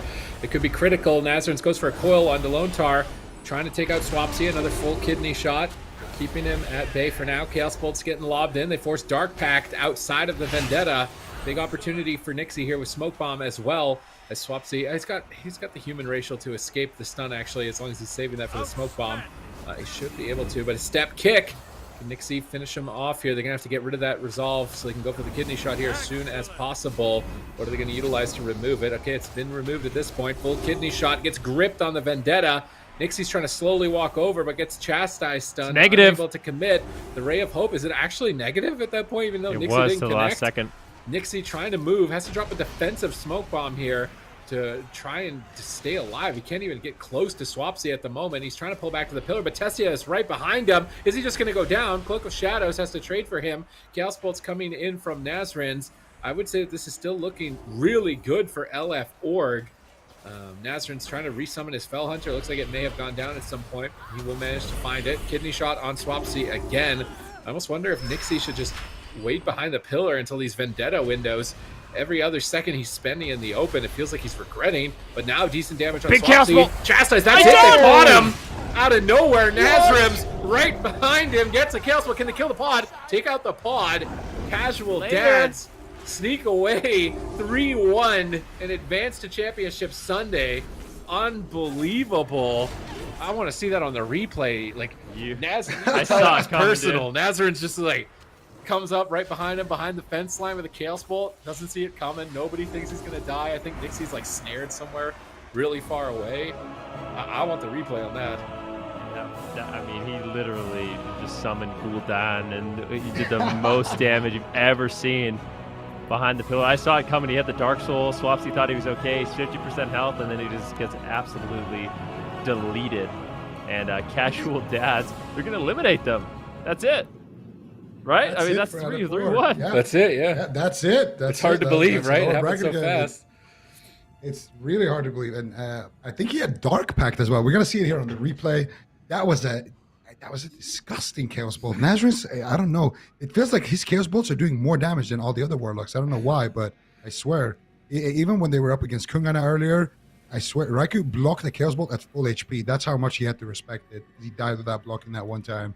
But we're going to see it here on the replay, Sid. Walk us through it. Yeah, I mean, right here, it's like Nixie's dying. They got Cloak. I'm really worried. Like, I don't think Casual Dads are going to be able to pull this off. Nixie's just dying constantly, barely able to connect. He's getting gripped on his Vendettas, packs on his Vendettas.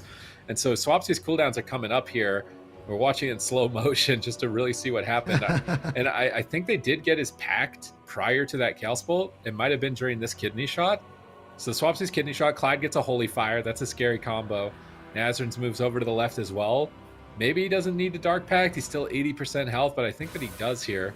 Nazarins gets a Soul Rot, so Swapsy ports behind the pillar. Line of sights it. And Nazarins, I think this is when Nazarin starts sneaking off screen. And he goes behind this little fence line. Like he's going behind Swapsy. Swapsy Dark Pacts, but Nazarins doesn't care. And just... What? What? See? He thought he was fine, dude. He thought he's a Dark Pact. I'm good. No, that was the chunkiest damage I've seen in so long. Like what? Just walks up on him and just smacks him out of the tournament. Yeah, well, Yeah, I mean, it's crazy to see. Destruction Warlocks, I mean, I've already been pre-messaging all my Warlock friends like, you guys got to get the Affliction, like, start playing Destruction, get your 4-set, please. When Ricky's messaging everyone right now, he's like, boys, there's one series left. Anybody trying to queue right now after this? Yeah, if there are any Warlocks watching this, I want to hit up and... Trust me, I've got a lot of Warlock friends now. Oh, okay, Great. cool. Okay, well... He's been doing community service. What was that? Ben's been doing some community service. When works weren't weak, he's been buttering them up. He knows the day will come where they're gonna be needed. Yeah, must feel real validating, Enrique. Yeah, feels pretty good. You know, us Warlocks and Mages had to stick together for a little while. The Frost Mage Warlock was a good combo, but when no one else wanted to play, we had to hold it down. And now, I mean, Warlock stocks, they're looking good. I mean, I really feel like all 3 specs of Warlocks are strong, but these Destruction Warlocks are making it look really, really good. Yeah, as indicated in that last game that we just saw. So they're going to be moving on to Championship Sunday and looking forward. They're going to get Sunday off. So for sure, a weird thing to see. You know, a lot of teams that we expected to be here still are no longer. So cup number 3, maybe it'll be a little bit of a comeback for them. But Casual Dads will be moving on. And then the next match we've got coming up here is the last one of the day. It is another elimination round that's going to send a very strong team home. Super T's, it's SK Pieces versus Bugs. Yeah, I mean, if Bugs win here, I feel like that's an upset. Just based on the roster of SK Pieces, like if you're gonna predict, I feel like it's an upset. Yeah. But at the same time, with how good Bugs played, yeah, I feel like today is the day that an upset could happen. I think so too. That would be insane. I mean, if you looked at how they played last week versus this week, like they seem like a bit of a night and day difference. Ika, what do you think? Yeah, absolutely. I mean, last week, their Windwalker Enhance, it looked like they weren't sure what they wanted to run. This week, though, their Windwalker Mage looked top tier. Brunhilde, I mean, the way he was kiting, the way he was moving, it was like a salsa class. So I want to see more of that. And it could happen. Honestly, today, anything is possible. Windwalker as well now with their full power, with the double legendary. It's a scary thing. So, yeah. A scary thing indeed. So if you want to see that match, stick around. We're going to head to a break. When we come back, it's going to be the very last match of the day, elimination, SK Pieces versus Bugs. We'll be right back.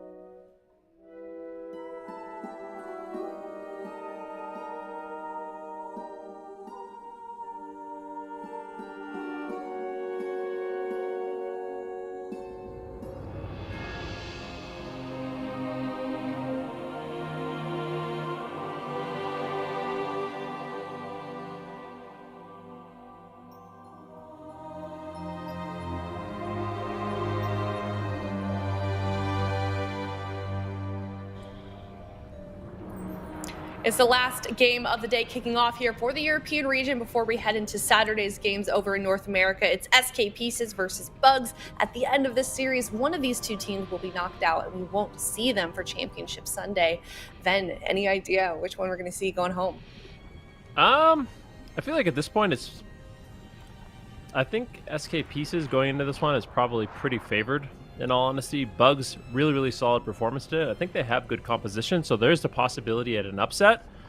But if I was, to put a bet, it would be on SK Pieces. Not that I condone such activity, but yeah, we'll definitely see if Bugs are going to be able to rise up in this one.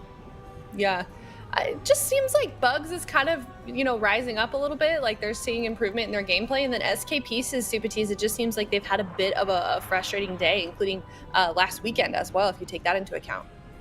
Yeah, I think their problem, they self-described it, is too many options. What are we going to play? What are we going to be focusing on? And it actually seems like the teams that don't have any options are doing the best.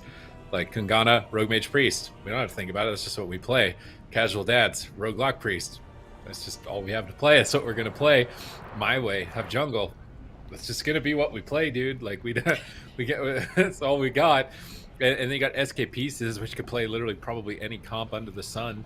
And they're trying to figure it out. Like, it seems like they're going back a little bit to their bread and butter, at least Morrow, what I would consider as bread and butter, which is that Warrior Mage.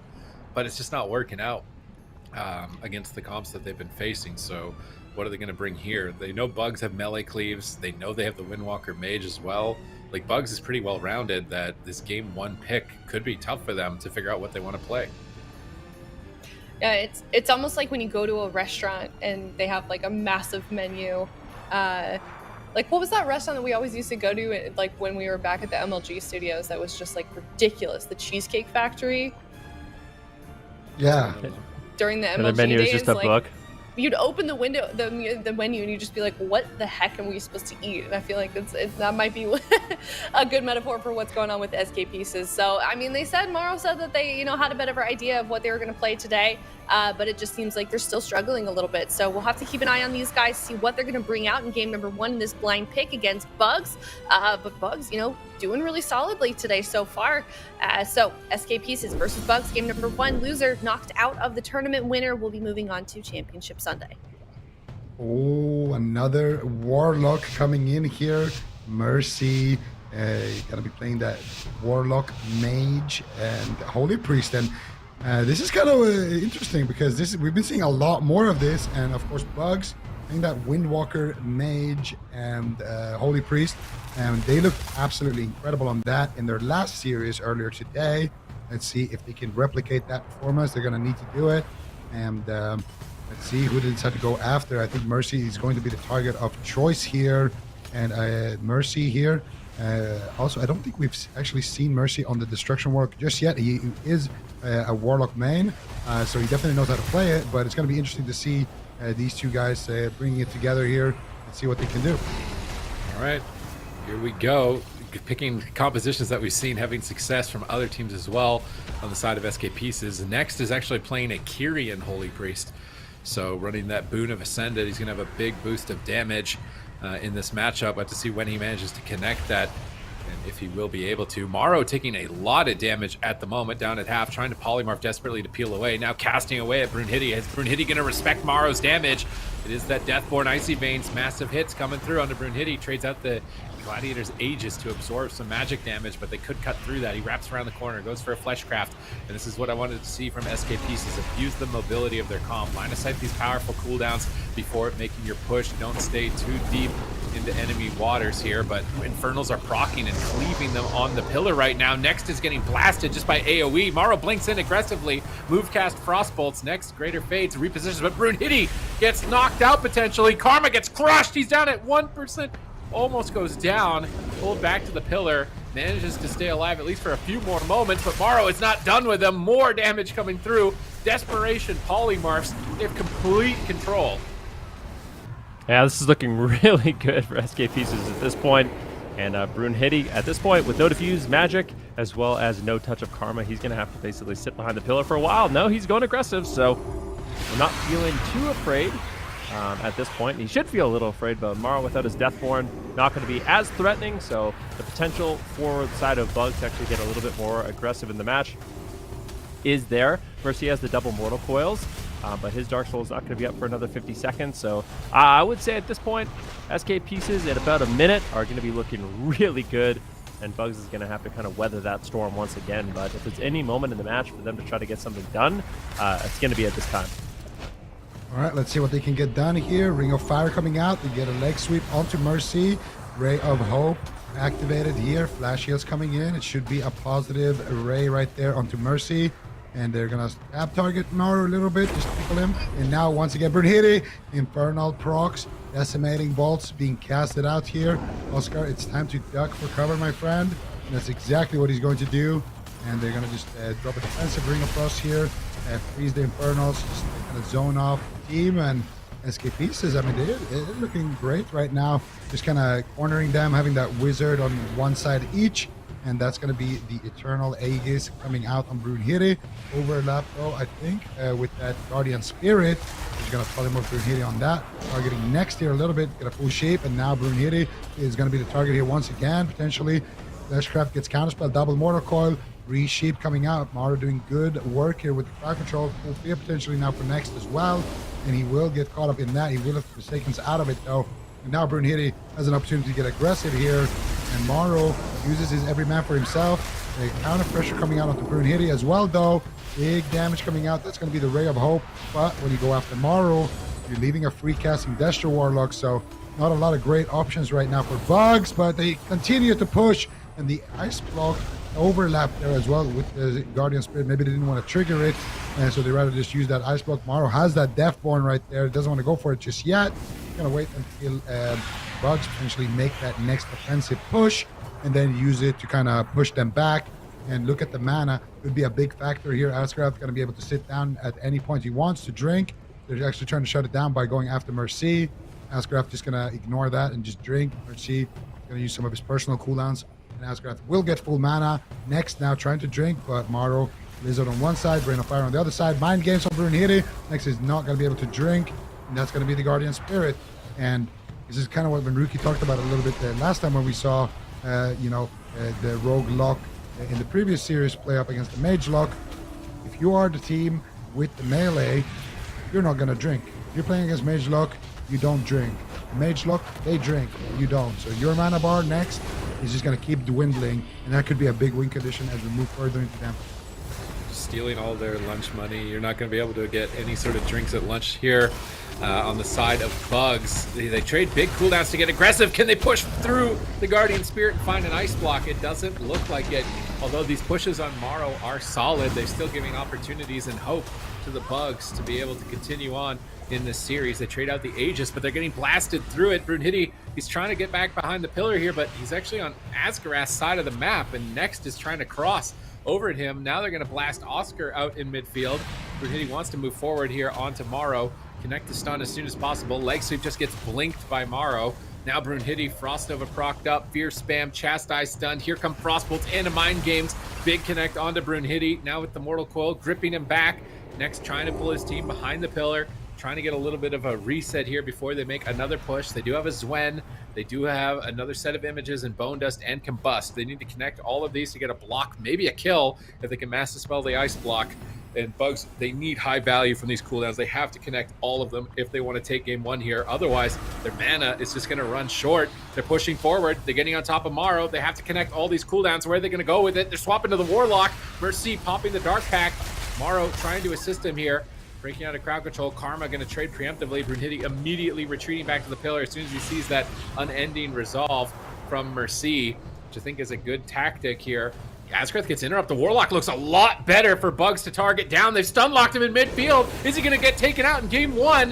Infernal gets called in, desperate to survive, trading out the Guardian Spirit, trying to Dark Soul and scare them away. Here comes the Decimating Bolt. Brunhilde gets gripped to the pillar. Will it be enough to get out of line of sight? Rolling to the other side of the pillar. Next has basically 0 mana left. Oscar needs to reset that Combust ASAP if they want to stay in this.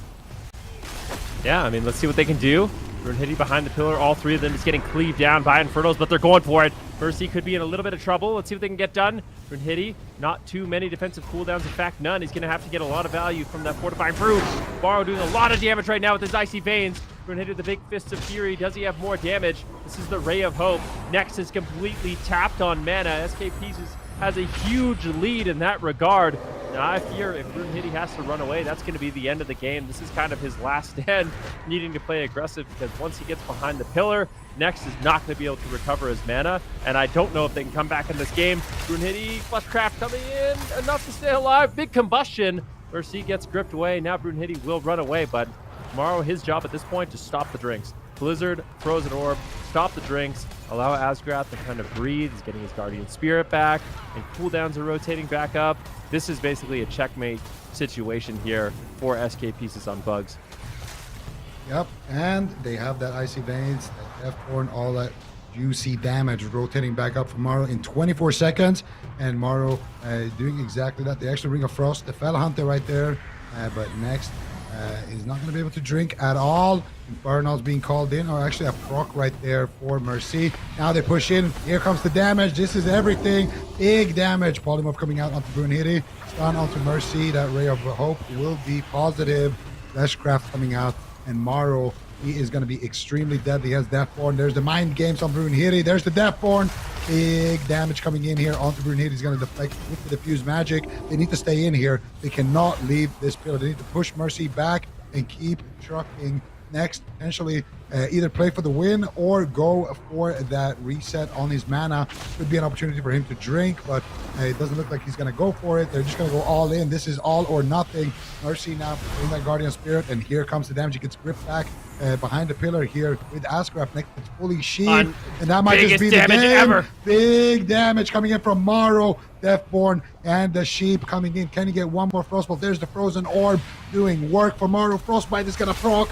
Big flurry combo, Ice Lance, and Morrow takes matters into his own hands.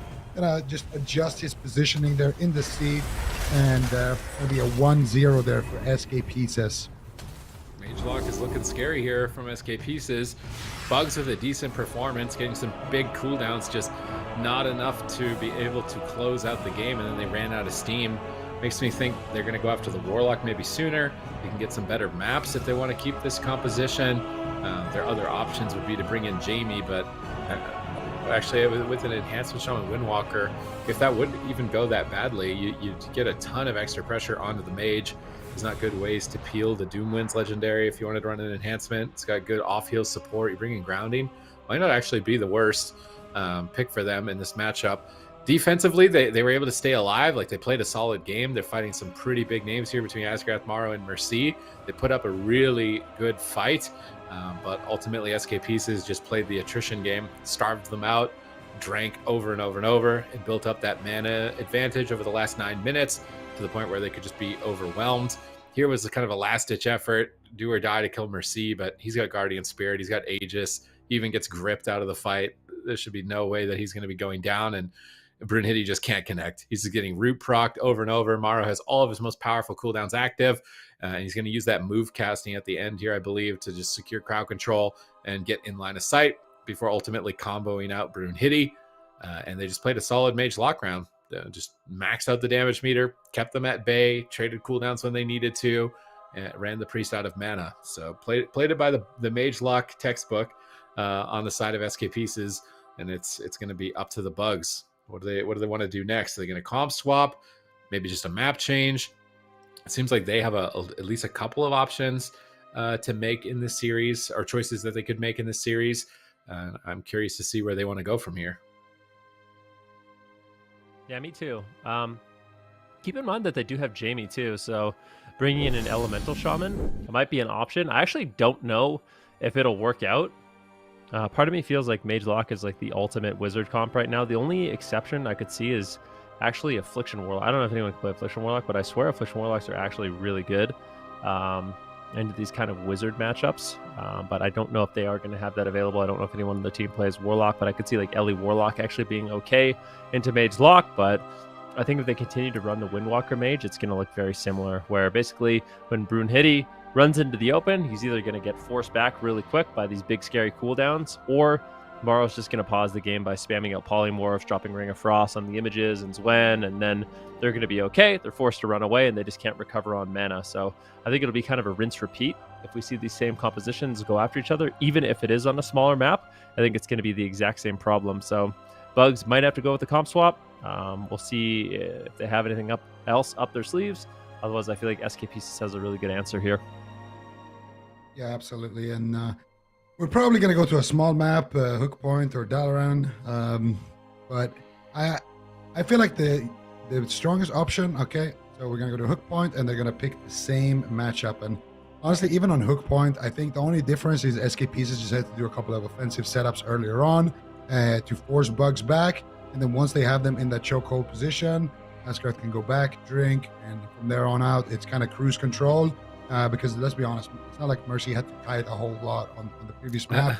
The nice thing, of course, about the smaller map is that there's less distance between, you and your target. So there's less, like crossbolts coming in and just damage coming in while you're making your way to the target. But, when you're dealing with Windwalker Monks, they just roll over to the target anyway and connect with that damage. So it didn't feel like Brunhilde had that many issues connecting to the target. It was more that once he connects to the target, because like when Rookie said, polymorph spam or counter pressure, and then he was forced off back to the pillar. So I don't think map is going to change too much in this matchup. And I don't know what options they have, but something I would like to see is maybe a bit of an old school strategy. Just play like, I don't know, like Windwalker. Like you have two options. Either you try to out-wizard the wizards on a big map or on any map, or you play like Windwalker and then like Asa Rogue. We've seen these kind of sit back, just try to not take damage, try to conserve your mana as much as possible. Kind of like how the move plays.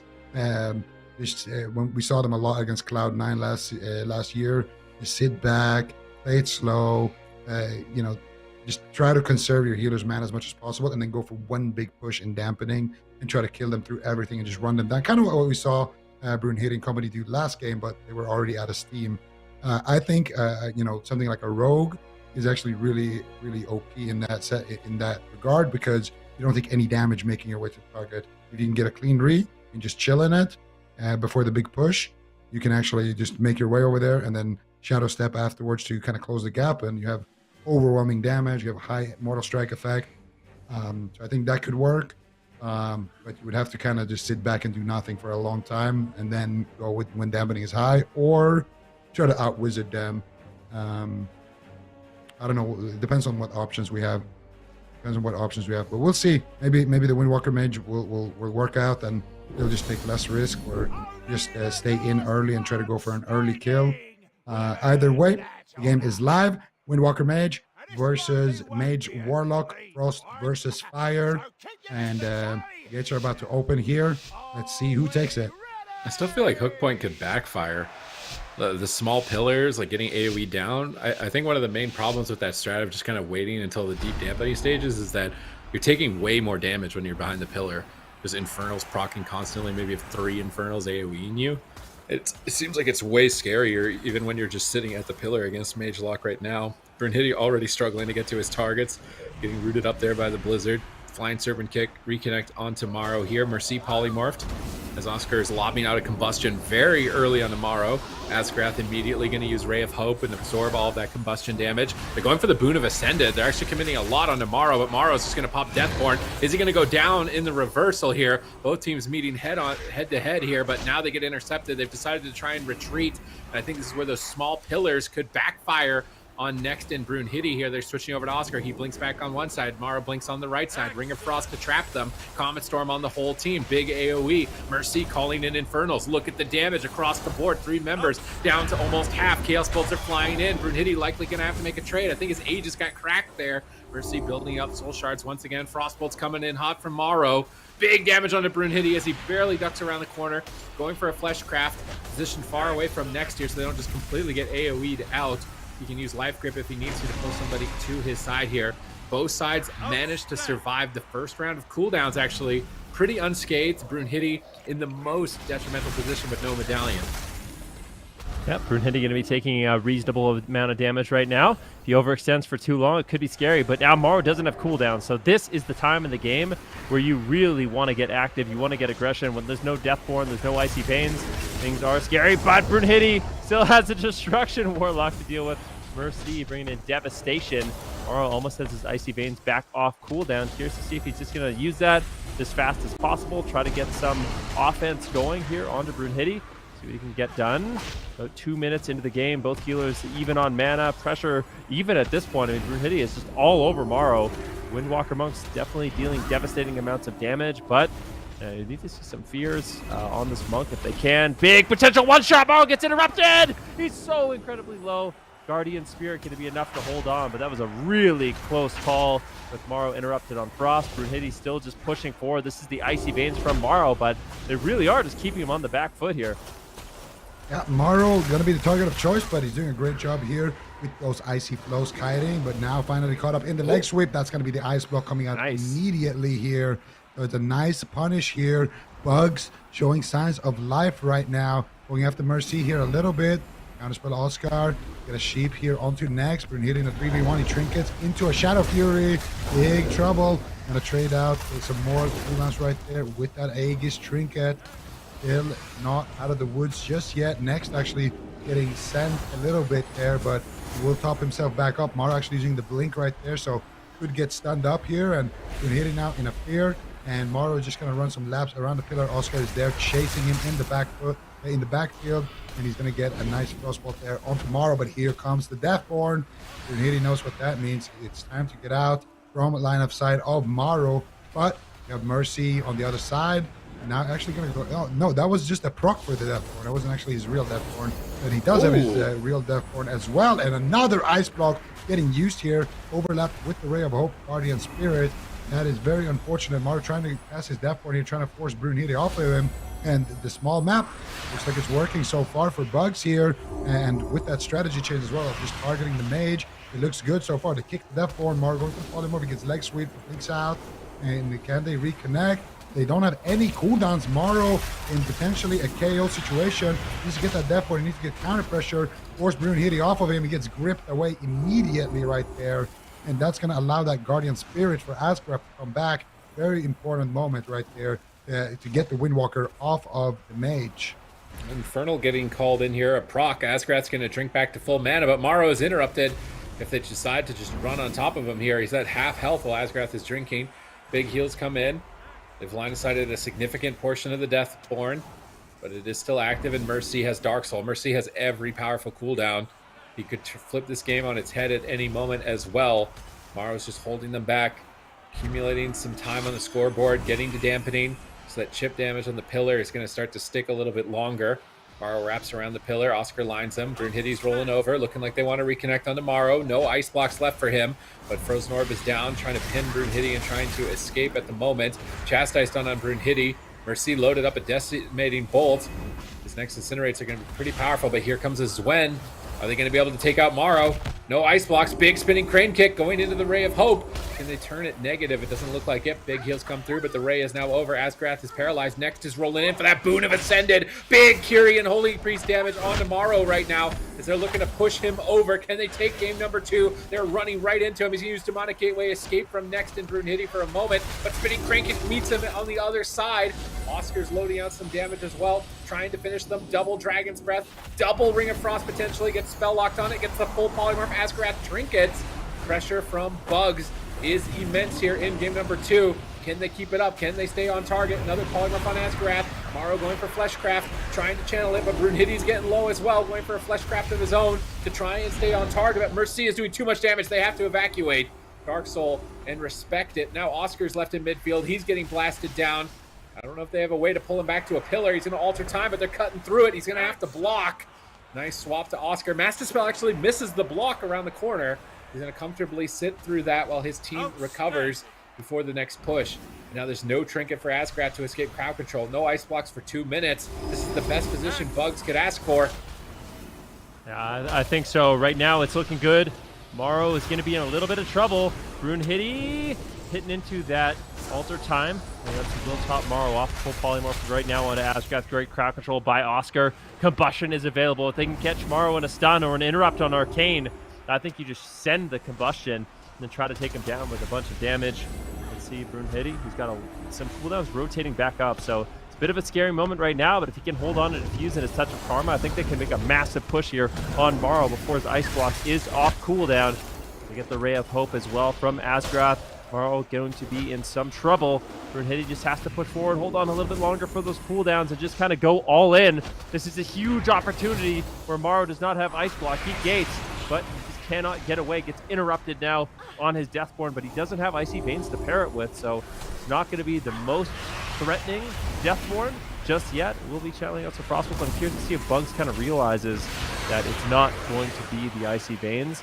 So Morrow's buying a lot of time with this right now, building up damage with that Deathborn. His Icy Veins coming off cooldown in around 20 seconds. So each one of these Frostbolts that Morrow channels out, even when they cleave, is a 1% increased spell damage for Morrow. So you can get up to 50, 60, 70% bonus spell damage. And then when you pull the trigger on that Veins, your damage is absolutely devastating. And that's what we're going to see.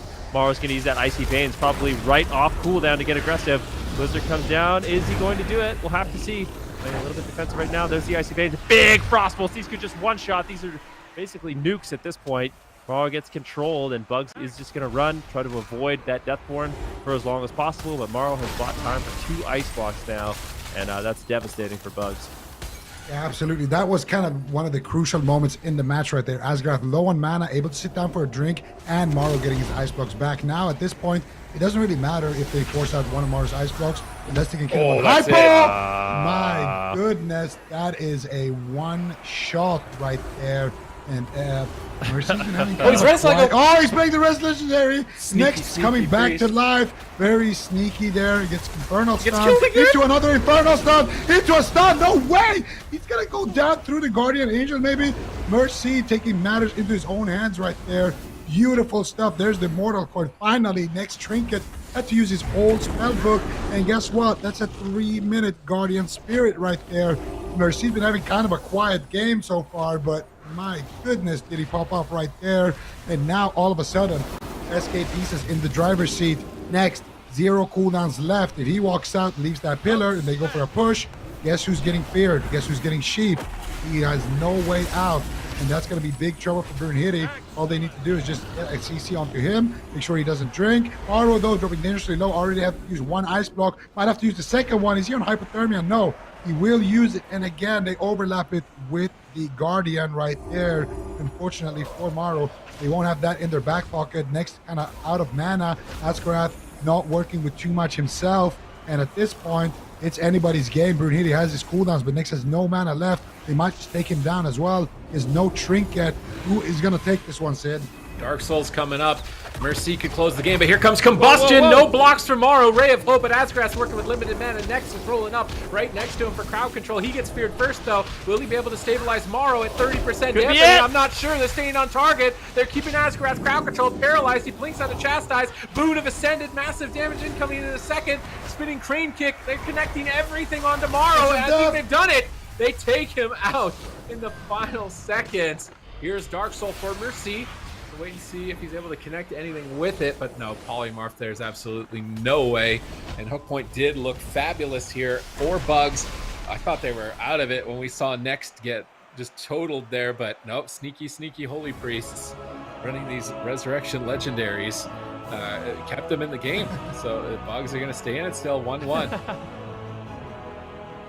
There's a really funny Holy Priest quote. I forget who said it exactly. He was like, yeah, the only thing I needed to do to win that game was literally come back from the dead. So, I mean, we saw it here again, that Res Legendary, huge value, because basically what it allows you to do is play really aggressive and reckless. This is actually a replay from the first game, so you can kind of wait on that one. But it allows you to play really aggressive and kind of reckless in these moments where maybe you don't have cooldowns or you don't want to have to trade out cooldowns. Next gets dropped. But right here, it's basically a moment where his team is immune to death.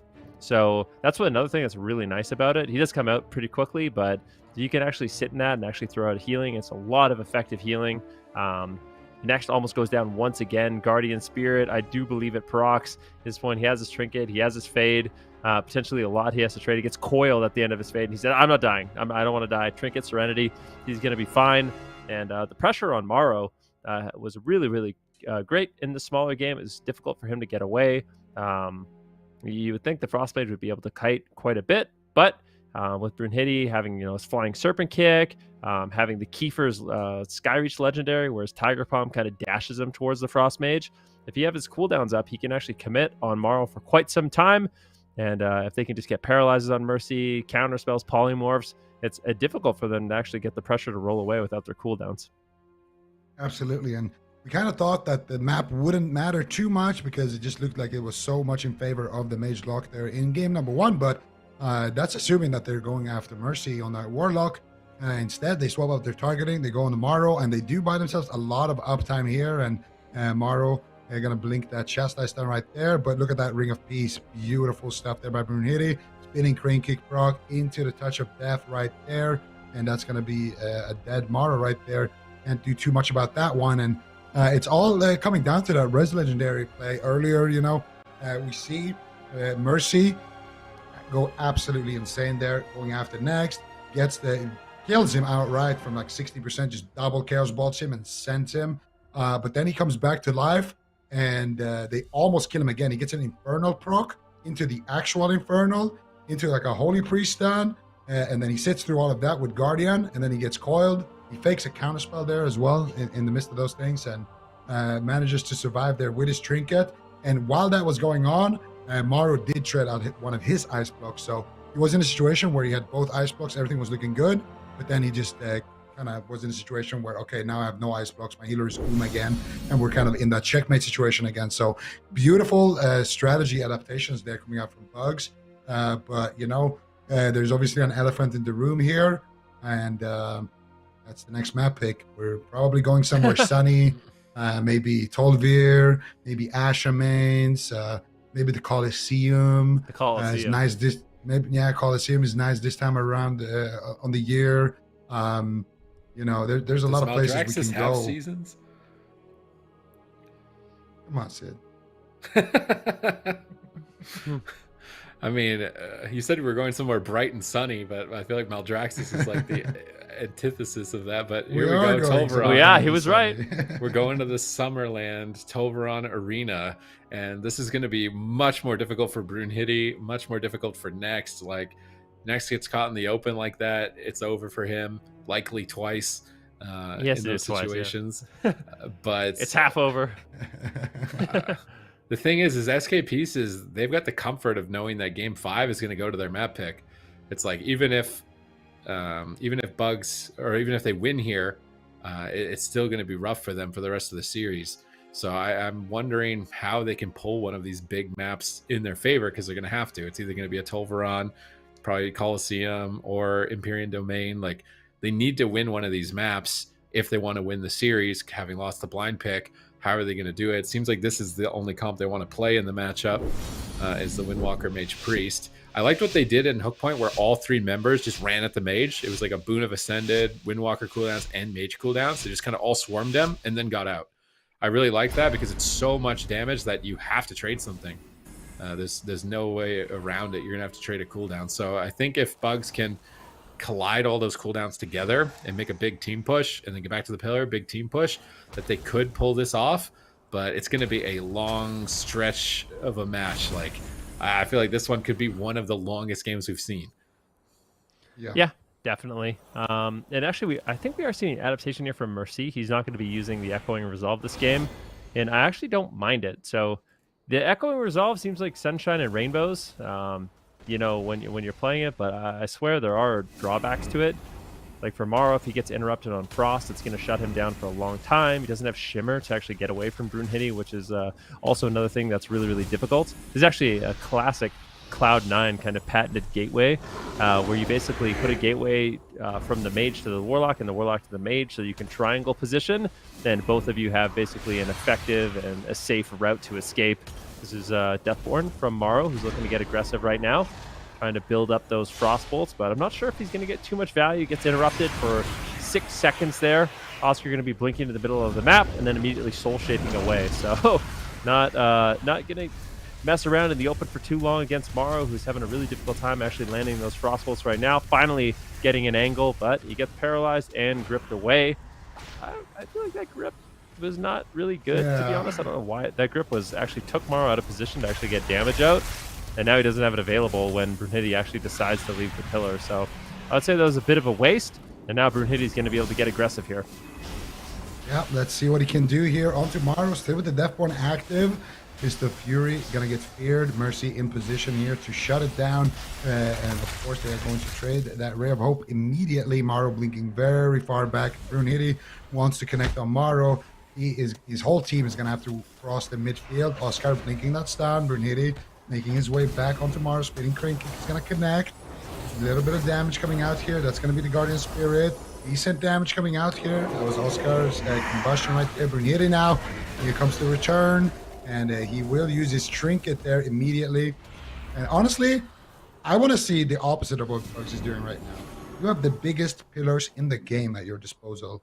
Just do nothing. Just, keep Brunhilde on one side, keep the rest of the team on one side. If Brunhilde gets caught in a bad spot, try to grip him and just play the long game. Like, try to conserve as much mana as possible. Next, just actually got a drink right there and just play to dampen. I think instead of going after Morrow, actually, wait for deep, I'm talking omega deep dampening, and then just send a big push and try to overwhelm, try to trade cooldowns, maybe go after Morrow. It could be scary. Morrow is taking a lot of damage activating his Gladiator's Emblem. Brunhilde is gonna reconnect here with the images. Gets feared, and gets coiled actually. Here on to next. He could potentially force something out. He has Touch of Karma in his back pocket, but I don't know how much it's going to be. They got the Eternal Aegis as well active right now. And it looks like Morrow will survive. Brunhilde should be forced away from Morrow. Big Chaos Bolts are coming in. Morrow going to get that Guardian Spirit. Incap onto Askarath. He's still pushing for it. Touch of Karma preemptively before the stun. Excellently done by Brunhilde. But one Chaos Bolt could connect here onto him. Morrow. It's kind of a race here. A game of chicken between Brunhilde and Morrow right now. And Morrow's just dragging him out in the open. I don't think Brunhilde is winning this one. There's mind games on him as well. And it's time to retreat here. Next mana. Still looking good, though. He's been healing through it efficient. Well, let's see if they can keep up the efficiency deep into dampening. We're almost at the 4-minute mark. Every game seems to be averaging around 10 minutes here between these teams. So not even halfway to the previous round. Although Next is doing a much better job of maintaining its mana than game number 1. And that actually might single-handedly be the difference between their ability to win this matchup. If they can steal this swing match, if they can steal a big map, they have a really good chance of winning the series. And this would be one of the biggest upsets we've seen in tournament play in some time, to see SK Pieces get knocked out by Bugs.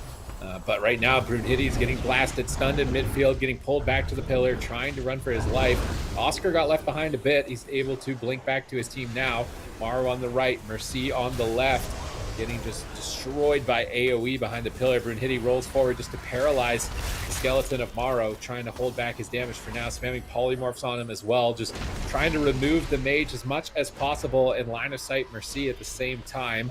And Next is patiently holding onto these flash shields. He's just faking them over and over, trying not to spend too much mana if he can. Looks like they're going after one of the pets in the back here, the Kevin, just trying to get rid of whatever they can to maybe try and drink, but I don't know if that will ever. Oh no, the AoE frost bolts. Look at the cleave. He's stacked up so many stacks of that Deathborn. They're going to charge out anyways and go after Morrow, managing to actually push him away. They're not going to be bullied at that pillar forever. Brunhilde caught into a Mortal Coil though. Mercy Mortal Coiling Next far away. He's going to trade out that Aegis to stay on Morrow. Spinning Crane Kick. Morrow going to blink it. He blinks before the leg sweep though. If Brunhilde can connect to, he's got leg sweep images. Maybe they can get a block, maybe a kill here if they're not careful. Brunhilde just needs to pull the trigger on it. When's he gonna go for it? Morrow blinks again. Looks like he might not even be playing Blink Stun this game. Might be playing the Shimmer as he is able to blink so frequently. Brunhilde sitting at the pillar, waiting for an opportunity. Next going for a very early Symbol of Hope. Trying to get a little bit of regen, some cooldown cycling for his team as well. Brunhilde down to half, trying to get aggressive on Morrow and Tolvaron now at almost the 6-minute mark, just over the halfway of last game's duration. Can he stay on Morrow? They haven't gotten any major cooldowns. They stun him up. Morrow manages to break out and then turn it around. Look at the damage on Brunhilde, almost going down there. He wasn't able to anticipate that stun removal. He might just be dead. Tries to reconnect. Mercy intercepts with the Mortal Coil. Brunhilde still playing aggressive on Morrow, rolling over to him, trying to force an ice block. Now intercepted by Infernal Stun. Likely going to be a Dark Soul here in the near future. Decimating Bolt. Brunhilde, this is a risky gamble to go out right now. Yeah, I mean, it definitely is. And he's decided not even to take the risk. He's just going to be line of sighting. Big Infernals, though. Oh They're all God. rotting down. Next, what are you going to do to handle this situation? Oscar blinks into the open. How? Where's this damage coming from? I mean, Morrow's not even getting cast off right now. Mercy's just killing everybody. Big Chaos Bolts. Brunhilde is forced to use the Diffuse Magic, but he's still just going for it. But Oscar's got no Ice Block.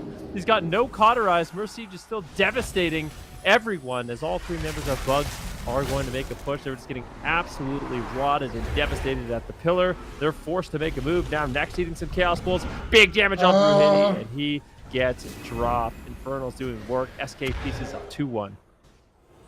Where did all that damage come from? I think Mercy procced an Infernal. Yeah, yeah. I think he just procced a billion Infernals at the pillar, and then at the end when they got the kill, he also procced an Infernal that kind of set up the kill for them. So, yeah, it's nice and sunny in Tolvir Arena, and SK Pieces. They're gonna take that one with the Mage Warlock. Seems kind of hard to pillar against that, actually, with the Rain of Fire spam and the Infernals rocking all over, but it didn't really feel like they had a good option offensively either. Like chasing Morrow kind of almost seemed hopeless. We're gonna see it here on the replay. Also, one Infernal procs, and that's a Comet Storm doing some work there for Morrow, and Rain of Fire, Blizzard. You can see it ticking there together onto everybody. Mercy actually activated this Dark Soul here and drops more Rain of Fire. That's going to proc another Infernal, and that was his actual Infernal there, I do believe. No, that's actually just that. It is his actual Infernal, and so many. There's three of them another chasing one. Brunhilde right now. Four of them chasing Brunhilde. He's got a little gang of Infernals just like walking up on Brunhilde. Like, I feel so. The green ones are his, and the purple ones are the procs. And he had, I think, 2 procs and one and his actual ones. And then here, wait for it. Boom. Another Infernal. One. Another It's one. exactly when Morrow casts a shadow. Look at Morrow, he's like, oh, cool. Scratching his chin. He's like, all right then. Seems good. That was a good timing on that one. And Mage Warlock seems kind of difficult actually to pillar against a Dark Soul Rain of Fire spam. Yeah, you actually can't pillar against them. So, how do you win on a large map? That's a great question. Question of the day. I mean, if they manage, I'm sure they're trying to figure that out too. They might not even win on a small map.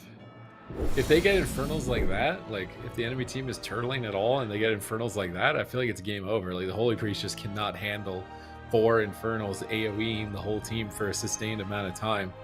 So it's looking rough for Bugs. SK Pieces could even change comp if they want to on a small map, and then just pocket pick the Mage Lock later if they want to experiment with something else.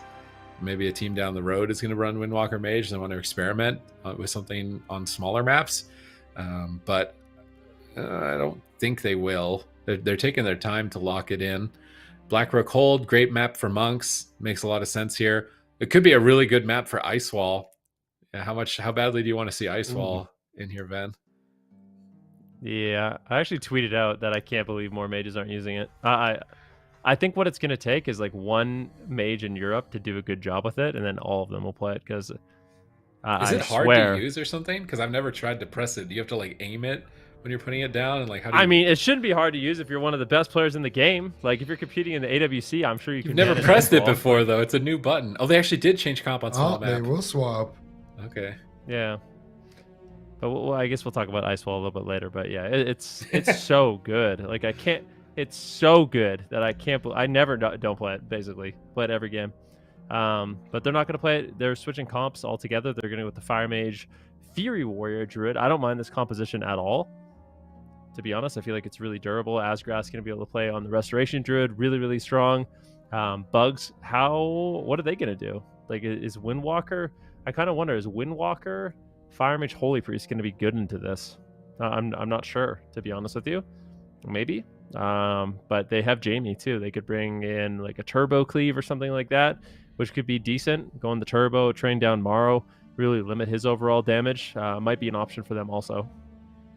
There's two things to this. Like, there's one part of me that says, well, this is kind of what, you know, when Morrow played with Looney and company, this is kind of what they did. They would just play, they would have an answer for every single map. They would just take a small map and just flip it on its head and turn it into an advantage. So that part of my brain kind of likes it. But whenever I'm watching Mage Lock, the C9 part of my brain doesn't like it. I feel like Mage Lock, if you have them in that matchup, I feel like the Mage Lock is just so OP, you know, like you can just win even on the small map. If you do like little tweaks, like there's got to be something that you can change up, you know. Even on the small map last time, they killed the Holy Priest. They almost killed him twice, as a matter of fact. So I feel like that game, that wasn't a bad game, and I feel like when you have the winning matchup, it's nice to be forced to swap off of it. But at the same time, I mean, SK Pieces, these guys are absolutely incredible when it comes to that Mage Warrior. They looked insane with it, and it's gonna be a Mage Warrior Holy Priest versus a Mage Warrior Druid. Actually, I don't mind it. I think it's gonna be a pretty close one. Like, how much do we know about Brunhilde Warrior? Is this because he's going up against Mercy and Warrior? Mercy had an insane season last year, with, you know, most of his games being Warrior, Shadow Priest, Shaman, with Valet and Lontar. So we know Mercy has the reps on Warrior now. Brunhilde on Warrior, he's been holding it down in the mug, but I'm just not sure how good he is on it, because he's gonna need to perform now, and he's gonna have to kind of jump in cold as well. Whereas Mercy, at least have had some games today on it. I'm not sure, to be honest.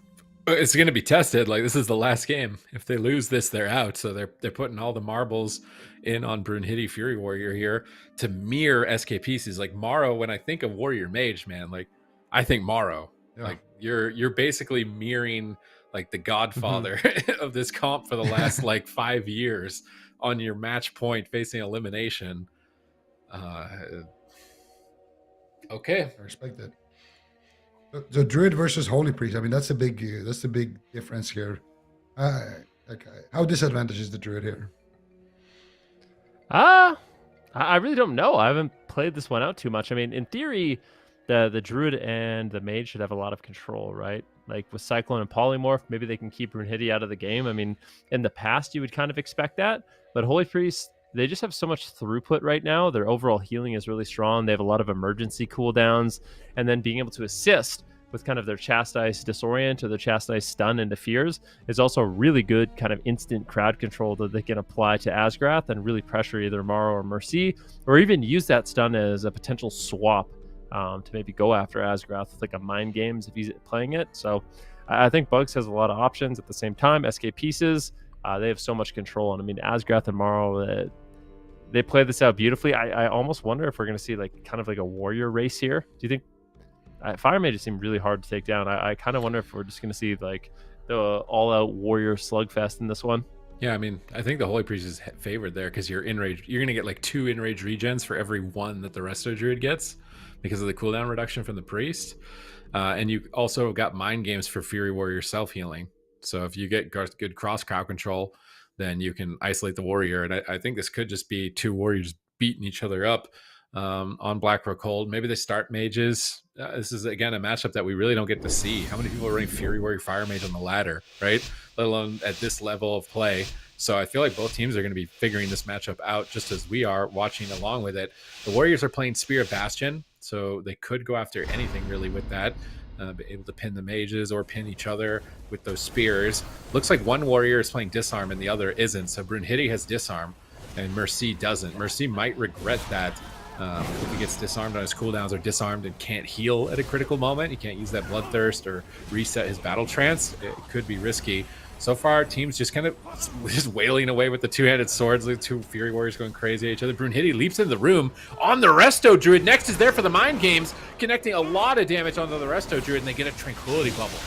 That was like nothing. They get a Tranquility Bubble pretty much off of nothing onto Asgarath. If they keep doing those Druid swaps, it's going to be really scary. But in the meantime, Next gets polymorphed. Oscar gets bashed. Mercy is tearing in. They could get a caught block here, potentially. Trying to cut him down. Rallying Cry comes through. The last second of a Cauterize will trigger. Next is still Cyclone. Oh, Ice block has been forced. Where's the Shattering point. Throw? He's going for the Shattering Throw. Shattering Throw. Oscar could go down. It's match point here for Bugs. Dragon's Breath on the whole team. Next barely gets a heal in time. Oscar manages to recover. Bugs need to stay alive to that next Spirit Bastion. They have to connect a Mind Games Combustion Spirit Bastion on Askarath if they want to win this. Can they manage to get there before going down? Brunhilde's already on Askarath, trying to get ready for the setup. Next is caught in a Frost Nova, though. He can't get over there. He has to trinket out of crowd goal. Trinkets into a full fear. Oscar is left alone. He needs Brunhilde to come back. Brunhilde disarming Mercy, trying to slow down the assault for now. He's line of sighting Morrow in the room. Next is trying to get there. Ring of Frost is blocking his path. Polymorph Mercy in the room.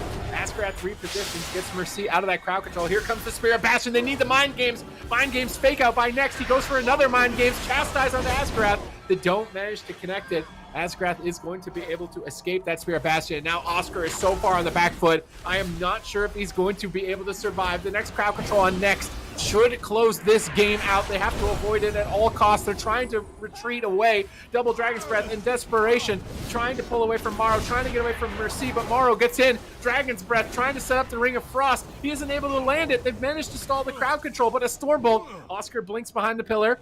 Morrow polymorphing up Brunhilde, getting control of the fight for now, but a counterspell now onto Next. If they have any damage for Oscar, it could be lights out. Full polymorph. Mercy all over Oscar right now. Disarm about to end. Recklessness coming off cooldown soon. Spirit Bastion coming off cooldown soon. Oscar down to half with no comp, no block. They're going after Askarath once again. Can they take him out through the Gladiator's Aegis and stay alive in the tournament? It looks like no. Askarath blocks yet another attempt at his life. And Morrow is trying to get aggressive with that combustion. Not able to find a target, though. Oscar line of sighting with the Spirit Bastion. Waiting for Next. Next is still polymorphed. Crowd control after crowd control. Now a full polymorph. Oscar blinks back into center field. Big shield up onto him after that blink. Trying to line of sight. Dragon's Breath the Cyclone. Trying to slow down some of the crowd control for Next to get back to his side and assist him. These swaps to the Druid, even though they're not getting kills, are taxing Asgarath's mana. He's actually almost out of mana if they can keep this up. Yeah, I mean, this is really interesting the way this one is playing out. Asgarath right now sitting down for a drink.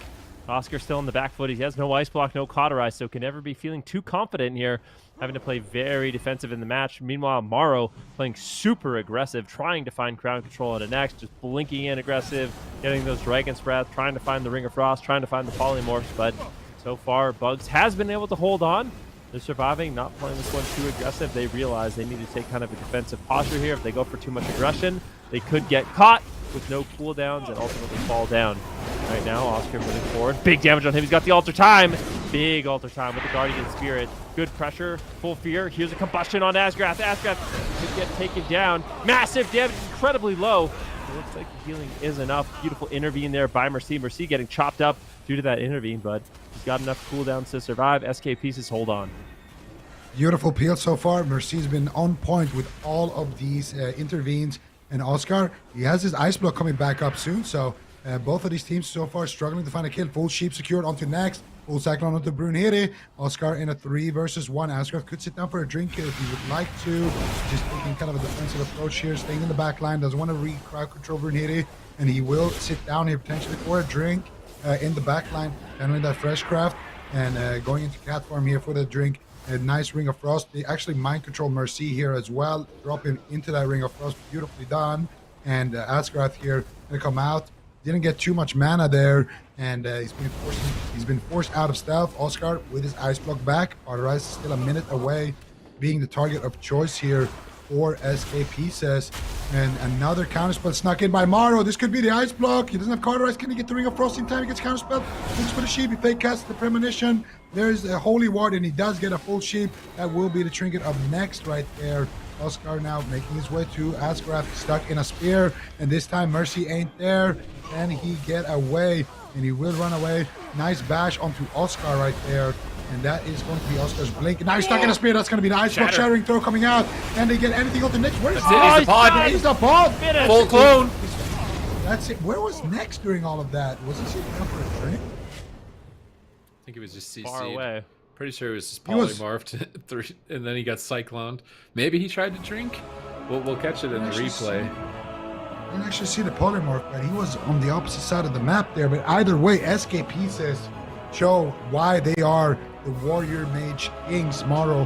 He's calling the, what do you call him, the grandfather of Warrior Mage, the godfather of Warrior Mage. He's been holding it down for a long time right now with this composition. This is his go-to pick, and with the Mirror Druid versus Holy Priest, they're able to take the win, and that's going to be really nice for them because they need the points here. They're a stacked roster. It's one of the rosters that we really expect to do great things. And they will be moving on to Championship Sunday. Yeah, really good aggression on Asgrath. I really like their kill attempts. There's actually some secret kind of tech I wanted to bring up. I'll mention after this, but so SKPs at this point in the game, I mean, this is where Oscar almost has his ice block back off cooldown. They feel like maybe they've weathered the storm. We still have that immunity, so we can potentially get aggressive. We can see where next is positioned. So Oscar, I believe, moves forward here to try to slow down any drinks from Asgrath as he's very defensively postured. We'll see exactly how this goes. Oscar in the middle of the map right now. Ice block now off of cooldown. There's just been great pressure on Oscar the entire game. He's had to play really defensive. Getting crowd control on Asgrath really wasn't an option. So that's why they decided to just do setups on the Druid instead of actually trying to go for crowd control. But fortunately, it just didn't work out too well. Once again, Oscar blinks over. They try to get the Spear of Bastion. Big setup potential here on Asgrath with the Bark Skin, with the Overgrowth. Seems like it's going to be more than enough for them to survive.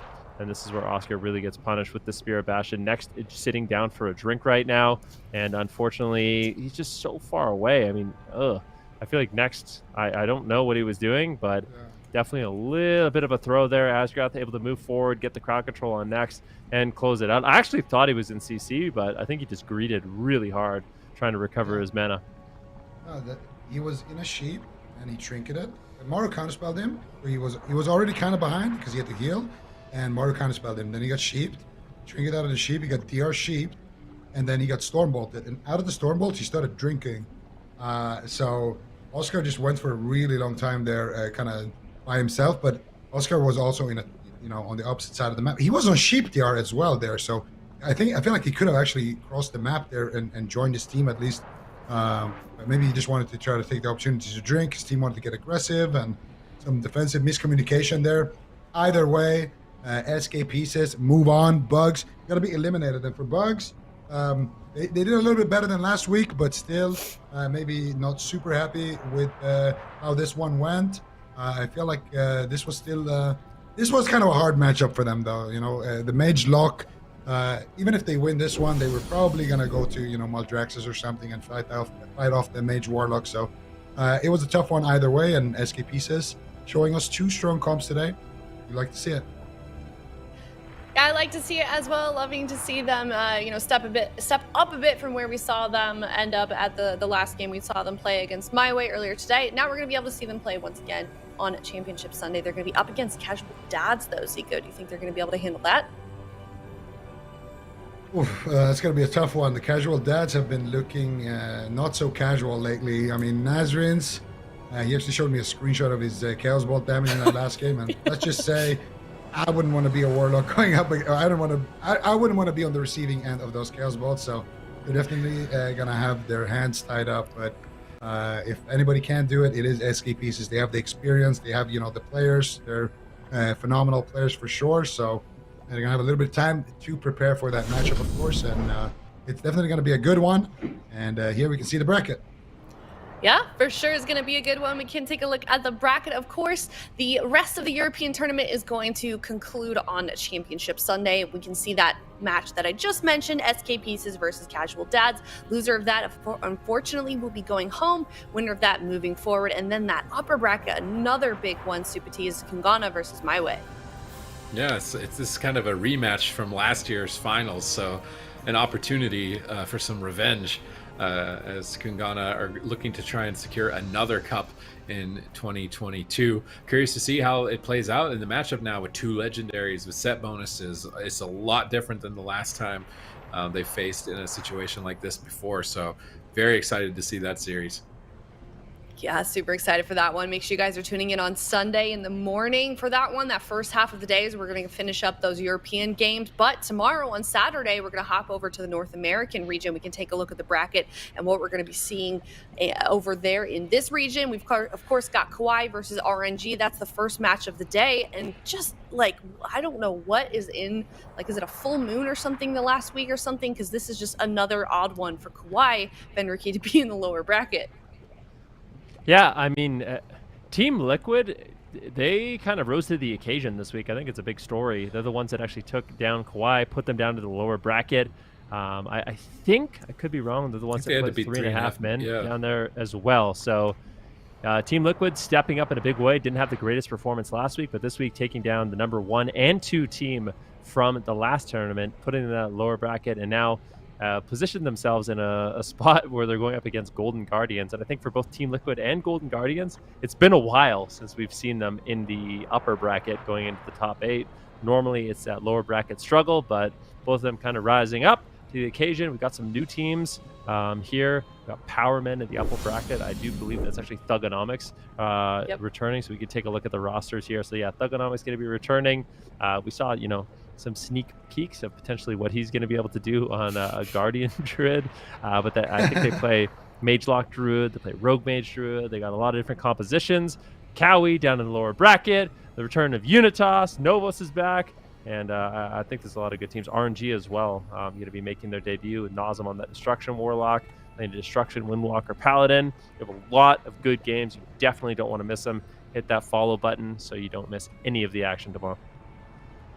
Absolutely. You guys definitely want to be tuning in for Saturday's games. Just like Europe, North America is seriously ramping up. Lots of really good new teams, lots of returning teams that are, ramping up a little bit in terms of performance, as we just saw taking a look at that bracket. So I can't wait for this. I really hope we get to see like Thugbear and Team Liquid versus Golden Guardians. That's going to be huge. So for sure, make sure you guys are tuning in for North America. But Super T's favorite game of the day. Favorite game of the day. How do you think it went? Oh, for today or for NA? Well, I mean, for today, but if there's one that you want to talk about for North America instead tomorrow that you're looking forward to, that's fine too. I really like that final round with where Nazrim's got like a little bit of a return fire on Swapsy, like just coming up behind him, just huge chaos bolt. Like that was like the most unexpected moment I feel like of all day. So yeah, Nazrin's just was a really big treat to watch. Feels like he's on the come up for this tournament season on the casual dads, and they're playing like a composition that nobody else is playing. Like no one's running Rogue Lock, so it's nice to see. I would love to have an MVP of the day, and then at the end of the day, you could say that they're the MVP of the whole day. And I feel like that would be Nazrim's today if we had a segment like that. What do you guys think? It's hard because I feel like Clyde played insane too.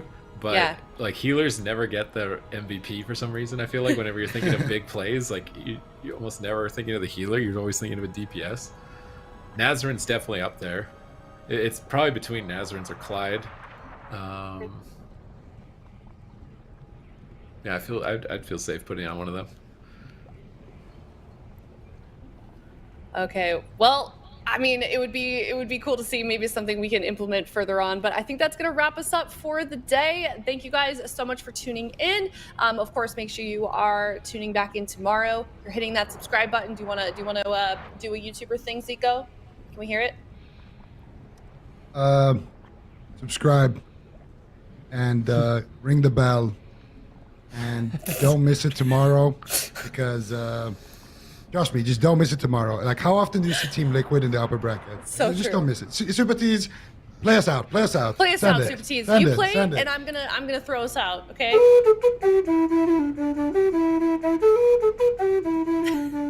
All right. See you guys tomorrow. YouTube.com/Warcraft. Same time, same place. Subscribe here. Follow us on Twitter, and we'll see you guys later. Have a good day.